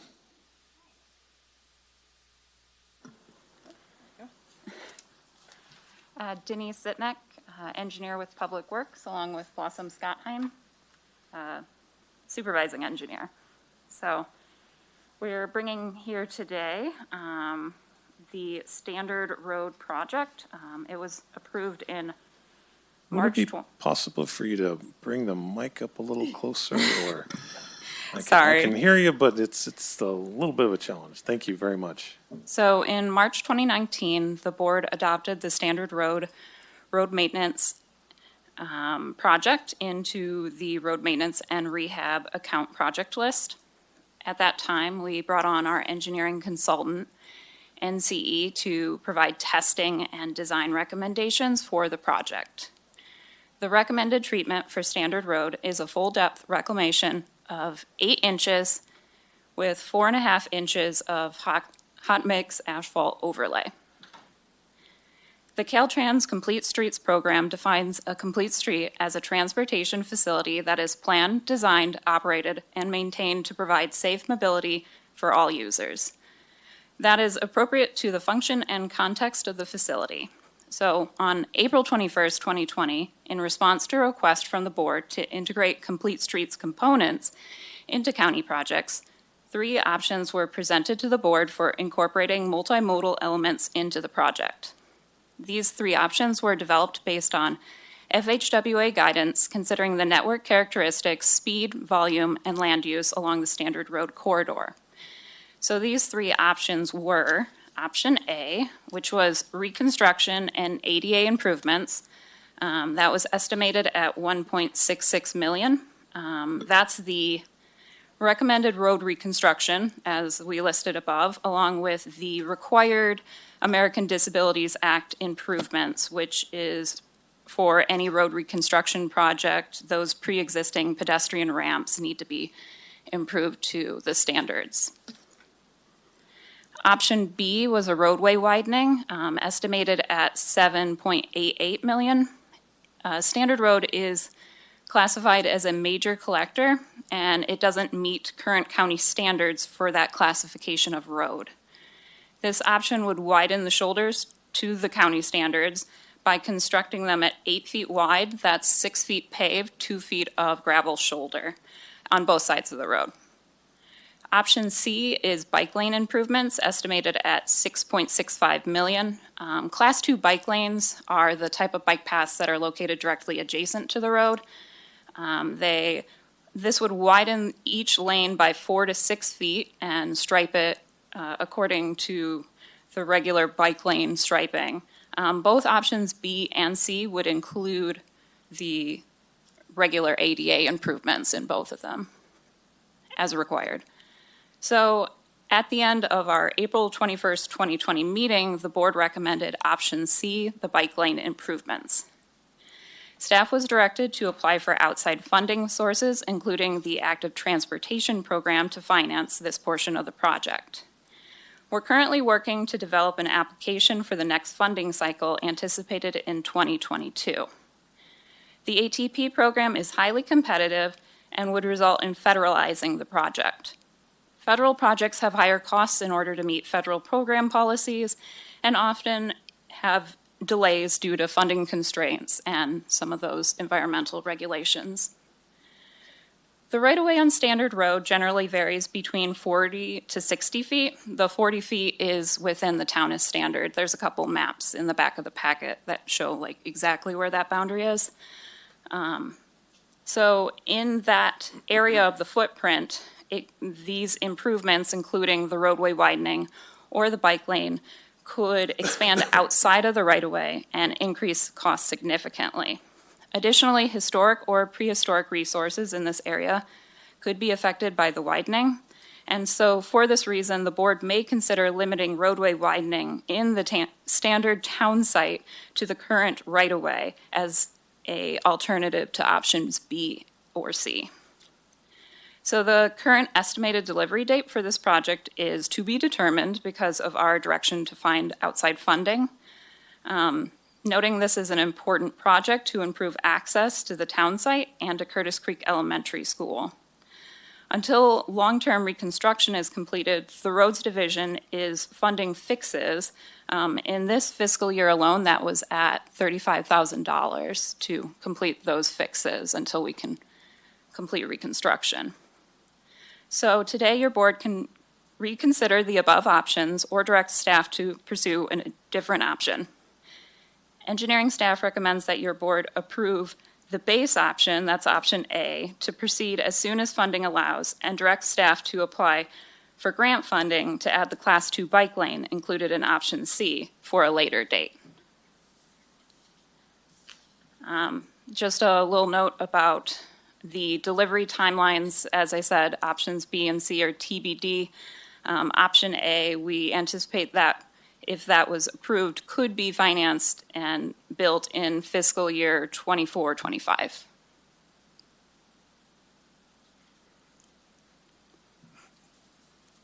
Okay, so if you'll recall, I think you will, that we talked about this in this board a couple months ago. And this was something that I'd kind of thought about ever since we voted on it the first time. And I think what's really telling is if you look at the chart on it's like the second or third page, looking at the costs, you have option A, 1.66 million, and then a delivery time of 2024. And then even completely disregarding the construction costs on the other two options, there's no estimated time where we'll be able to actually complete these constructions. Is that correct? And one question I had was, what's the PCI for Standard Road? Not good. I can probably tell you, but I could take a guess. I didn't bring that with me, but if memory serves me, it varies between about a 0 and maybe a 46. Yeah. Depending on the segment. And so anybody who's driven Standard Road has a pretty good sense of what the pavement, what is that, pavement condition index, that would stand for? It's not good. And so the reason this is coming back to the board now is to give this new board an option to weigh in on this and decide whether or not we really do want to go with I don't know if I'd call it a Cadillac, but a much higher level of construction on this road, or whether we want to go with a more affordable option that doesn't address some of these other active transportation needs, cycling. It doesn't address some of these things, admittedly, but it does get pavement on the ground. So that was kind of the origin of this discussion for the board and for the public to know where this is coming from. And that's kind of what staff, I think, is looking for right now, correct? Is some direction on that? Yes, and if I could elaborate a little bit on those delivery dates, the reason they're TBD is that we would have to essentially stockpile our annual SB1, not do any other projects, and stockpile that until we had enough funding to deliver these if we were not successful in getting grant funding. And do you have an idea how long would it take to stockpile, let's just go with the cheaper option, $6.65 million? How long would it take you to stockpile that amount of money? Generally 4 years minimum, and if we don't have storm projects that we have to contribute a match to or anything else come up, And that's after we deliver our current projects that we have SB1 funding already, reserved for. Okay. All right, so I'll bring it back to the board. Any questions or other comments on this? Well, you haven't started yet, so why don't you start? Well, just a question, and I sent this to you, but so if we just spent the 1.6, we could use those funds elsewhere, right? Get them on the ground? Correct. Right, okay. Yeah, so I like option A. It complies with the ADA standards. It has sidewalk improvements, curb ramps, and 2 sidewalks in the town of Standard, which is in District 4. And then as soon as possible, you had mentioned maybe getting bike lanes also from another grant source possibly. Is that my understanding correct? Yeah, so our active transportation program grant cycles do come around, and we could include this just every time that grant cycle comes around to see if it's competitive enough to bring in that funding. And do we have any funding right now that we can put towards this option if we decide to go with it to save it until we get enough? Do we have, or are we starting at 0? For option A? For option A. We would put that into our cycle now. We have a couple projects ahead of it using SB1 for delivery, but that's where that fiscal year 24-25 came from. We think that's when we could deliver it. And has this project been discussed with TCTC? Would it fit into any of the categories where they might possibly help with the funding? They're aware of it. We could go back and talk to them some more, but the $5 million delta is a little outside, their general LTF funds and what they have available. All right. So I'm sure they would support us in the application for the ATP grant. So if you had funding for this sooner, possibly from the Ron Wyden money that will be coming down for public lands counties. We don't know how much that is yet. We don't have any of the particulars. Would this be a project that you might put some of that money towards if you had that kind of funding? It could be. We have 4 SB1 projects that the board chose in 2019, Tuolumne Road North, Tuolumne Road, Kewen Mill, and this project. The other 3 are shovel ready. This project is at about 30% design. But with clear direction, we can get that to 100% design in about 6 to 8 months. All right, thank you.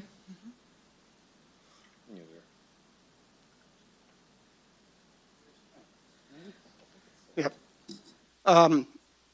Yeah, I'm supportive of option A as well. I like the idea that Supervisor Half said about if there's a way to add those bike lanes, especially with any planned development that may come into that area.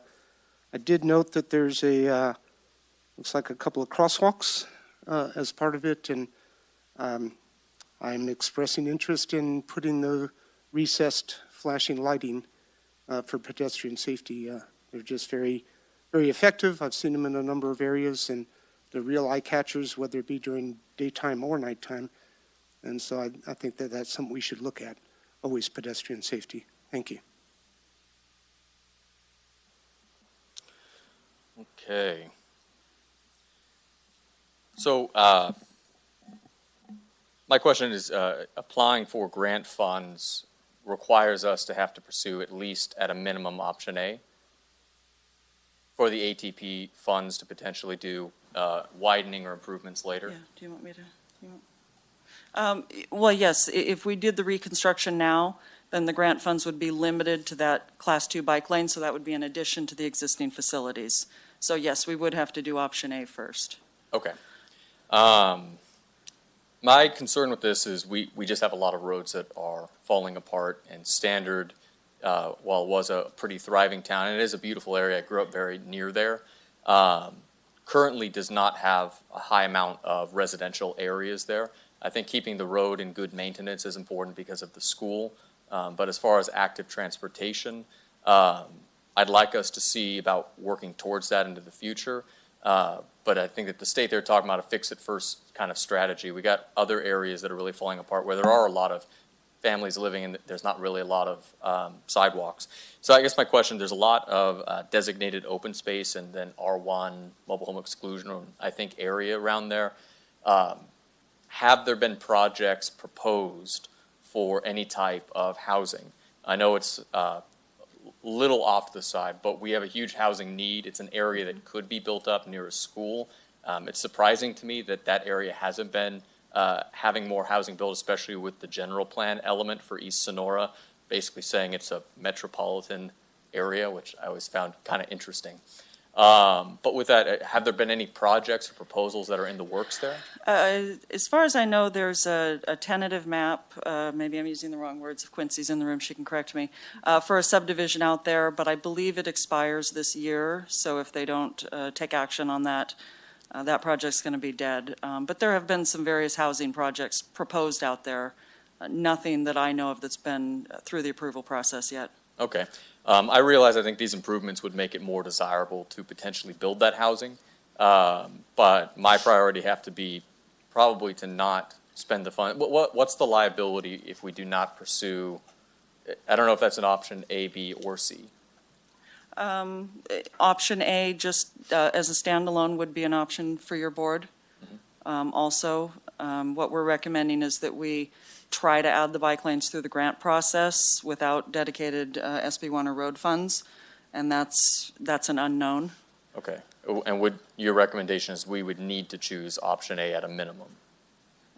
Yes, option A is the reconstruction. Okay. The road needs to be reconstructed. Okay. So, I would be in support of option A. Again, I think these improvements, if we say put the money aside for the bike lane, could bring in residential there. If anybody is a developer and they're listening, that would be a great place to build housing, but I'd rather see us try and find an alternate funding way, maybe I think a CFD of some type or something that allows it from the impact fees to then support us doing that into the future. And I would not support necessarily a road widening. I don't truly believe that wider roads actually really are much safer as far as roads go. I have a little bit of intel on that because I have been talking to SBI. That property back there is approved for over 300 homes, 52, I believe, of which are affordable housing, and I have initiated conversations with them. They are actively looking for developers to make bids on that approved project. So with any luck at all, we might see some housing back there. Wasn't aware of a time limit, though, so I'll need to know more about that. Yeah, and I think it's the sustainable revenue coming when we build a lot of these communities or roads. One thing I think is a facilities district, potentially that the people living there would be able to fund for that, or at least provide a good portion of it. Would love to learn more. Is that the property that's directly adjacent to? It's obviously not the heavy industrial. Keep looking, I got the parcel map viewer up. I just wanted to check all the land use. It's the property that comes all the way up to Tuolumne Road, and where the area across from Standard Park was going to be donated to the county for another park. Okay. So it sounds like we're going to fix the road, we're going to pave it, but potentially down the road, there might be some grant monies to do some other things on the side. So I think anytime we can get more road paved, constituents will be happy, and we can put that money towards more road paved. So are we clear on, it sounds like we're all going for A? Yeah, and that road's particularly bad, given the fact that it is a north-south connector road, and we don't have too many of those, and the ones that we have are pretty precious. One question I did want to ask, or something just to kind of put on your radar, if we do repair this road, which would be a huge success for the county and for Public Works if we were able to do that. So right now there's effectively a speed limit through the town of Standard and in front of the school out there because of the condition of the road, which is not necessarily a bad thing. I think people would probably go 45 miles per hour through Standard if they could, given that that's a pretty straight section of the road. Something to keep in mind, keeping the speeds down as we repair those roads and finding ways to do that. And rounding off some of those corners near the school wherever possible, giving straighter shots and a wider line of sight. Those are some things that kind of concern me about the road. Did we ask for public comment yet? Okay, so I will do that now. Is there any public comment?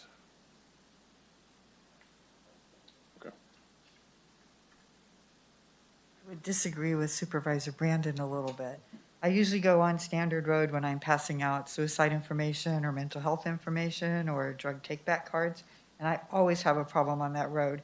Either someone tries to mow me down, or I trip and fall, or I can't cross the street. It's really hard to navigate that because there's only a small portion of the sidewalk and a lot of it is uneven.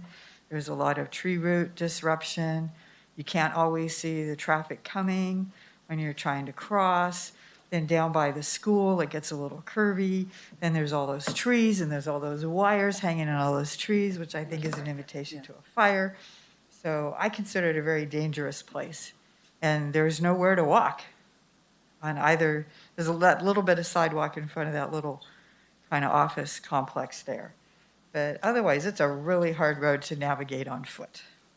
So that raises a good question. So if we do go with option A, will Carol be able to walk from, say, what is that, an Arco on the corner there, right? I think it's an Arco. So will she be able to walk from Arco to the school and back I believe it'll be. without undue safety With issues? option A? Yes, so With if, option A, it would be improved over what it is now, I believe, just because the road would be better defined in the geometric prism. But it's really options B or C that would expand that shoulder. But the sidewalks in standard will be improved. okay. Mark it to the standard core. Yeah. So some pedestrian issues will still remain with option A, but in standard, they'll be improved. Yeah, say between the market and the standard pour, the two ends of town. Okay, so we'll still have work to do. And then, just real quick, I had a correction. That tentative map expires in 2023. I was incorrect. Okay. Okay, so they got 2 years. Yeah. Supervisor? Yeah, and one last tiny thing, in mentioning about the potential crosswalks, I'm also kind of a believer that signs the people that don't follow the speed limit also don't, I think a lot of times, pay attention to signs or care that much for them. Potentially including a speed table of something that would not be a huge speed bump for a car, but an elevated speed table for pedestrians to walk across. Something that functionally makes cars slow down as they kind of go through that road. Because I agree with Chairman Campbell, people speed through there like crazy. 45, I think, is generous. I think people would be taking that at 60 miles an hour. And if there's not a functional obstacle to that, then they're going to do so, whether we got, I think, lighted signs or more signs or decrease the speed limit, because they feel comfortable doing that. We'll definitely look into that. Okay, any other questions or other discussion? Otherwise, we'll look for a motion. So I think, is it a motion or is it, you guys just need clarification? I think we need direction. So I think, It's in Kathleen's district, so if you want. so you don't need an actual motion, is what you've heard sufficient? It sounds like pretty Option A. universal option A up here. Yes. Okay. Okay, so if you're good with that, and county council, is that sufficient? Okay. All right, then we'll go ahead and close that item. Thank you very Thank much. you. Thank you.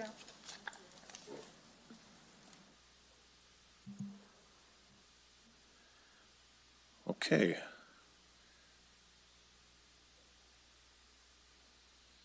Okay, are you ready for option 9?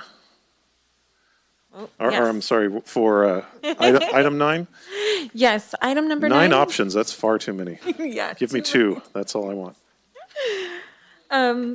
Item number 9, consideration of accepting the Community Corrections Partnership Plan goals and budget for fiscal year 2021-2022. Good afternoon, members of the board. Chairperson Campbell, I first want to apologize to you for saying that we did not take into consideration that our funding included the public defender's office. So I think that we do have a potential conflict before we dig deep into this. Okay, so I'm going to look. I think it's okay to cover the generals of the item, and then once you get to the specific department allocations, we could just take that portion, that office first, and then we can continue.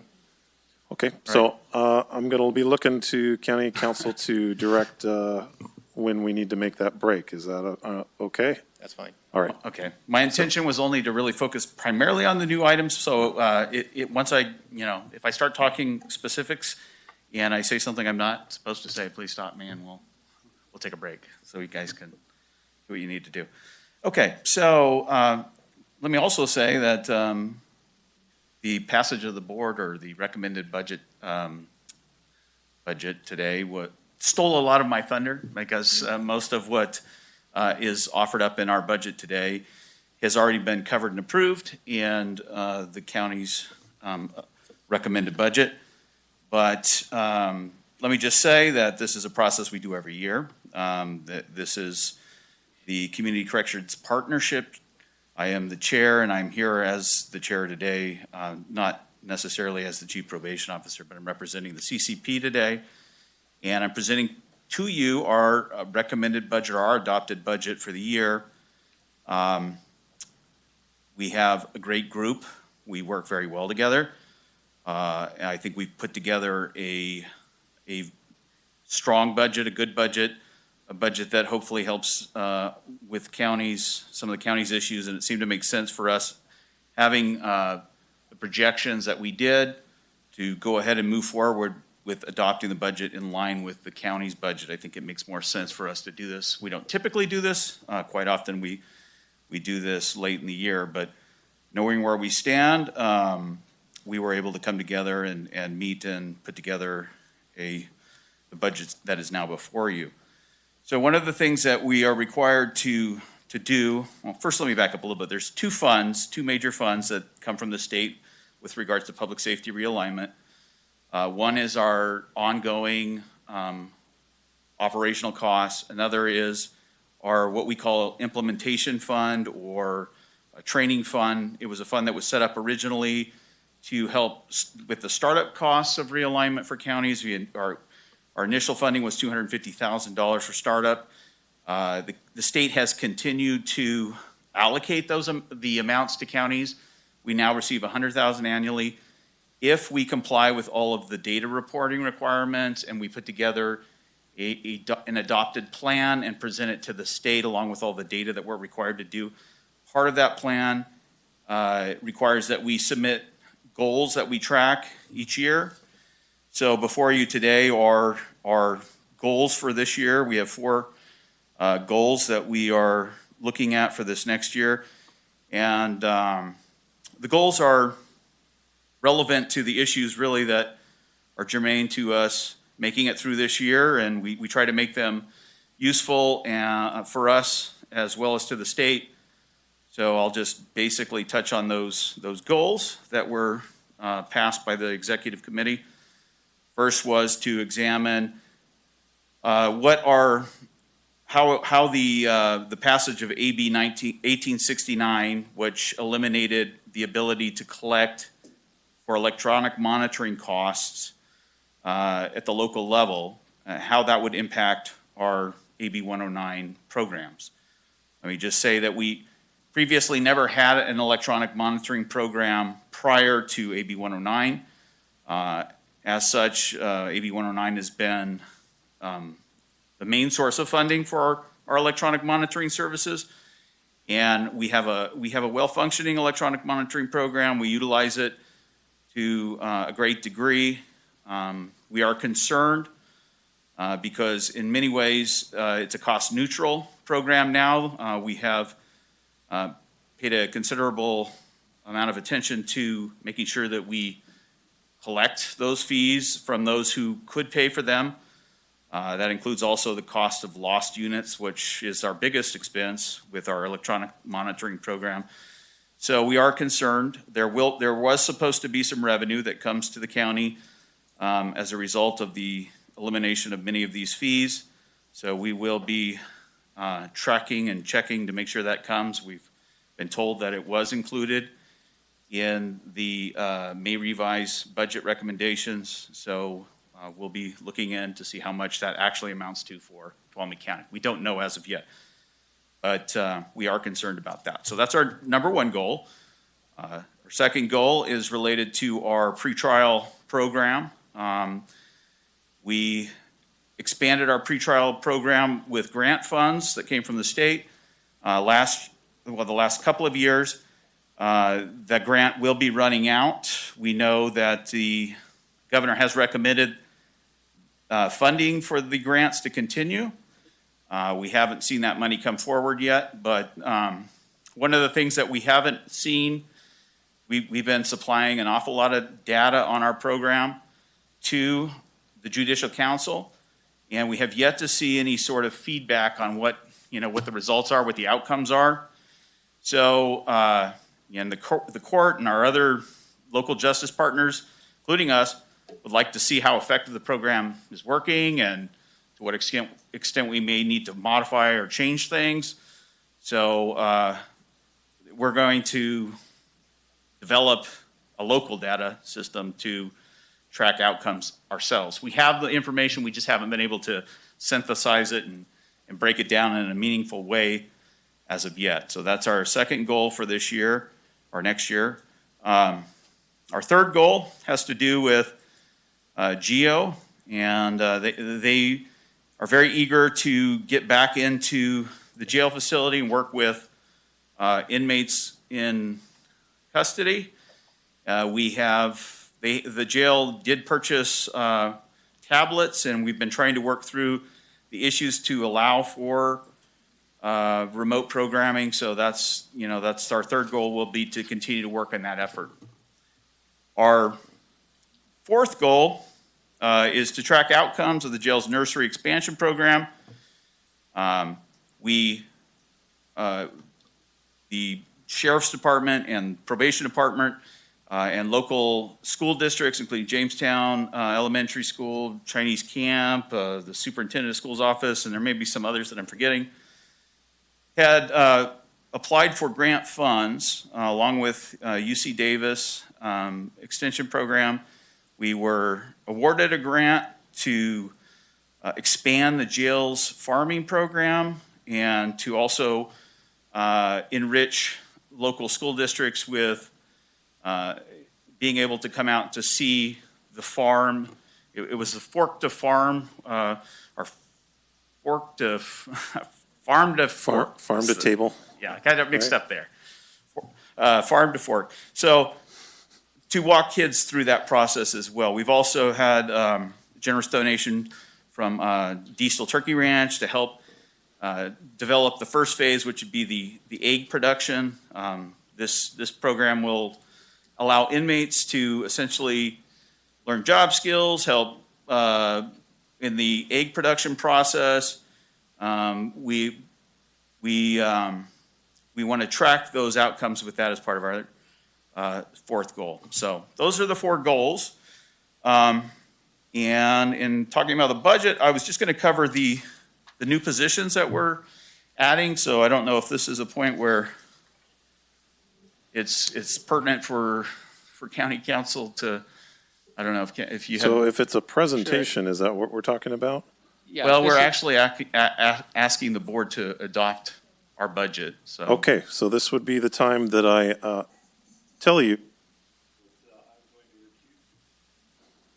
My mic just cut off. I'm going to be recusing myself from this portion of the discussion because my wife is employed by the Public Defender's Office. Yeah, that's all I need to say. Well, in the future, we'll work to separate out any of the public defender's information from our budgets. Just didn't anticipate that. Sorry about that. So notable inclusions or additions to our CCP plan this year are the halftime DA investigator position.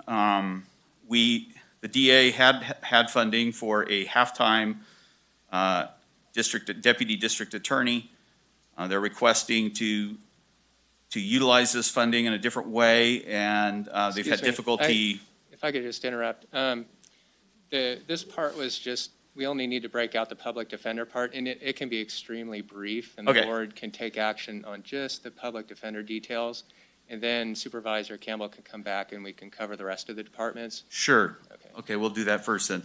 So the public defender in our county has never received any funding. We have to think about the Justice Department, the justice system as a interworking system here, and public defender, oftentimes is sort of the redheaded stepchild of the criminal justice community, but they are definitely a viable member of our community, and they serve a very important purpose. We know that we are not a very affluent county, and that all of our AB 109 populations, or most of our AB 109 populations, utilize the public defender or county counsel for representation in court. And they came forward with a request for funding for a full-time position and for associated costs in managing that position. They made a very good case. So that was approved as an implementation funding expense by the board. Okay, so then I'll bring it to the board if you guys have any questions, and then we'll open up to public comment, and we'll bring it back. But do you guys have any questions? I'll start with Supervisor Brandon. Great, thank you. Just one question on, there's a vehicle listed in there. I've been asking this before, but was there any option to pursue? This is not a specialized vehicle, right? Hold on, wait. Oh, hold we're on. only doing public I think we're just defender. talking about public Yeah, defender. just the then I public have no defender. question, sorry. Just that paragraph. Do you have, Anything specific to public defenders? do you have any? Yeah, these questions would just be limited to the Right, public so defenders. I do have one very simple question. Is this kind of like, is this an ongoing expense? So Or is that's this a for very good question. Specifically, because I see that there's a bunch of different cases. I Yes. know it's high right now, but will it be ongoing? That is a great question. That's a question that the CCP Executive Committee as well had. And so as it stands right now, this is a one-time funding. This is an implementation cost expense. For it to move over into the ongoing budget, we would have to reevaluate that. There are several, there were also probation technician positions that were included in the one-time funding. I don't think that the CCP budget could support all of these positions. There is some expectation that those technician positions will be covered once that, the governor's recommendation comes through. And potentially we could fund in future years the public defender's position. But as it stands right now, the funding is just a one-year expectation. Okay, to meet those. And let me also say, I think, I didn't say this before, but there wasn't an audit done by the state auditor's office, and the results of that were released a few months ago.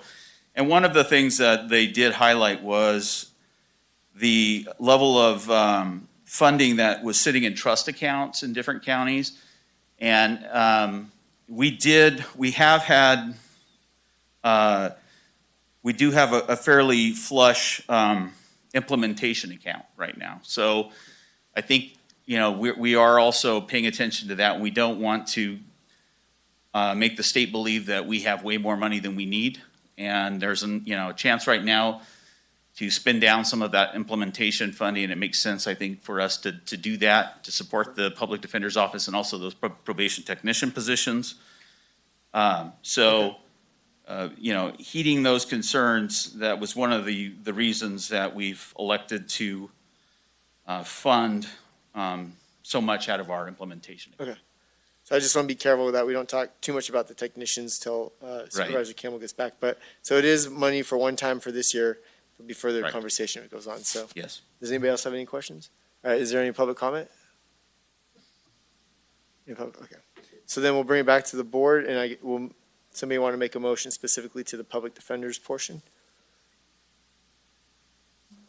Sure, I'll move to approve on staff recommendation the public defender section of it. I'll second. All right. So we have a motion by Supervisor Brandon, second by Supervisor Goldenberg. All those in favor say aye. Aye. Aye. So 4-0 with Supervisor Campbell absent. We'll grab him real quick.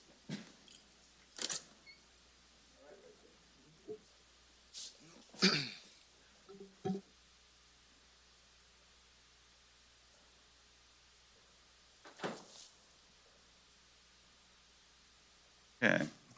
So back to the other additions to the CCP budget this year.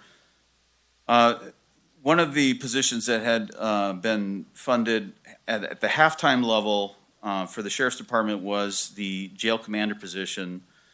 And the sheriff has elected to utilize this funding in a different way. It seems to make more sense for them to fully fund a fiscal technician position. And I want to make mention of this because I think this might be the only position that wasn't included in the recommended budget, and we just want to make sure that it gets included in the adopted budget in August. So I just want to highlight that. Also for the jail, there was an additional jail deputy position added, fully funded by CCP, which makes sense given the fact that we are expanding our jail facility, and a portion of those inmates will certainly be AB 109 inmates.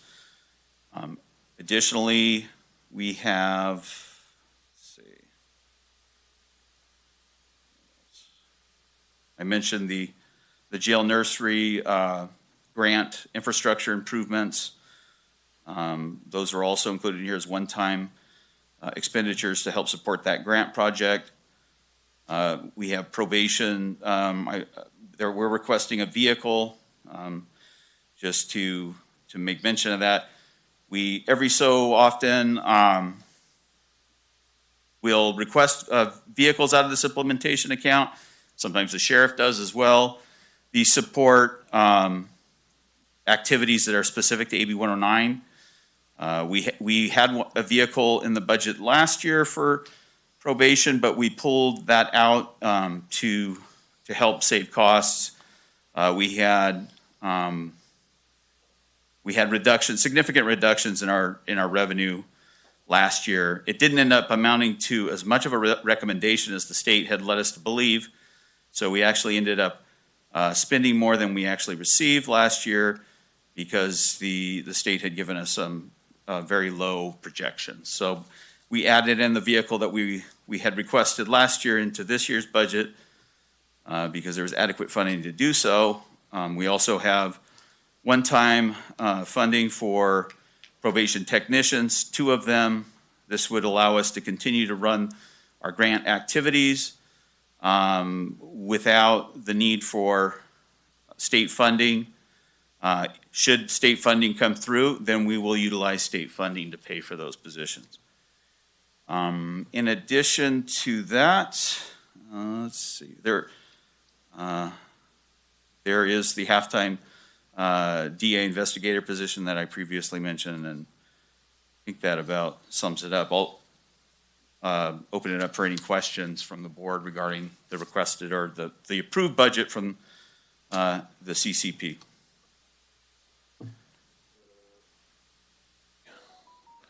Any other questions from the board? Yeah, Supervisor Brandon? Yeah. Going back, it relates to, for probation, the vehicle field-ready mid-size sedan. Yes. One thing for vehicles that don't seem to have to be new or do not seem to be so specialized they're impossible to find, the potential of being able to find a used vehicle.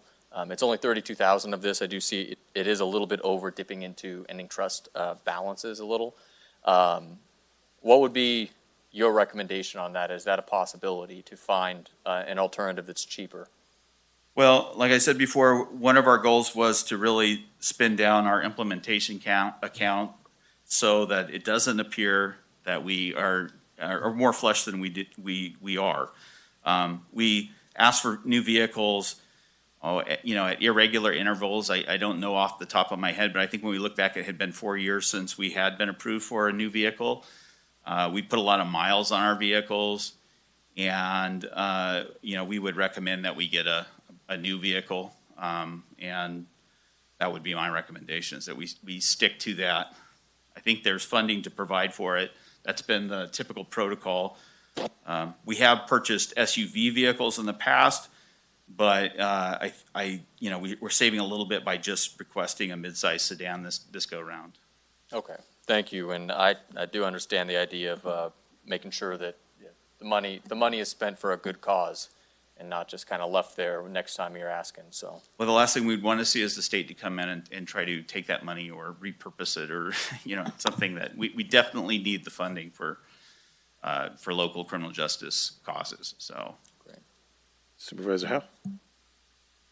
Yeah, I understand that implementation money and how that works, and I'm all for spending that down.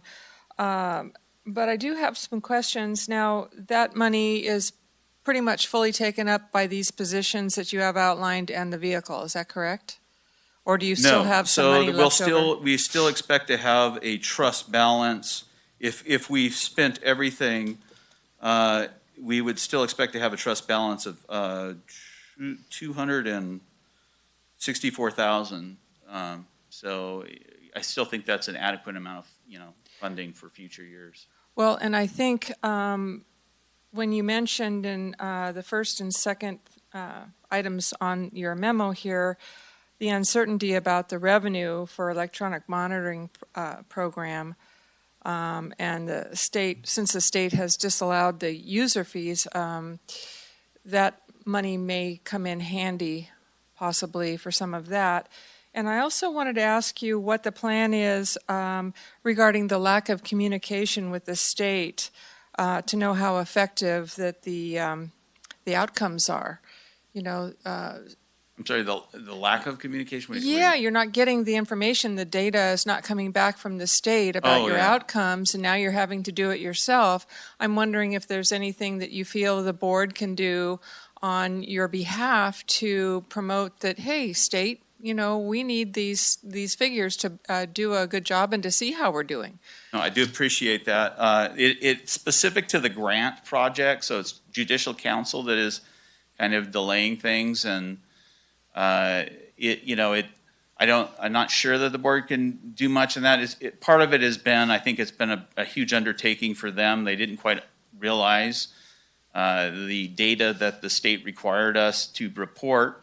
And at the time of when we applied for the grant, was one set of measures, and then they've since added to that significantly. And now they are, every time they look at it, they're realizing they need more information. And so we continue to report out all of the data, even to the point where we've gone backwards in time and at a great expensive manpower to really calculate all of that information just to pull these stats. And it's not just us, it's the Sheriff's Department as well.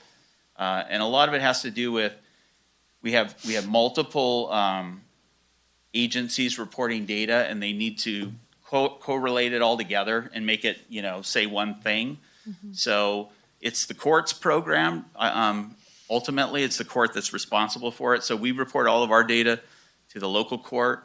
The local court puts it into a intermediary system, and they keep telling us very soon they will provide us with results of what our data looks like. We did just do a very recent major upload of all of our data going back in time.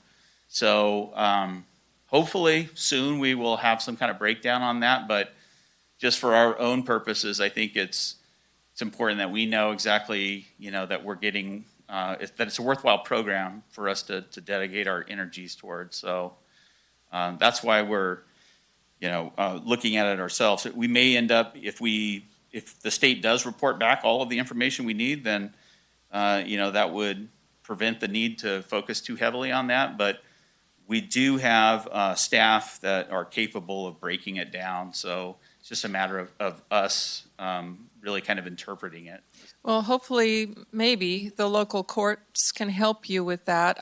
It's very disheartening to hear that you may have to do duplicative work in order to find out how well the program is working. And I'm just... I appreciate that. Okay, Supervisor Kirk. So Tracy, this might be for you. I have one last question, but at the bottom of the memo, it says, upon board acceptance, the attached budget, staff will ensure the county's adopted 2020 21-22 budget is modified. This is SB1 monies, right? Like when we were talking about the DA position. This is AB 109 I mean, money? I'm sorry, Yes. SB. Bleh. Yes. Prior, AB 109 monies, right? Mhm. Okay. So, Right. And it's already been implemented into the budget that your board approved today. okay, So if you didn't approve or you changed something, we would need to go that's back fine. in I just and wanted to make change sure that budget. I was clear on the Yep. revenue sources. Okay. So with that, I don't know if anybody else has questions, but Good I'll questions? make a motion. Okay, so we'll see if there's any public comment. Anyone else like to comment on this item? Okay, anyone on the phones? Nope. Okay, bring it back to the board for more discussion or a motion. So I'll make a motion to, I'll move on staff recommendation to accept the 21-22 community corrections partnership goals and attached budget. I'll second that. Okay, I have a motion by Supervisor Kirk, second by Supervisor Half. Call for the vote. All those in favor, please say aye. Aye. Opposed? None opposed? Okay. Motion passes 5-0. Thank you very much. Thank you very Dan. much. Okay, so I think we'll go ahead and move on to item 10 and then take a 10-minute break after that. Is that good for everyone? We're good doing one more item? Okay. All right, so would you please read item 10 for us? Item number 10, consideration of approving subcontractor agreement between Tuolumne County and Amador Tuolumne Community Action Agency for Homeless Housing Assistance and Prevention Program, HHAP, services in an amount not to exceed $142,991, and recognizing $33,000 in unanticipated revenue for fiscal year 2020-2021, authorizing the county administrator to sign the agreement, amendments, and all related documents. Hello. Good afternoon. This should be a really quick presentation. Supervisor Kirk, you could time me, 5 minutes. Yeah. Good afternoon, Chairman Campbell, members of the board, Ms. Carrillo, Ms. Riggs. My name is Rebecca Espino, Health and Human Services Agency Director. I'm standing in for Calais today because she's on a well-needed vacation. In July 2019, the first round of the Homeless Housing Assistance and Prevention grants, also known as HHAP, were signed into law. The grant was non-competitive and each county received 2 allocations. One was designated to the county and the other to the local continuum of care. Both allocations were required to be expended in the county it was intended to serve. Early last year, your board voted to redirect the county's portion to our local Central Sierra continuum of care. Redirecting the county's portion meant that the Central Sierra continuum of care absorbed the responsibility to complete the HHAP application, complete the procurement process, complete progress reports for the grantor, and execute subcontractor contracts on behalf of the COC and the county. The Homeless Advocacy and Outreach Program, also known as Calais Brown, participated in the procurement process, and she was awarded approximately $143,000 in HHAP funds. Today, we are requesting your board approve the subcontract between Attica, who serves as the COC's contract coordinator, and Tuolumne County. In addition, Calais and I are respectfully requesting your board recognize a total of $75,000 in HHAP funds for this fiscal year to help support the current homeless efforts, and the remaining funds will be recognized in fiscal year 21-22. That's it. All right, questions from the board? Okay. Yeah. Sorry. Okay. 42 is already in the budget. They only need 33. So just 33? That was just going to be my question. Okay, it was a total of 75, so we had already recognized 42, and now we're recognizing an additional 33. Okay, you want to clarify that real quick, just what we're So talking we had about? already recognized 42,000. We're recognizing an additional 33 for a total of 75. Okay. That was Other- my question. Thanks. Any other questions? Okay. Any public comment? Okay, no public comment. Bring it back to the board for a motion.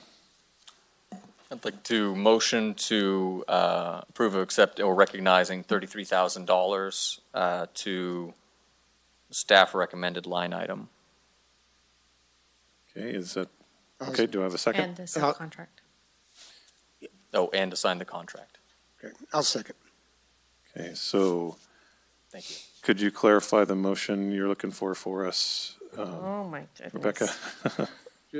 So we're requesting the board to approve the subcontract between ATCA and the county and requesting the board to recognize an additional $33,000 in HAP funds for fiscal year 21-22. Okay, and so that was moved by Supervisor Brandon, seconded by Supervisor Goldenberg. Supervisor Campbell, just to add, the recommendation also would like the CAO to be authorized to sign the documentation.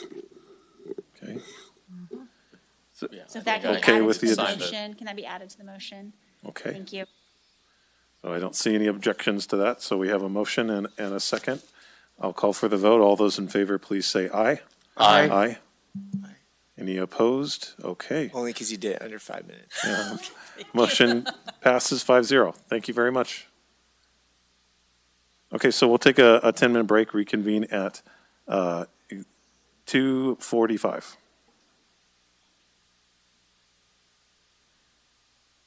All right. Item 11, consideration of approving comments on the California Board of Forestry Fire Safe Regulations.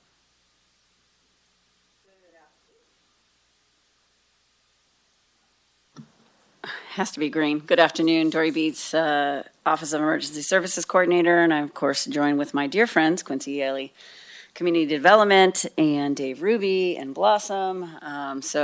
We brought up, again, some of our staff.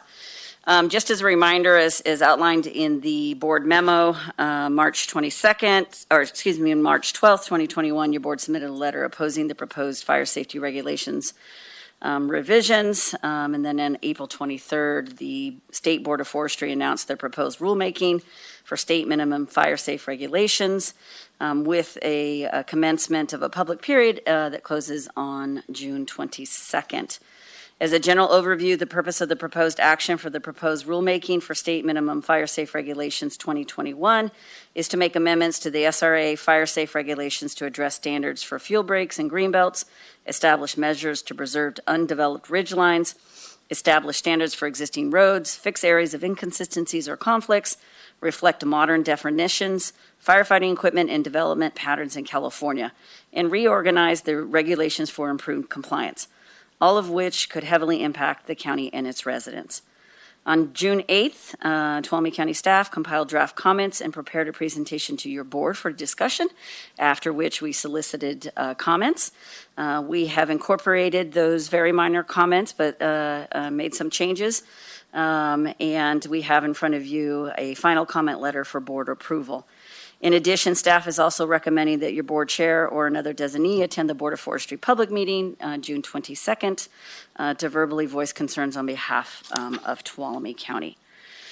Before I open up for some questions, and I do have some comments from staff about some things that, some responses, I will say that we did reach out as requested by Supervisor Brandon to some of our partner agencies in Tuolumne County. The Tuolumne County Realtors, also Habitat for Humanity. Both of them responded. Tuolumne County Realtors had already done their own letter. Habitat Humanity said they would support, the letter that Tuolumne County Board of Supervisors will submit. And then this morning, I did receive an email from the Tuolumne County Farm Bureau, who had a meeting last night and voted to support the letter as well going forward. So just wanted to give you guys that a little bit. Thanks, Dory. Appreciate it. You're welcome. Good afternoon. Thanks for having me. Quincy Yaley, Community Development Department Director. I just wanted to add on that since this item was last at your board, Supervisor Campbell and I did get correspondence from Edith Hannigan at the Board of Forestry indicating that she would like to come and visit our county, so that Supervisor Campbell is encouraging her to come up here so that she can have a boots on the ground experience with our road network and our development patterns here in the county. She also expressed concern that Tuolumne County residents were contacting the Board of Forestry and in saying that that they were getting information from the planning department that was essentially the planning department was interfering in local real estate transactions. And according to the Board of Forestry, that it's inappropriate for the planning department to interfere in real estate transactions, to hand out speculative information, and that it's time consuming for the Board of Forestry to return those phone calls. I haven't had an opportunity to reach back out to the Board of Forestry, but I just wanted to let your board know that we routinely provide real estate information to any member of the public who asks for it. We provide zoning information, development standards, and we oftentimes will refer those individuals to other enforcement agencies that may have jurisdiction over their project, such as California Department of Fish and Wildlife or Caltrans. We don't speak for those entities. We let those entities speak for themselves. And so when our department is aware that there could be pending legislation or rules that may affect an answer that we give to the public, it would be irresponsible for our department not to give that information out. You could have a situation where someone calls us in June and says, can I split this property? And our answer is yes. If we fail to inform them that there could be regulations down the road, that they're further than a half a mile down through a dead-end road, they could invest in a piece of property and then be unable to fulfill what they had been told, which obviously then creates a challenge between the public and county staff. So rest assured that we will continue to let the public know of any pending regulations that may or may not impact future development of a piece of property, and then refer that property owner to the appropriate entity to get the real story. So I just wanted to let your board know that, that we don't consider it interfering in real estate transactions. It's providing public information to the public. So I just wanted to make sure you were aware of our perspective versus the characterization that the Board of Forestry is making. Thank you for doing that.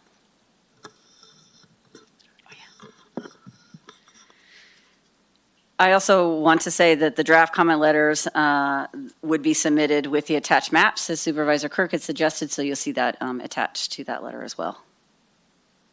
And we are happy to answer any questions about anything in the final draft comment letter. Questions, Supervisor Brandon? I don't have any. I wanted to say again, thank you for reaching out to the community partners. I think we're a lot stronger when we send it all together.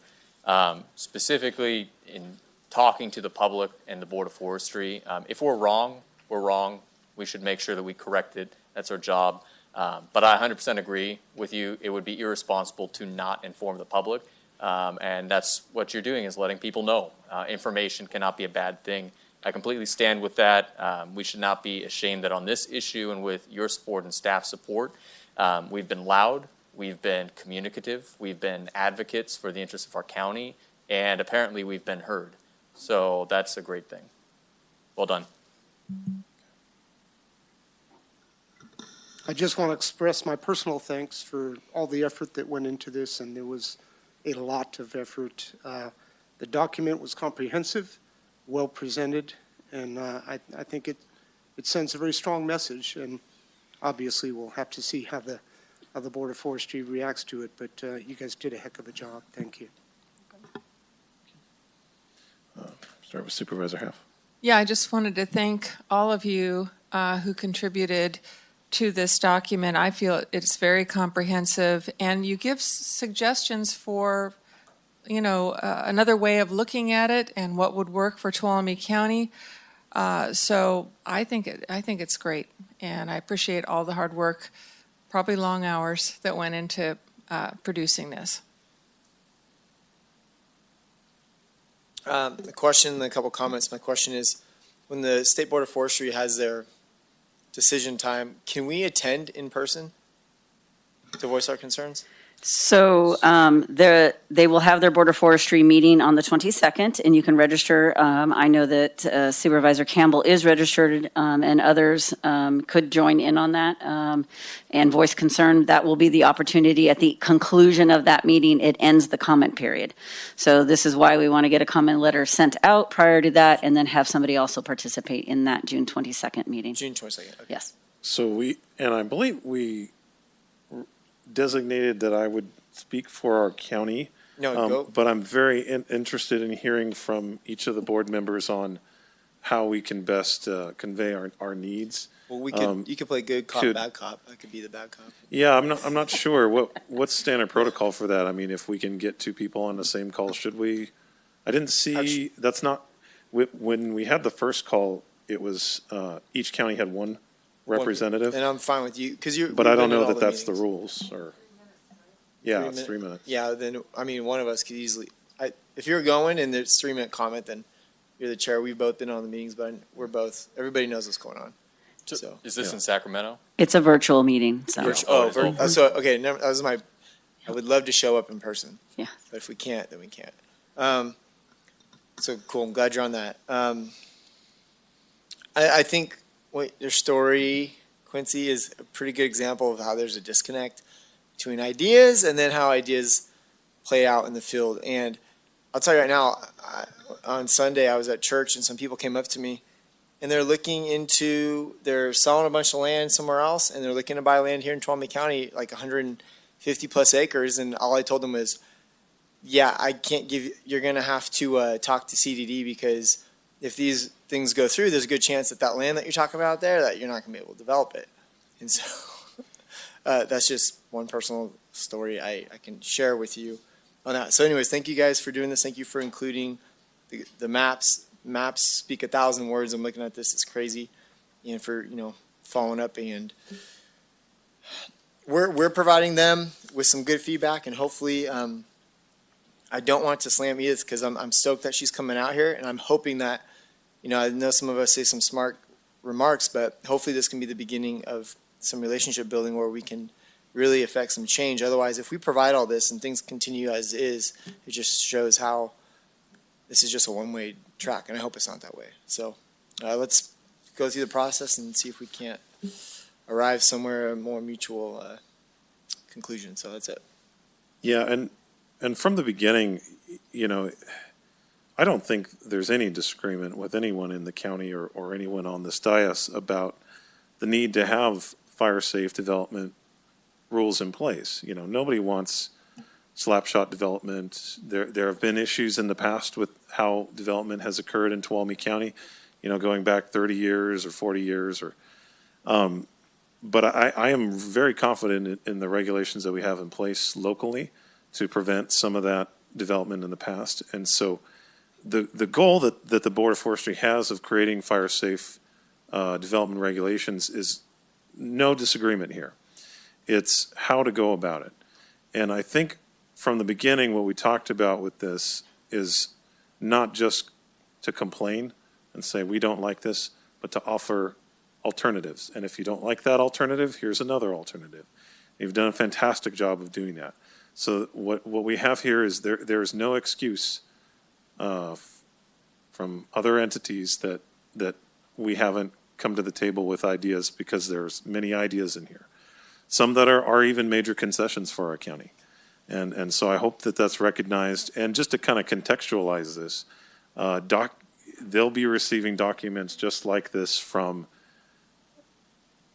12 other counties. How many? I think all of the counties probably will be submitting comments. Right. And just to also add, also a lot of cities will now be regulated under by the Board of Forestry, whereas they are not right now. So it's broader than the new regulations are broader beyond just counties. And so I was just making the point. I've read about a dozen documents just like this from all over the state, and so there's a lot of feedback coming in, and I'm hopeful that will make an impression, and that maybe we can find a way to pump the brakes and have a little bit more rural and local community input in this. I haven't given up on that having an impact, put it that way. Mr. Chair, I will say that Sonora City, I know that is commenting on it as well, and I just checked. It starts at 9:30 a.m. It's a GoToWebinar. And it states in their notice that at the hearing, any person may present statements or arguments orally or in writing relevant to the proposed action. So we could have two. Okay. Yeah, I will not be present that day. So if I'm just putting it out there for somebody else, if a few people want to jump on that meeting. So we couldn't have more than 2, correct? Because we'd be participating in a public meeting. But I'd be fine working with, Supervisor Campbell, because it's a public meeting of another entity, you could have all 5 board members participate and comment on the agenda item. okay.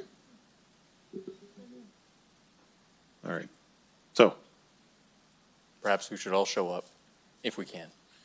yeah, that's possible. I don't know. What do we think about that? I don't want to do overkill and we just seem like we're, We don't have to decide. It's yeah, individual. We know you're going to be there. yeah. Decide on an individual basis, maybe. The only thing I want to, just to clarify, is that you would appear individually, not as a group in, like, let's say this room, and then appearing virtually together. That's just the Brown Act piece. So, okay, thank you. Yeah, I don't know. Seems a little bit fraught if we start having the entire board on one phone call. Right, that's what I'm saying, is each board member would probably need to be logging in separately. But Yeah. the Brown Act absolutely allows board members to attend other public agency meetings to speak on topics that are agendized for that. For instance, you could all attend a TUD meeting or a City of Sonora meeting and speak about an item on the agenda. You mean if I attend a Sonora meeting, I'm not meddling in their decisions? Thanks. Did we have a date, actually? Was Edith coming down? Not at this time. She was extended the offer to come down, and I think Rick said that she would like to do that, but we don't have a date. Yeah, we do have a tentative date. Yeah. Didn't she hammer out, she sent a suggestion. I think she was looking at the week of the 5th, but I think that's as far as we got. Okay. And if, she might not want to be hosted by me anymore, but I'm happy to host her, or someone else can. Yeah. Wait, so she's coming down after the decision's made? Yeah.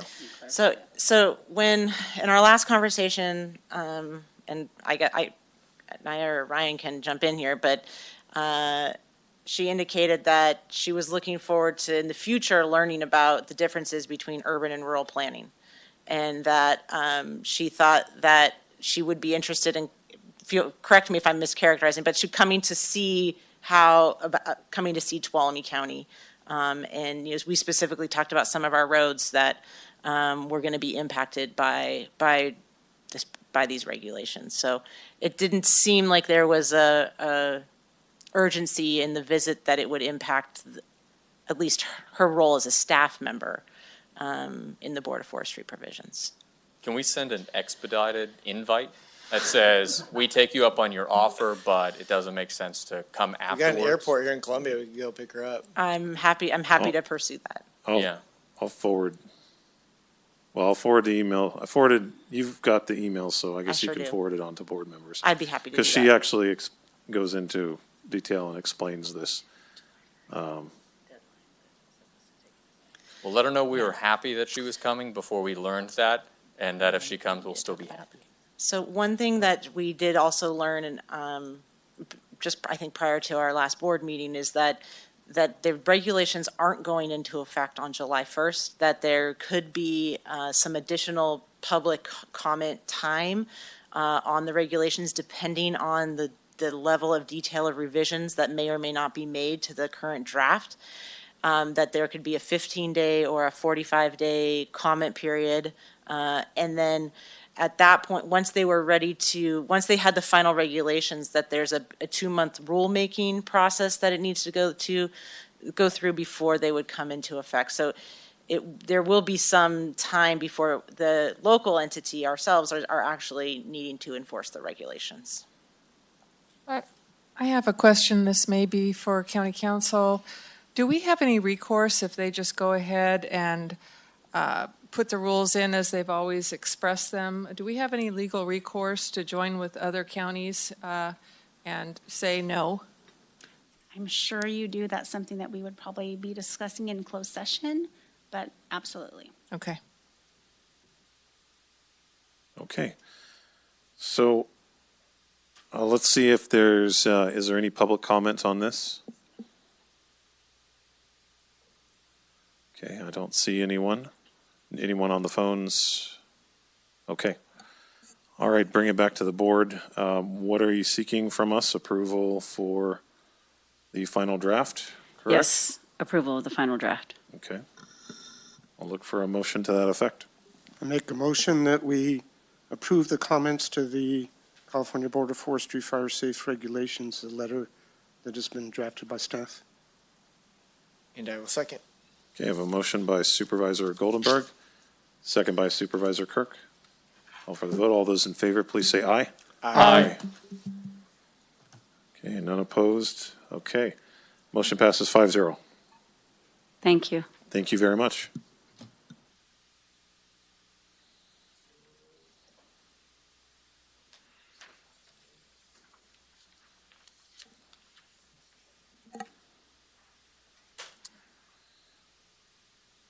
Okay, you can read item 12 for us. Item number 12, consideration of approving a purchase agreement for the property of 9 Calavera Street, APN 056-103-001-00 and APN 056-103-010-00 located in Sonora, California, in the amount of $625,000. Okay. All right, good afternoon, Board. Eric Ehart, County Administrator's Office. Since 2009, Tuolumne County has leased the building that houses our facilities department. We came up with the opportunity recently to actually purchase that building and came to your board in August of came to the prior board in August of 2020 to meet in closed session to discuss the options of potentially purchasing this building and how to finance it. Following that meeting, staff was directed to move forward and negotiate with the property owners for the purchase of both of those parcels at 9 Calavera Street. The 2021 adopted budget did include a transfer in from internal borrowing to finance the purchase of this property, and those funds will remain in the capital fund until expended, and they're in that budget that your board just approved.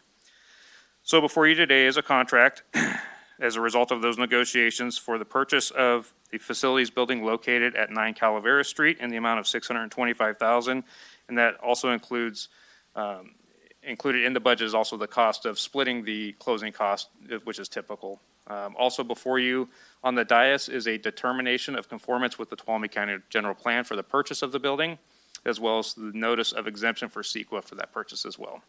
And I'd be happy to answer any specific questions you might have. Okay, questions from the board? Supervisor Brandon? I didn't have questions. I just wanted to state for anybody watching on this, it is a lot of money to be investing in a building. As Supervisor Kirk had brought up earlier, though, we pay a lot in rent. I talk to people about, okay, why are you doing some of these reorganizations to buildings? Say, well, we get kind of raked over the coals when it comes to these rent prices that they make a public entity pay. And say, well, why don't you just buy it, right? This is us taking that action to actually buy it, and as you mentioned, being able to pay that off within 5 years and have that be a cost savings into the future, and then an actual asset that we would own hypothetically, with the county. So I think this is a very wise financial move, and the alternative is if we did not buy it, somebody else bought it, they remove facilities, we are going to have to not only find a new place for them or purchase another place, but then fix that up, which I imagine would be quite expensive to add it. I think we've put probably several $100,000 into this property over the years, I'm sure, to improve it to facilities needs. So just with that said, I was a little skeptical at first. It seemed to be a lot. I think it's a good long-term choice. Okay, any public comment? Okay, bring it back to the board. I feel the same way, Supervisor Brandon. If we're still all sitting here in 5 years, we can pat ourselves on the back because we'll have removed a pretty big yearly expenditure from the budget. So, yeah, any other discussion or look for a motion? I'll make a motion then to purchase, the approval to purchase the property at 9 Calavera Street, located in Sonora, for the amount of $625,000. I'll second. Got a motion by Supervisor Kirk and then a second by Supervisor Brandon. Call for the vote. All those in favor, please say aye. Aye. None opposed? Okay. Motion passes 5-0. All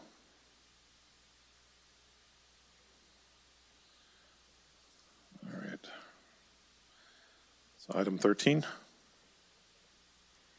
Consideration of awarding a professional services agreement to Lionakis for architectural services related to the remodel and design of Washington Street and Yaney courthouses, administrative building 4th floor, and Tuolumne General Hospital site. Good point. Hello. Oops. No, there you Yep. go. My Good button afternoon. doesn't always work, so. Yeah, I it's gotta- okay. Good afternoon, Maureen Frank, County Administrator's Office. Today before you for your consideration is awarding a contract for architectural services related to remodel and design of several of our county buildings. With the state moving out of the 2 courthouses, it's time for us to really take the next step and look at going back and looking at our goals that we set for ourselves in the 2004 space needs study. And just as a way of reminder, there were several goals that we had in that study, and those included working towards, as we just mentioned, getting out of rented space. It included having the downtown core county offices really be the focus of administrative and financial departments of our organization. And really, we were looking at trying to provide better and more efficient workspace, both for our employees and for our customers. We really wanted to provide that better customer service for the people that we're serving. With that in mind, April 13th, 2021, your board authorized staff to go out and retain architectural services related to the remodel of the Washington and Yaney Street courthouses, the 4th floor of this building, and then Tuolumne General Hospital site. The scope of work that was needed really for this project was more than just a space needs. We needed to do more than update what we had in the 2004 space needs study. What was important, I think, staff realized for your board to make critical decisions, both operationally and financially, we needed a more robust scope of work. So with that, staff developed and released a request for qualifications for these services. And the scope of work included the following items. We wanted an architectural firm to assess and design the best and most economical remodel of all of the buildings that we just mentioned.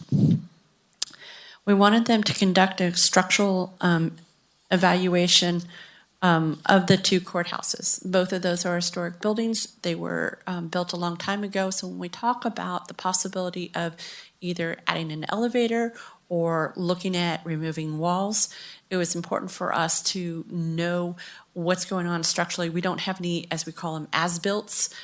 They were just done too long ago. So it's important for us to have that structural evaluation.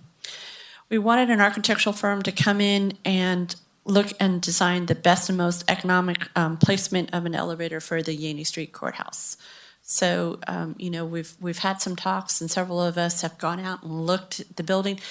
Is it going to be feasible for us to put an elevator inside the building, or do we need to go outside the building? So that was very important for us to look at that. Assess and develop a parking plan for Health and Human Services at Tuolumne General Hospital. We know that they're a very large agency.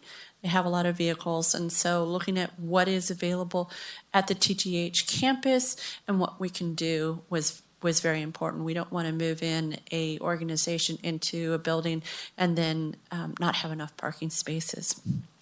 And then also to provide a cost estimate for the remodel and installation work that was described in the scope of work. Something that was very important to me to be able to provide to the board and the county administrator was whomever got this contract, to develop a plan and give us cost estimates. So if we needed to do the remodel in phases, that they would give us a plan for that, because sometimes we can't all do it at once. We understand that funding's tight. So at the close of the RFQ deadline, the county did receive 5 proposals. They were from Aspen Street Architects, KPA Architects, Lionakis, NOR Architects, and Page and Turnbull. We set up a review team, and it consisted of Ed Hogue from Facilities Management, Steve Boyack and Karen McGinnigan from Health and Human Services, and myself. On May 19th, the 2 top firms, and those were Lionakis and Page and Turnbull, were invited to an interview with the review team. The review team was very, very impressed with both firms. They both did great presentations. They both were very qualified to do the scope of work that we asked them. Both had approximately the same amount of employees that would be assigned to do the work, and both estimated that it would take about 5 months to complete the job.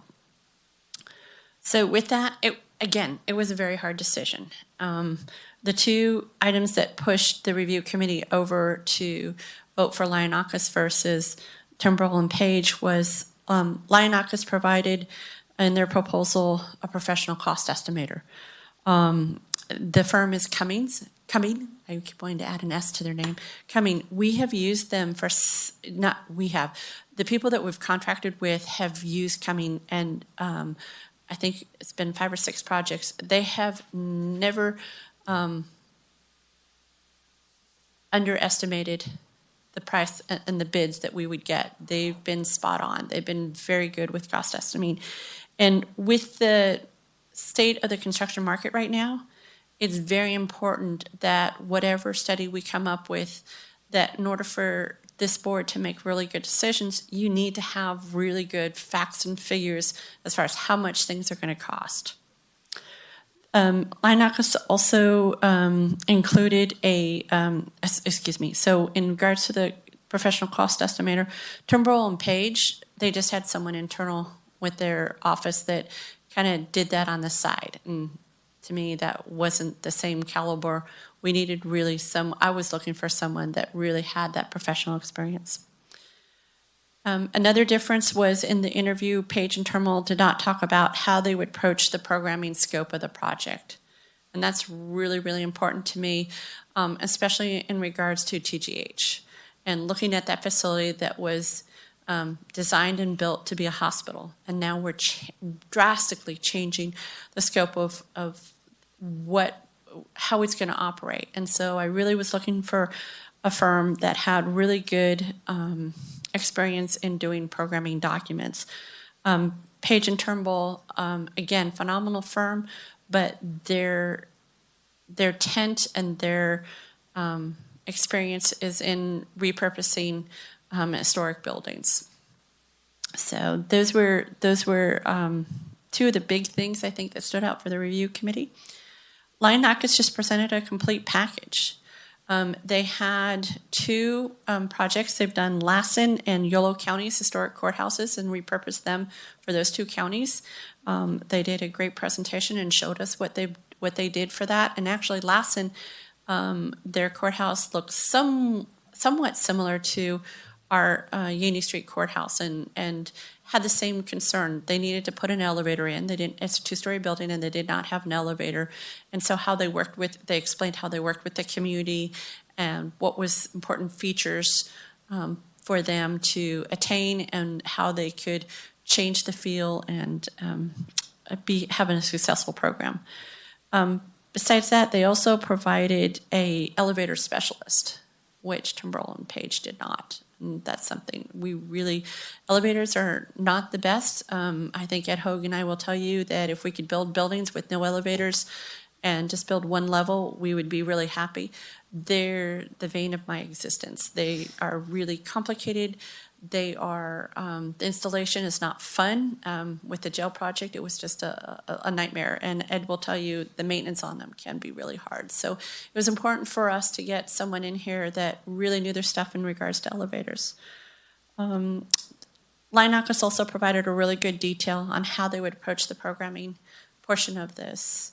I was looking for someone who really listened to their clients, really listened to, heard what people were saying. And if they weren't getting out what they needed, really drawing out how best the facilities needed to be, again, both for employees and customers. So for all of these reasons, staff is recommending to your board today Lionakis for this project. It'll take approximately 5 minutes to complete, 5 minutes, I wish.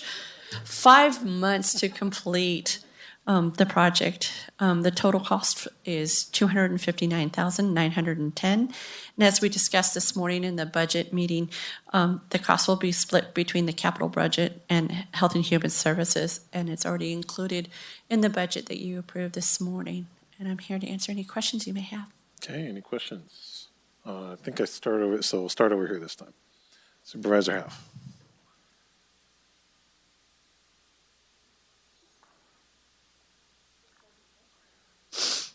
There we go. I don't have any questions. I really like how you broke out all of the considerations that you have given to the different companies and how you arrived at your decision. You know, we don't have to ask all those questions. It's there in print. So I really don't have any questions. I feel solid about your decision-making process with your group and ready to move forward.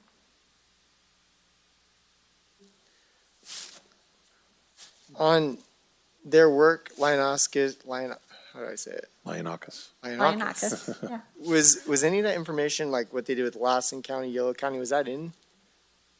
It's in their proposal. It's So in I their can, proposal. I'd be happy to give you a copy of their proposal. No, it's so you fine. can see the pictures.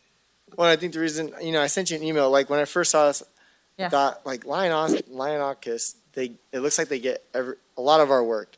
And my first Yeah. reaction was, okay, What's going on? I'm just, Yeah. just No, being honest. and there were good questions. And so I think what would have been helpful is when you're sitting here describing like their experience with Lass and YOLO, about the elevator, how they threw in an expert, like that helps me arrive to understand how you guys arrived to that. That's why we're up here talking. That's why I asked the question. So thank you for bringing that up. And just to confirm, no general fund dollars is coming from the capital improvement project fund. Is that correct? It's coming from the capital budget. Capital budget, I'm sorry, Yeah. and then HSA. So yeah, thank you for that long explanation. I would just simply say in the future, if we do business with them, more of what you presented today would be helpful in the memo portion, because sometimes. Yeah, I agree. So cool. Thank you, Mo. You're welcome. Supervisor Goldenberg. So, yeah, I too had similar concerns as Supervisor Kirk did, just seeing the amount of contracts that they've had. But I also feel a lot better about it now, seeing the things included. I think it's very positive to have somebody that has good, solid knowledge on the elevators. The cost estimating is really good, but I guess one question I have is, obviously we've recently seen costs, escalate incredibly high, and is part of their charge to, build in an inflator as well, as we've seen on some other recent. Absolutely. So they will build in an escalation into it, and they will tell us they will go out, they will ask us, when do we think we might be doing these projects, and do a point in time and say, okay, if you're not going to do them for 2 years, this is the escalation you need to put on it. So, yeah. Okay. And the other question I had was on, I think you touched upon it, but I just want to confirm that each separate building, each separate area will come with a cost for that area. As we go down the road here, we don't know how much money we'll have, which project we'll do or not do, time-wise. So. Right. So what I did after we selected, so this is a difference. That's one of another question, the difference between an RFQ and an RFP. So after you select your number one firm and you start negotiating with them. And so one of the negotiations was in the scope of work. And one of the things that was so important to me was for any firm that we hired did exactly like you said, Supervisor, look at each individual project and lay out everything that was needed to be able to do what the architect firms was recommending and give us a cost estimate for each one separately. So we knew we could pick and choose depending on what our budgets will allow. Very good. And lastly, I too, I'm glad that they've done the Lassen and Yolo County Historic Courthouses, because that shows that they've, have good experience in that type of work. So, thank you. You're quite welcome. Thank you for all your work on this, since we gave the direction to look at it. My question is just in grouping those kind of two buildings together. Tuolumne General's will be a very functional building. The courthouse, well, I think having function is, form's so important. It's so important. It's such a beautiful historical piece. As you mentioned, and I was flipping through with Lionakis, and I think when I've heard concerns brought up, it's not that they're ugly buildings, it's that they're very, very modern. A lot of them tend to have very stylish but modern elements to it.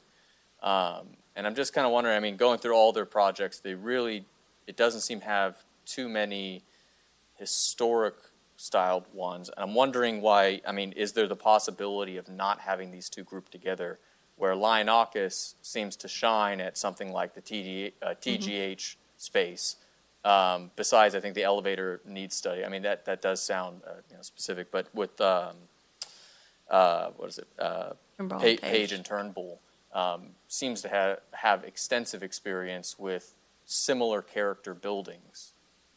I don't know if that's a possibility, or why the decision was to put them together instead of having the two separate ones. Probably it's a lot easier if we can look at it as a group and group the project as far as staff resources and as far as the economy of scales for a proposal. If we were to separate these out, I could tell you where we will be paying more than what we've agreed to as far as this amount in this agreement before us for consideration. One of the things, architects design what you ask them to. So a lot of people, if you ask them to design something and keep the historic nature and character, they're going to do just that. So one of the things that I think I'll do after this meeting is scan and send you the pictures of the two courthouses that they've done, so you can see what they did to them. Lassen is a little more has a little more glass to it. As far as they had to do an external elevator. In Yolo, they were able to do one inside their courthouse. Inside the old courthouse for their services. It just depends. I think, that's one thing, in talking to Lionakis about their services, and especially when it comes to the courthouses. And for us, especially the Yaney Street Courthouse is so iconic to our culture and to our community. It's something that we don't really want changed, but we need it to be function. We know that when buildings are not utilized, they deteriorate so much faster than if they're occupied. And so one of the things Lionakis and I have agreed to is we're going to have a community meeting and talk to the community about, what's most important to you about this building. And if we were to do maybe this and this, how do you feel about it? Or, do some sketches with them. And if this were the case, if we could put an elevator inside, these are some of the complications. This is what might be lost historically inside. And if we were to do an elevator outside, these are the aesthetics maybe that we might be losing. Would you prefer it here? And ask the community their input to that. So I think it's beholden to us to tell Lionakis, look, this is really the character and the feel that we want. Okay. No, and I understand why running two separate grant processes, I can imagine that would be more expensive and a lot more difficult there.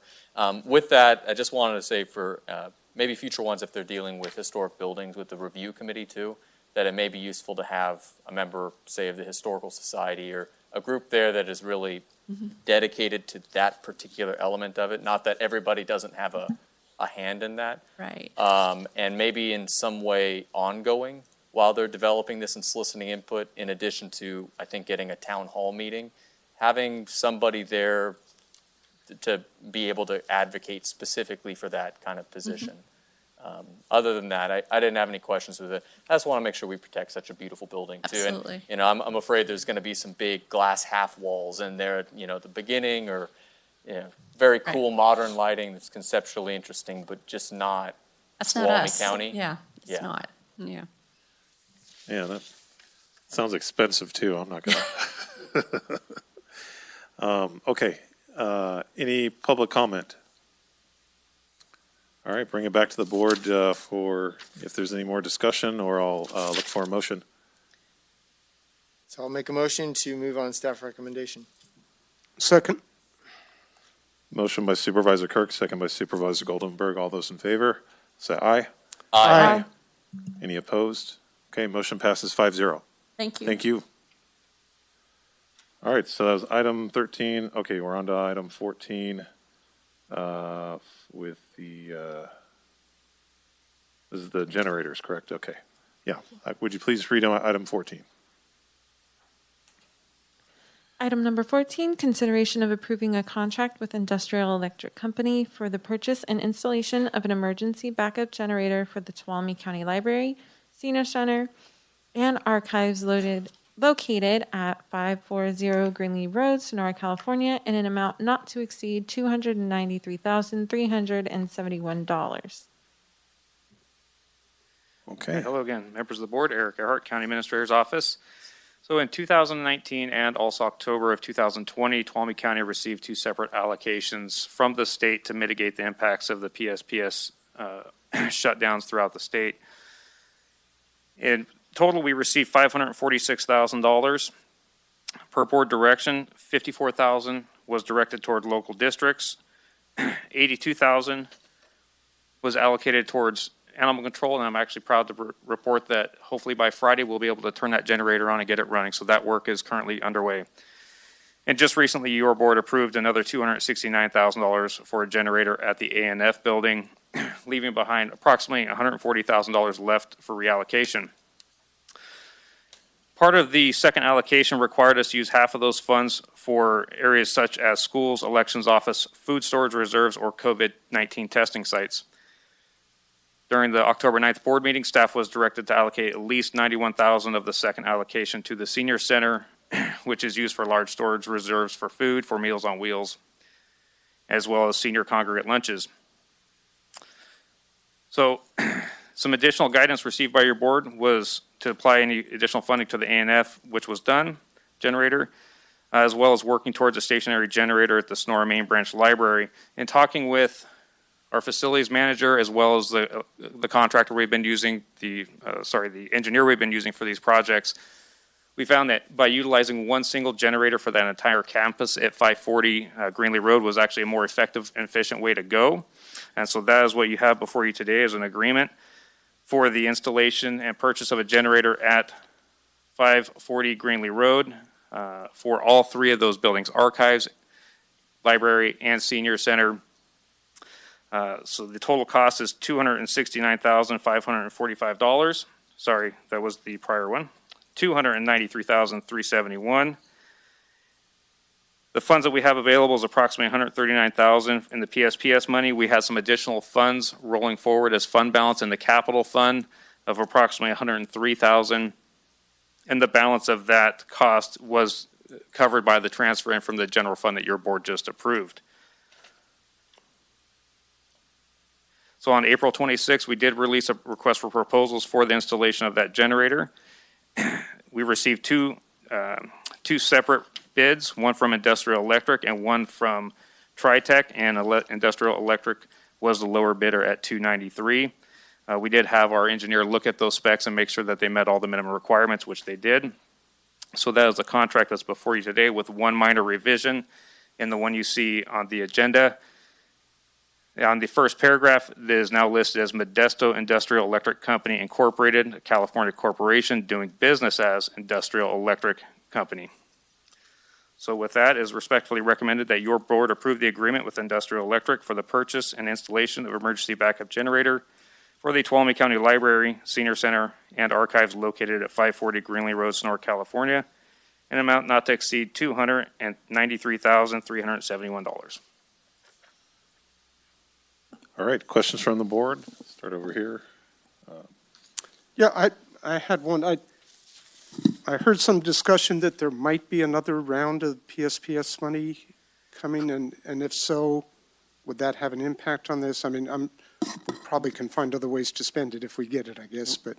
We do still have some additional, we were notified that there will be an additional allocation in October. We don't know yet what that allocation looked like, but we do have some other projects also that we could use. There was one other project that was listed, which was upgrading our traffic signals to change the backplates to a yellow bordered one, so that would improve night visibility, eliminate the need for manually reactive lights during the power outages. So that's another project that's on the agenda as well that the board had directed us to look at as well. But we know that we have other facilities that could use those generators as well.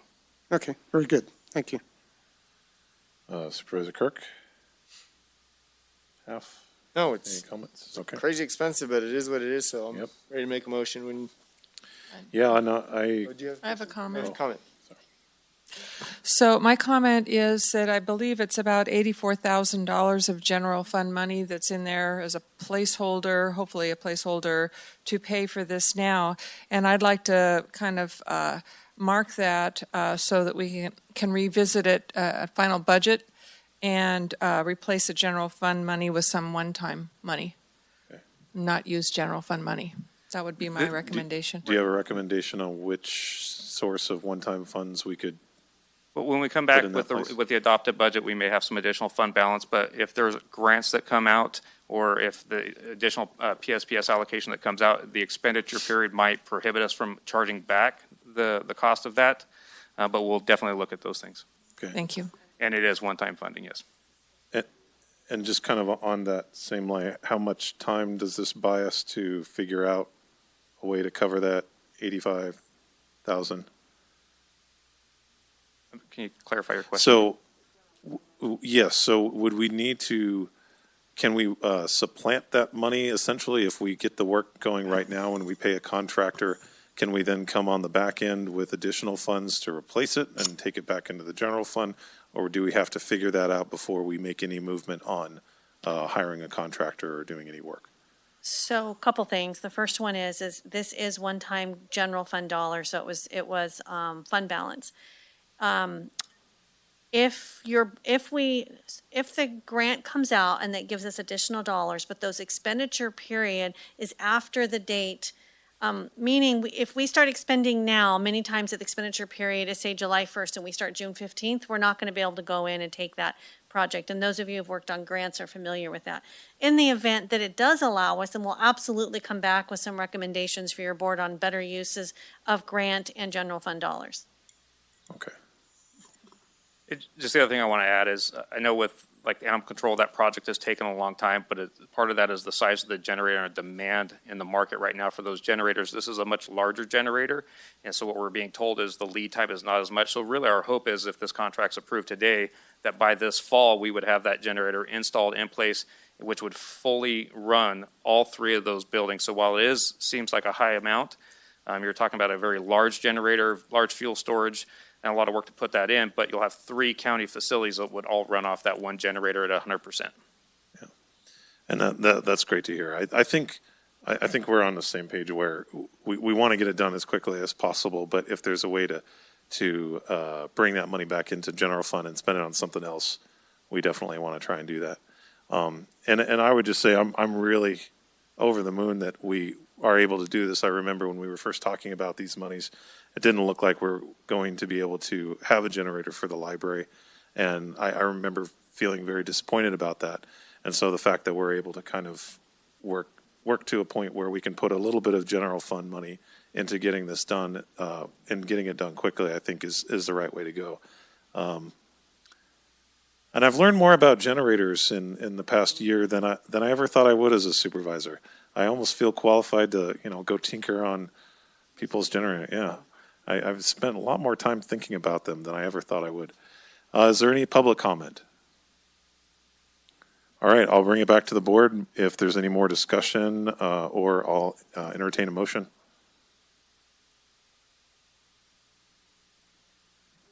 I'll jump up too quick. Yeah. I'll go ahead and, I'm going to go ahead and move. You guys took too long. Okay, I'm going to move on staff recommendation for item 14. I'll second. So motion by Supervisor Campbell, second by Supervisor Goldenberg. I'll call for the vote. All those in favor, please say aye. Aye. Any opposed? Okay, motion passes 5-0. Thank you very much. Do we want to take a break or do we want to move on? Okay. Well, we've got this and then reports and then we'll go into closed session. So I think we'll just go ahead and power through. Okay. So we will recess as the Board of Supervisors and we will convene as the Tuolumne County Public Power Agency. And I'll look to our board clerk to read our first item as the TPPA. Consideration approving the Tuolumne Public Power Agency fiscal year 2021-2022 budget. Hello. Good afternoon, Chair Campbell, members of the Board of Directors of the Public Power Agency. I'm Liz Peterson with the Tuolumne Public Power Agency. I am here today requesting your board approve the budget for the 21-22 fiscal year for the TPPA. This budget approval has to be done by June 30th of each year by the Board of Directors, which includes setting the consumption rate, and that rate is per kilowatt hour, for TPPA members for the upcoming fiscal year. The rate is determined by dividing the anticipated annual consumption of TPPA members by the estimated costs, primarily from WAPA, the Western Area Power Administration, from PG&E, and from CalISO, as well as some other kind of overhead costs for administering the program, which are relatively minor. I just want to talk a little bit about the costs this year. I mean, I always want to talk about the costs, but this year in particular, they are higher than they have been in the past. So I just want to bring to your board's attention as to why that is. So WAPA, they are the federal entity that calculates TPPA's power allocation from the power that's generated at New Maloney's Dam. And they ensure that TPPA receives the power that it is allocated. So the costs for WAPA are less than 1% of the total cost that WAPA passes on to all of its members. But they do vary from year to year based on true-ups from the previous year, as well as other potential decreases in total generation. And in this year, we're going to see some decrease in power generation at Maloney's, due primarily to the drought year that we are facing and likely will be experiencing even more significantly in the coming months. So that is going to affect our cost for WAPA. Moving to PG&E, the annual change in TPPA's PG&E costs come primarily from anticipated consumption increases, such as adding new members or existing members growing or expanding their facilities. TPPA pays PG&E for the use of their transmission and distribution lines, as well as to read our meters each month. So the cost from PG&E is calculated per kilowatt hour and is set from a Federal Energy Regulatory Commission, or FERC, decision. However, as your board is aware, PG&E has been negotiating a new rate with FERC, which could dramatically impact the rate that TPPA pays moving forward. We have hired an attorney to work on this negotiation on our behalf with PG&E, as your board is aware, as well as some rate consultants who are working this issue as well. But the negotiation process is still ongoing. So the fiscal year 21-22 costs for PG&E could be as high as 30% higher than what they have been in the past. And that 30% number comes not only from our rate consultants, but also some estimations that WAPA has done on our behalf. We just don't know exactly what those are yet. We will have another opportunity. We have seen some preliminary numbers, not quite high as 30%, but it could be. So we'll have another opportunity in November to kind of renegotiate what those numbers might be. Our hope is that as we have one full year of under this new kind of PG&E rate, that things will sort of level out a bit. But next year is just going to be, it's going to be a lot of kind of up and down of some members paying more than what they used to in certain months. Hopefully it'll all sort of even out. Nevertheless, our costs will increase for PG&E. So there in the budget right now is a 30% increase for PG&E costs over last year. And that is just to be conservative. And then our Cal ISO costs. So Cal ISO is the entity that schedules the power for TPPA and ensures the power is available to TPPA members as they need it. Cal ISO rates also fluctuate due to a variety of factors. For fiscal year 21-22, with anticipated increases in PSPS events up to twice as many as we have had in the past is what PG&E is anticipating.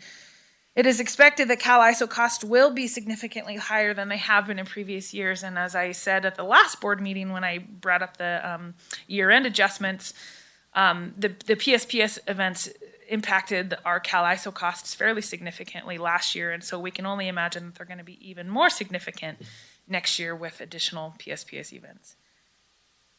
So the rate for fiscal year 21-22 is quite high compared with previous fiscal years for TIPA due to these factors that I've stated, as well as restoring that $525,000 of contingencies that were used from last fiscal year.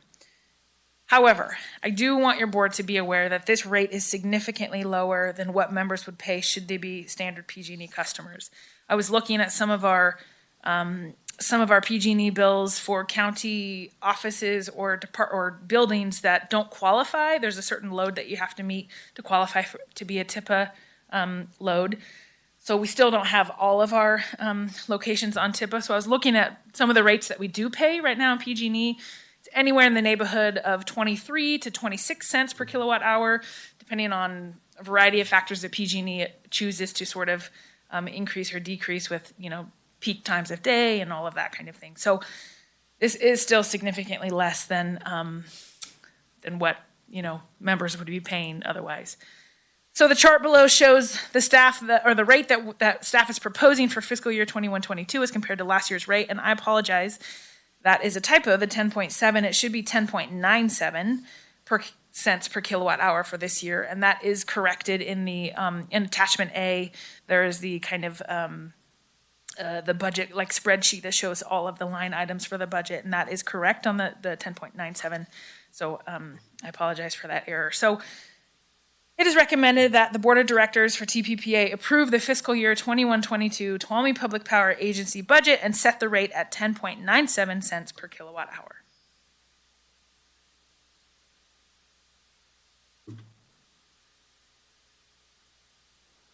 All right. Questions? Okay. Well, we'll start here with Supervisor Goldenberg. I usually start at both ends, but that's not always fair to the folks sitting right next to me. So Supervisor Goldenberg. So I just had one question. We're working this whole thing up. Did we notice our external users of this pending increase, the non-county entities? I mean, or is this just going to drop in TPPA there? members? Yeah. So once the board adopts the rate, then we notify the members of what the rate will be. Yeah. Told them ahead of time that there might be an increase or? No. Okay. All right. I think Supervisor Half, you had a comment? Yes. Just curious, is PG&E billing us for the meter reading on a regular basis? They are. Okay, good. Thanks. Yep. I got no questions. Try and saying WAPA 10 times fast. So if there's no other questions, I'll make a motion when we're ready. Any public comment? Oh, yeah, sorry. Okay, no public comment. Bring it back to the board. I think you said you would like to make a motion. Sure. To approve Tuolumne Public Power Agency fiscal year 21-22 budget. Okay. Motion by Supervisor Kirk. Second by Supervisor Half. Call for the vote. All those in favor, please say aye. Aye. Any opposed? Okay, motion passes 5-0. So we will now adjourn as the TPPA and reconvene as the Tuolumne County Board of Supervisors. So what's left is reports and then our two closed session items. I'm going to go ahead and move reports up. Look to the administrator's office. Any reports? Reports from County Council? I just want to say that this month is Chris Schmidt's 15-year anniversary with the County of Tuolumne. So although he's not in here, he's probably a little bit embarrassed, but we are so happy that Chris has been with us that long, and he is the stable force in our office, and he's always consistent. He's always willing to tackle any task that I assign him, and always has a great attitude. So congratulations to Chris. Thank you. Yeah, what a great milestone. Are we going to haul him up here to recognize him?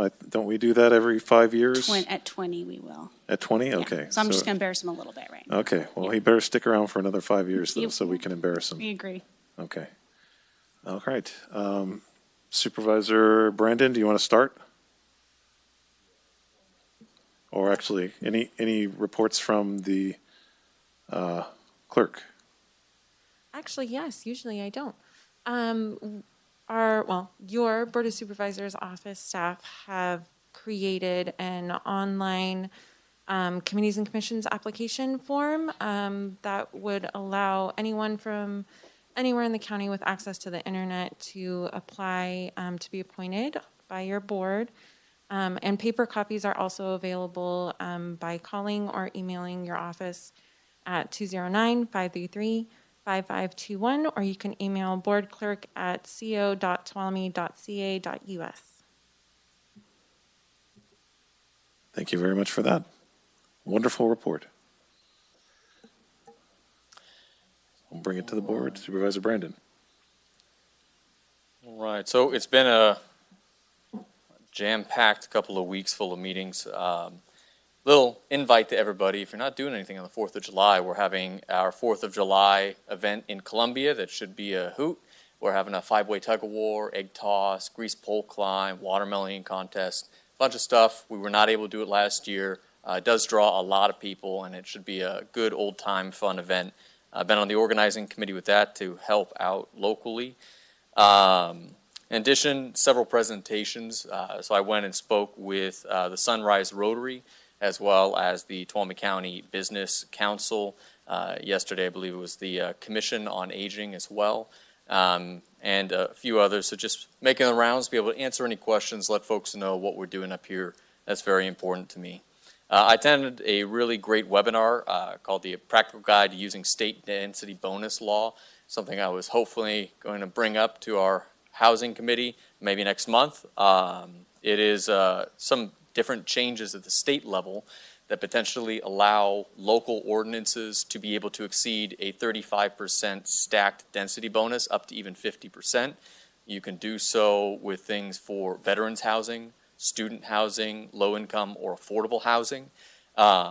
This addresses one of the, I think, issues that's come up with housing locally is a lot of people fought very hard to make an inclusionary ordinance here. It's been fairly underutilized to my understanding. And so that's led to not a lot of this affordable housing being developed. It hasn't been as much of an incentive as I think it was intended to be.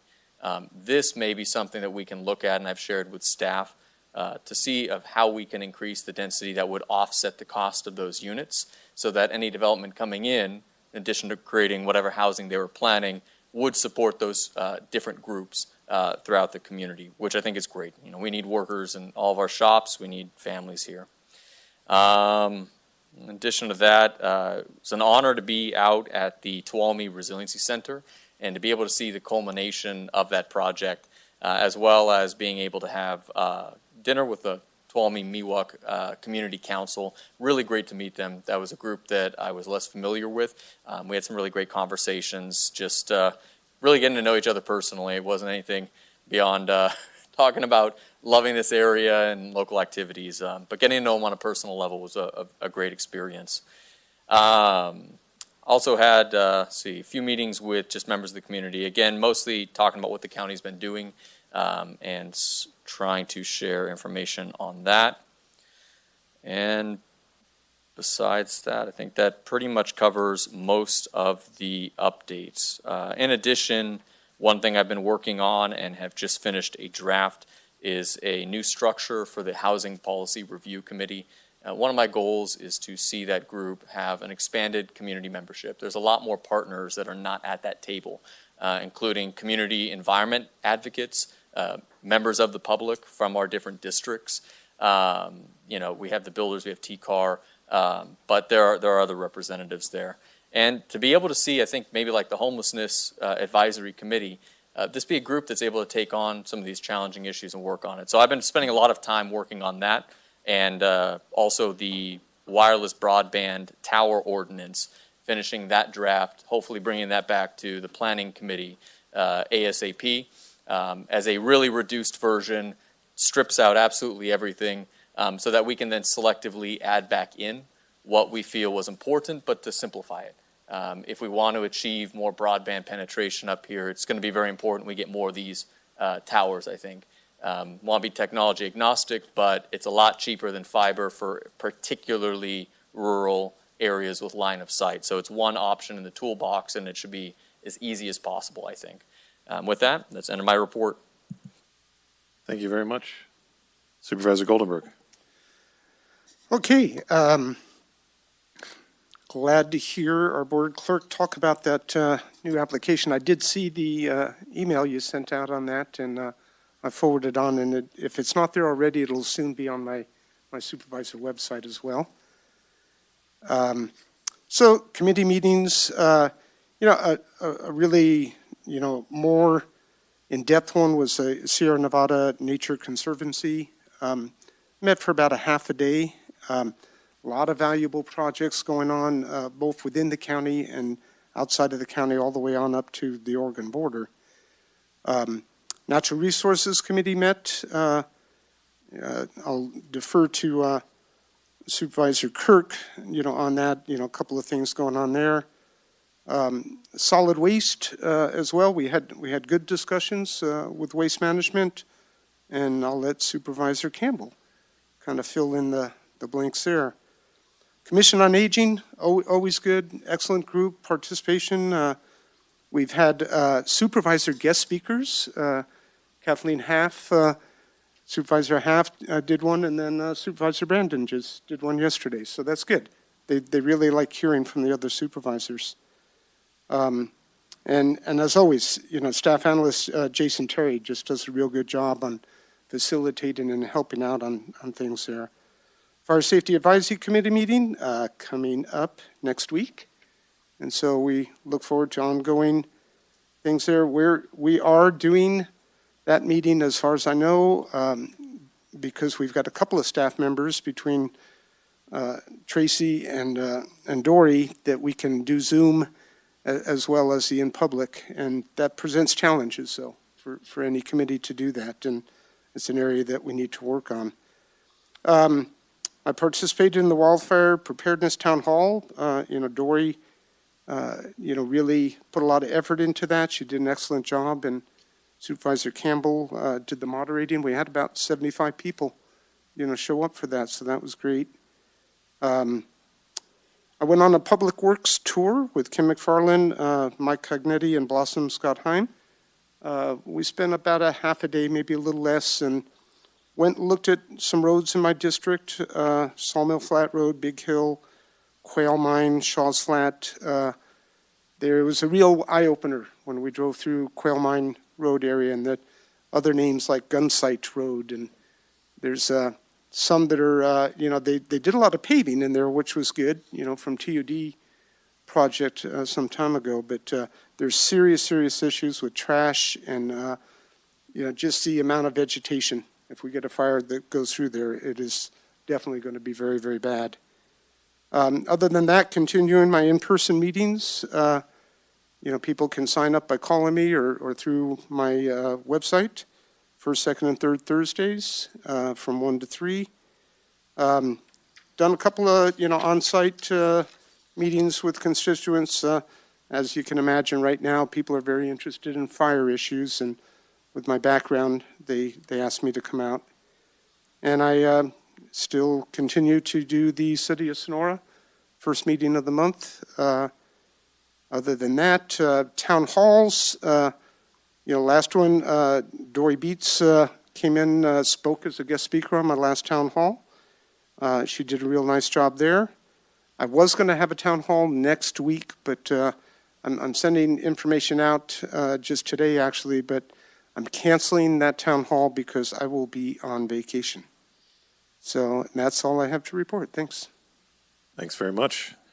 Supervisor Kirk. All right, I'll try and keep it short. Lots of meetings, commissions. I'll speak to a couple of them. And just so you know, Goldenberg, just because we sit on the same committee, two brains are better than one. So if there's something you ever want to talk about, don't just defer to me. Feel free to speak about it. With the natural resources, that committee is going to look at some of the committees and commissions that might be similar at the next meeting, and we're going to see perhaps if they might be able to give some recommendations, kind of to our discussion, Hath and the board, about combining some committees and commissions. They're going to give their 2 cents. That way, we can bring that to the board when that discussion happens. So maybe if you guys sit on some committees and commissions where if you give them an opportunity to discuss it, let them have their say, and then when we have that talk as a board, it just might be a little bit more efficient and more things that we may overlook. So they're going to look at that. Also, we forwarded them, I believe, the State Board of Forestry draft, so they had a chance to look at it. Just a few things going on, or I'll talk one more thing about the ADCA. I sit on the internal affairs, and also Kathleen and myself sit on the regular committee, but it is interesting to watch in the internal affairs portion how they're dealing with the minimum wage increase. Boris and their team, I think they spent 6 months. They did a pretty in-depth analysis and got a lot of information from all up and down the state, but it definitely is affecting their organization. They're getting ahead of it though. So when personnel gets up and says it's in depth, it really is, because I just saw it from a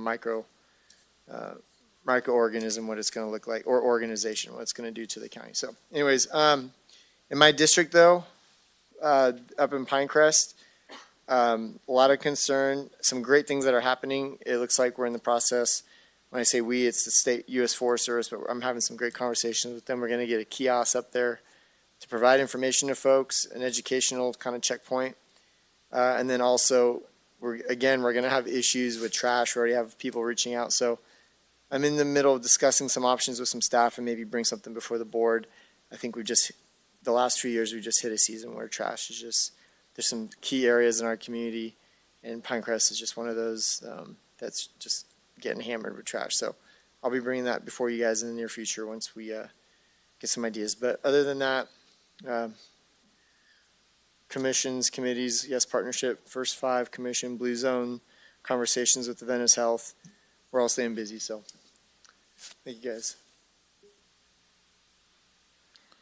Okay, so briefly, constituent issues have mostly centered around code compliance matters and fire-related concerns. I won't go into all the particulars, and I won't go into all of the commissions and committees I've been on unless there's something that's been important to note to all of you. I continue to have meetings with constituents in Groveland at the Little House. Most every Monday from 11 to 2, it's on a drop-in basis. And I'm available in my Sonora office for appointments by calling to make that appointment. I wanted to highlight that our clerk of the board, Heather Ryan, has been making it possible, I think for all of us, but I wanted to speak to my calendar. She's brought about a public calendar for me so that constituents can see when I'm in Groveland, because there may be some Mondays when I'm not, when I'm at Board of Supervisors meetings and any other public appearances. I'm going to learn how to do it so I can plug in my own information. And she's also creating a blog. I don't know if she's doing that for all of us, but she's creating a blog space on our website as well. And so I just wanted to give my thanks to Heather for doing that for us. I attended PML safety meeting, Pine Mountain Lake safety meeting, just to see what they talk about. It's a different jurisdiction. It's not the county, but to see where we could intersect. And I also attended a Firewise organizational meeting because in Groveland they are organizing probably several Firewise communities over there. So I was at the first organizing meeting for that after the town hall that I gave on it, and that was enlightening and fun to see. I had a tour of animal control facilities. I just want to mention that for the Homeless Committee, we had a lively and active committee meeting last where we elected a chair, vice chair, And I think we got close to halfway through the bylaws also, which was a pretty good feat in a couple of hours. I was very impressed.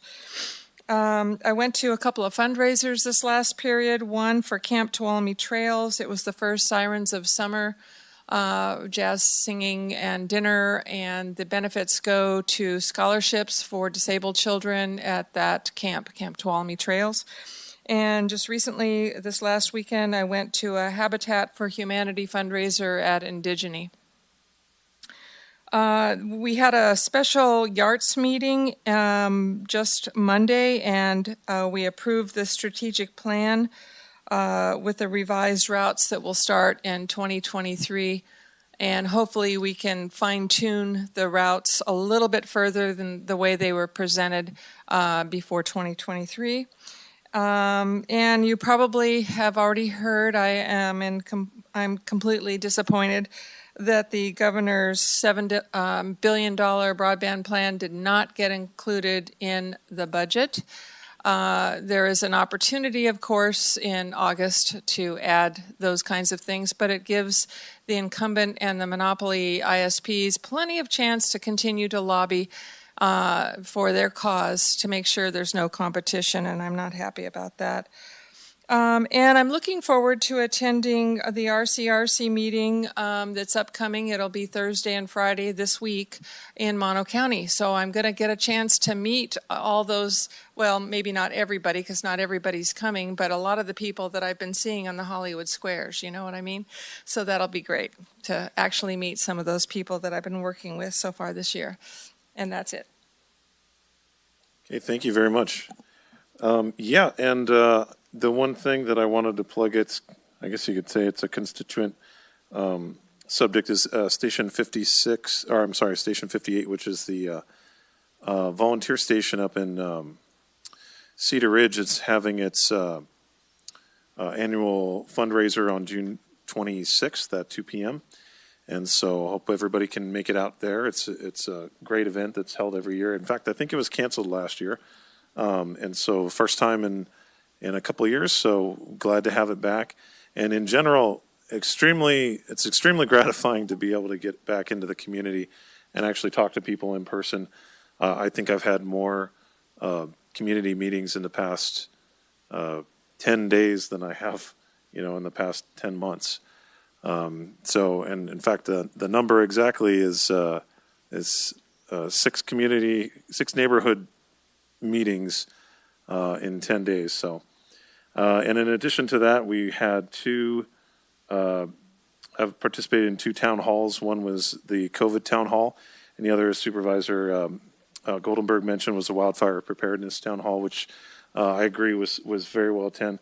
Incidentally, a lot of folks from Cedar Ridge were in attendance, so very robust participation there.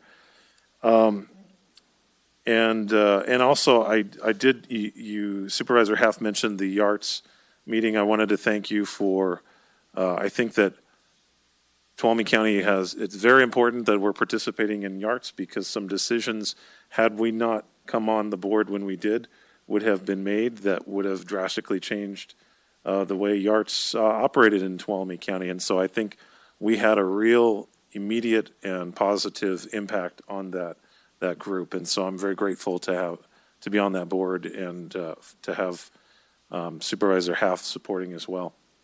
And kind of in the same vein as that is TCTC. So everything that we have been doing for budget with the Board of Supervisors, we've also been doing the same thing with TCTC, going through a completely separate budget with completely separate issues.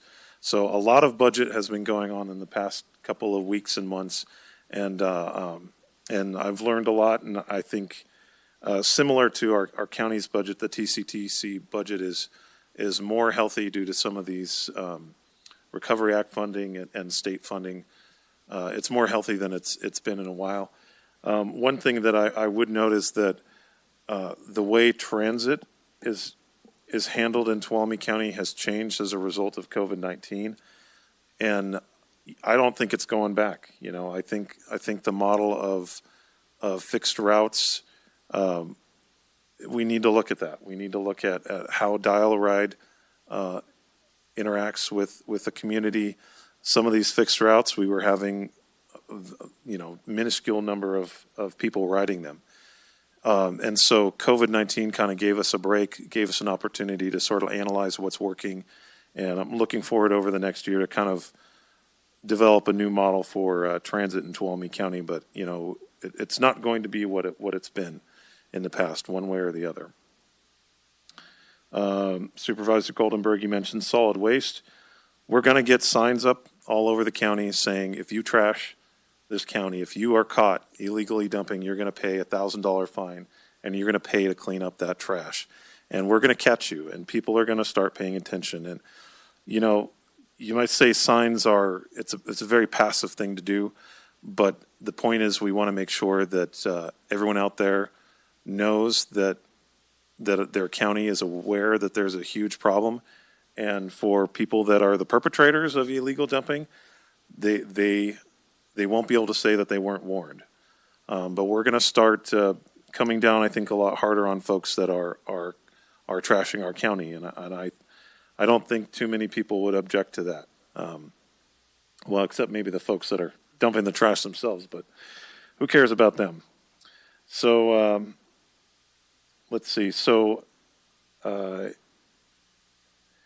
of the beginning, it was so gratifying to be at the Resilience Center groundbreaking. Often in the past, I've been to a lot of groundbreakings. I used to be a reporter, and you'd go there to cover groundbreakings. You'd take a picture, write a little story, and it really didn't have, I think, as much significance for me as that last ceremony did, because, for one thing, that was the first big outdoor event. It was a beautiful day, and it just highlighted just years and years of work that went into that, and a truly positive thing for our county. So it just, I don't know, those kind of things usually don't touch me too well. I guess but that one did, and it was great to be participating in it, and it was great to be there with this board and with the staff that's put so much time into it. So I just wanted to say that. I think I mentioned all the town halls, and so that is the end of my report. I'll look to, I think that's all the reports that we're going to have. So we're going to go ahead and go into closed session. We have 2 items. I'll look to the clerk to read items 16 and 17 for us. Then we'll look for public comment, and then we'll go ahead and break into closed session. Item number 16, closed session, conference with labor negotiators Tracy Riggs, County Administrator, Eric Earhart, Assistant County Administrator, and Ann Friend, Human Resources Director. Authority Government Code Section 54957.6, all bargaining units. Item number 17, closed session, conference with legal counsel, existing litigation. Authority Government Code Section 54956.9D1. Radovich Logging Incorporated versus County of Tuolumne, Tuolumne County Superior Court case number CV63206. All right. Do we have any public comment on either of those items, 16 and 17? Okay, not looking at anyone coming in the room, getting the head shake from the phones. All right, I'm looking in the back of the room for County Council. Do we expect a report out? Okay, so we do not expect a report out on items 16 and 17, so we'll go ahead and go into closed session. Thank you very much.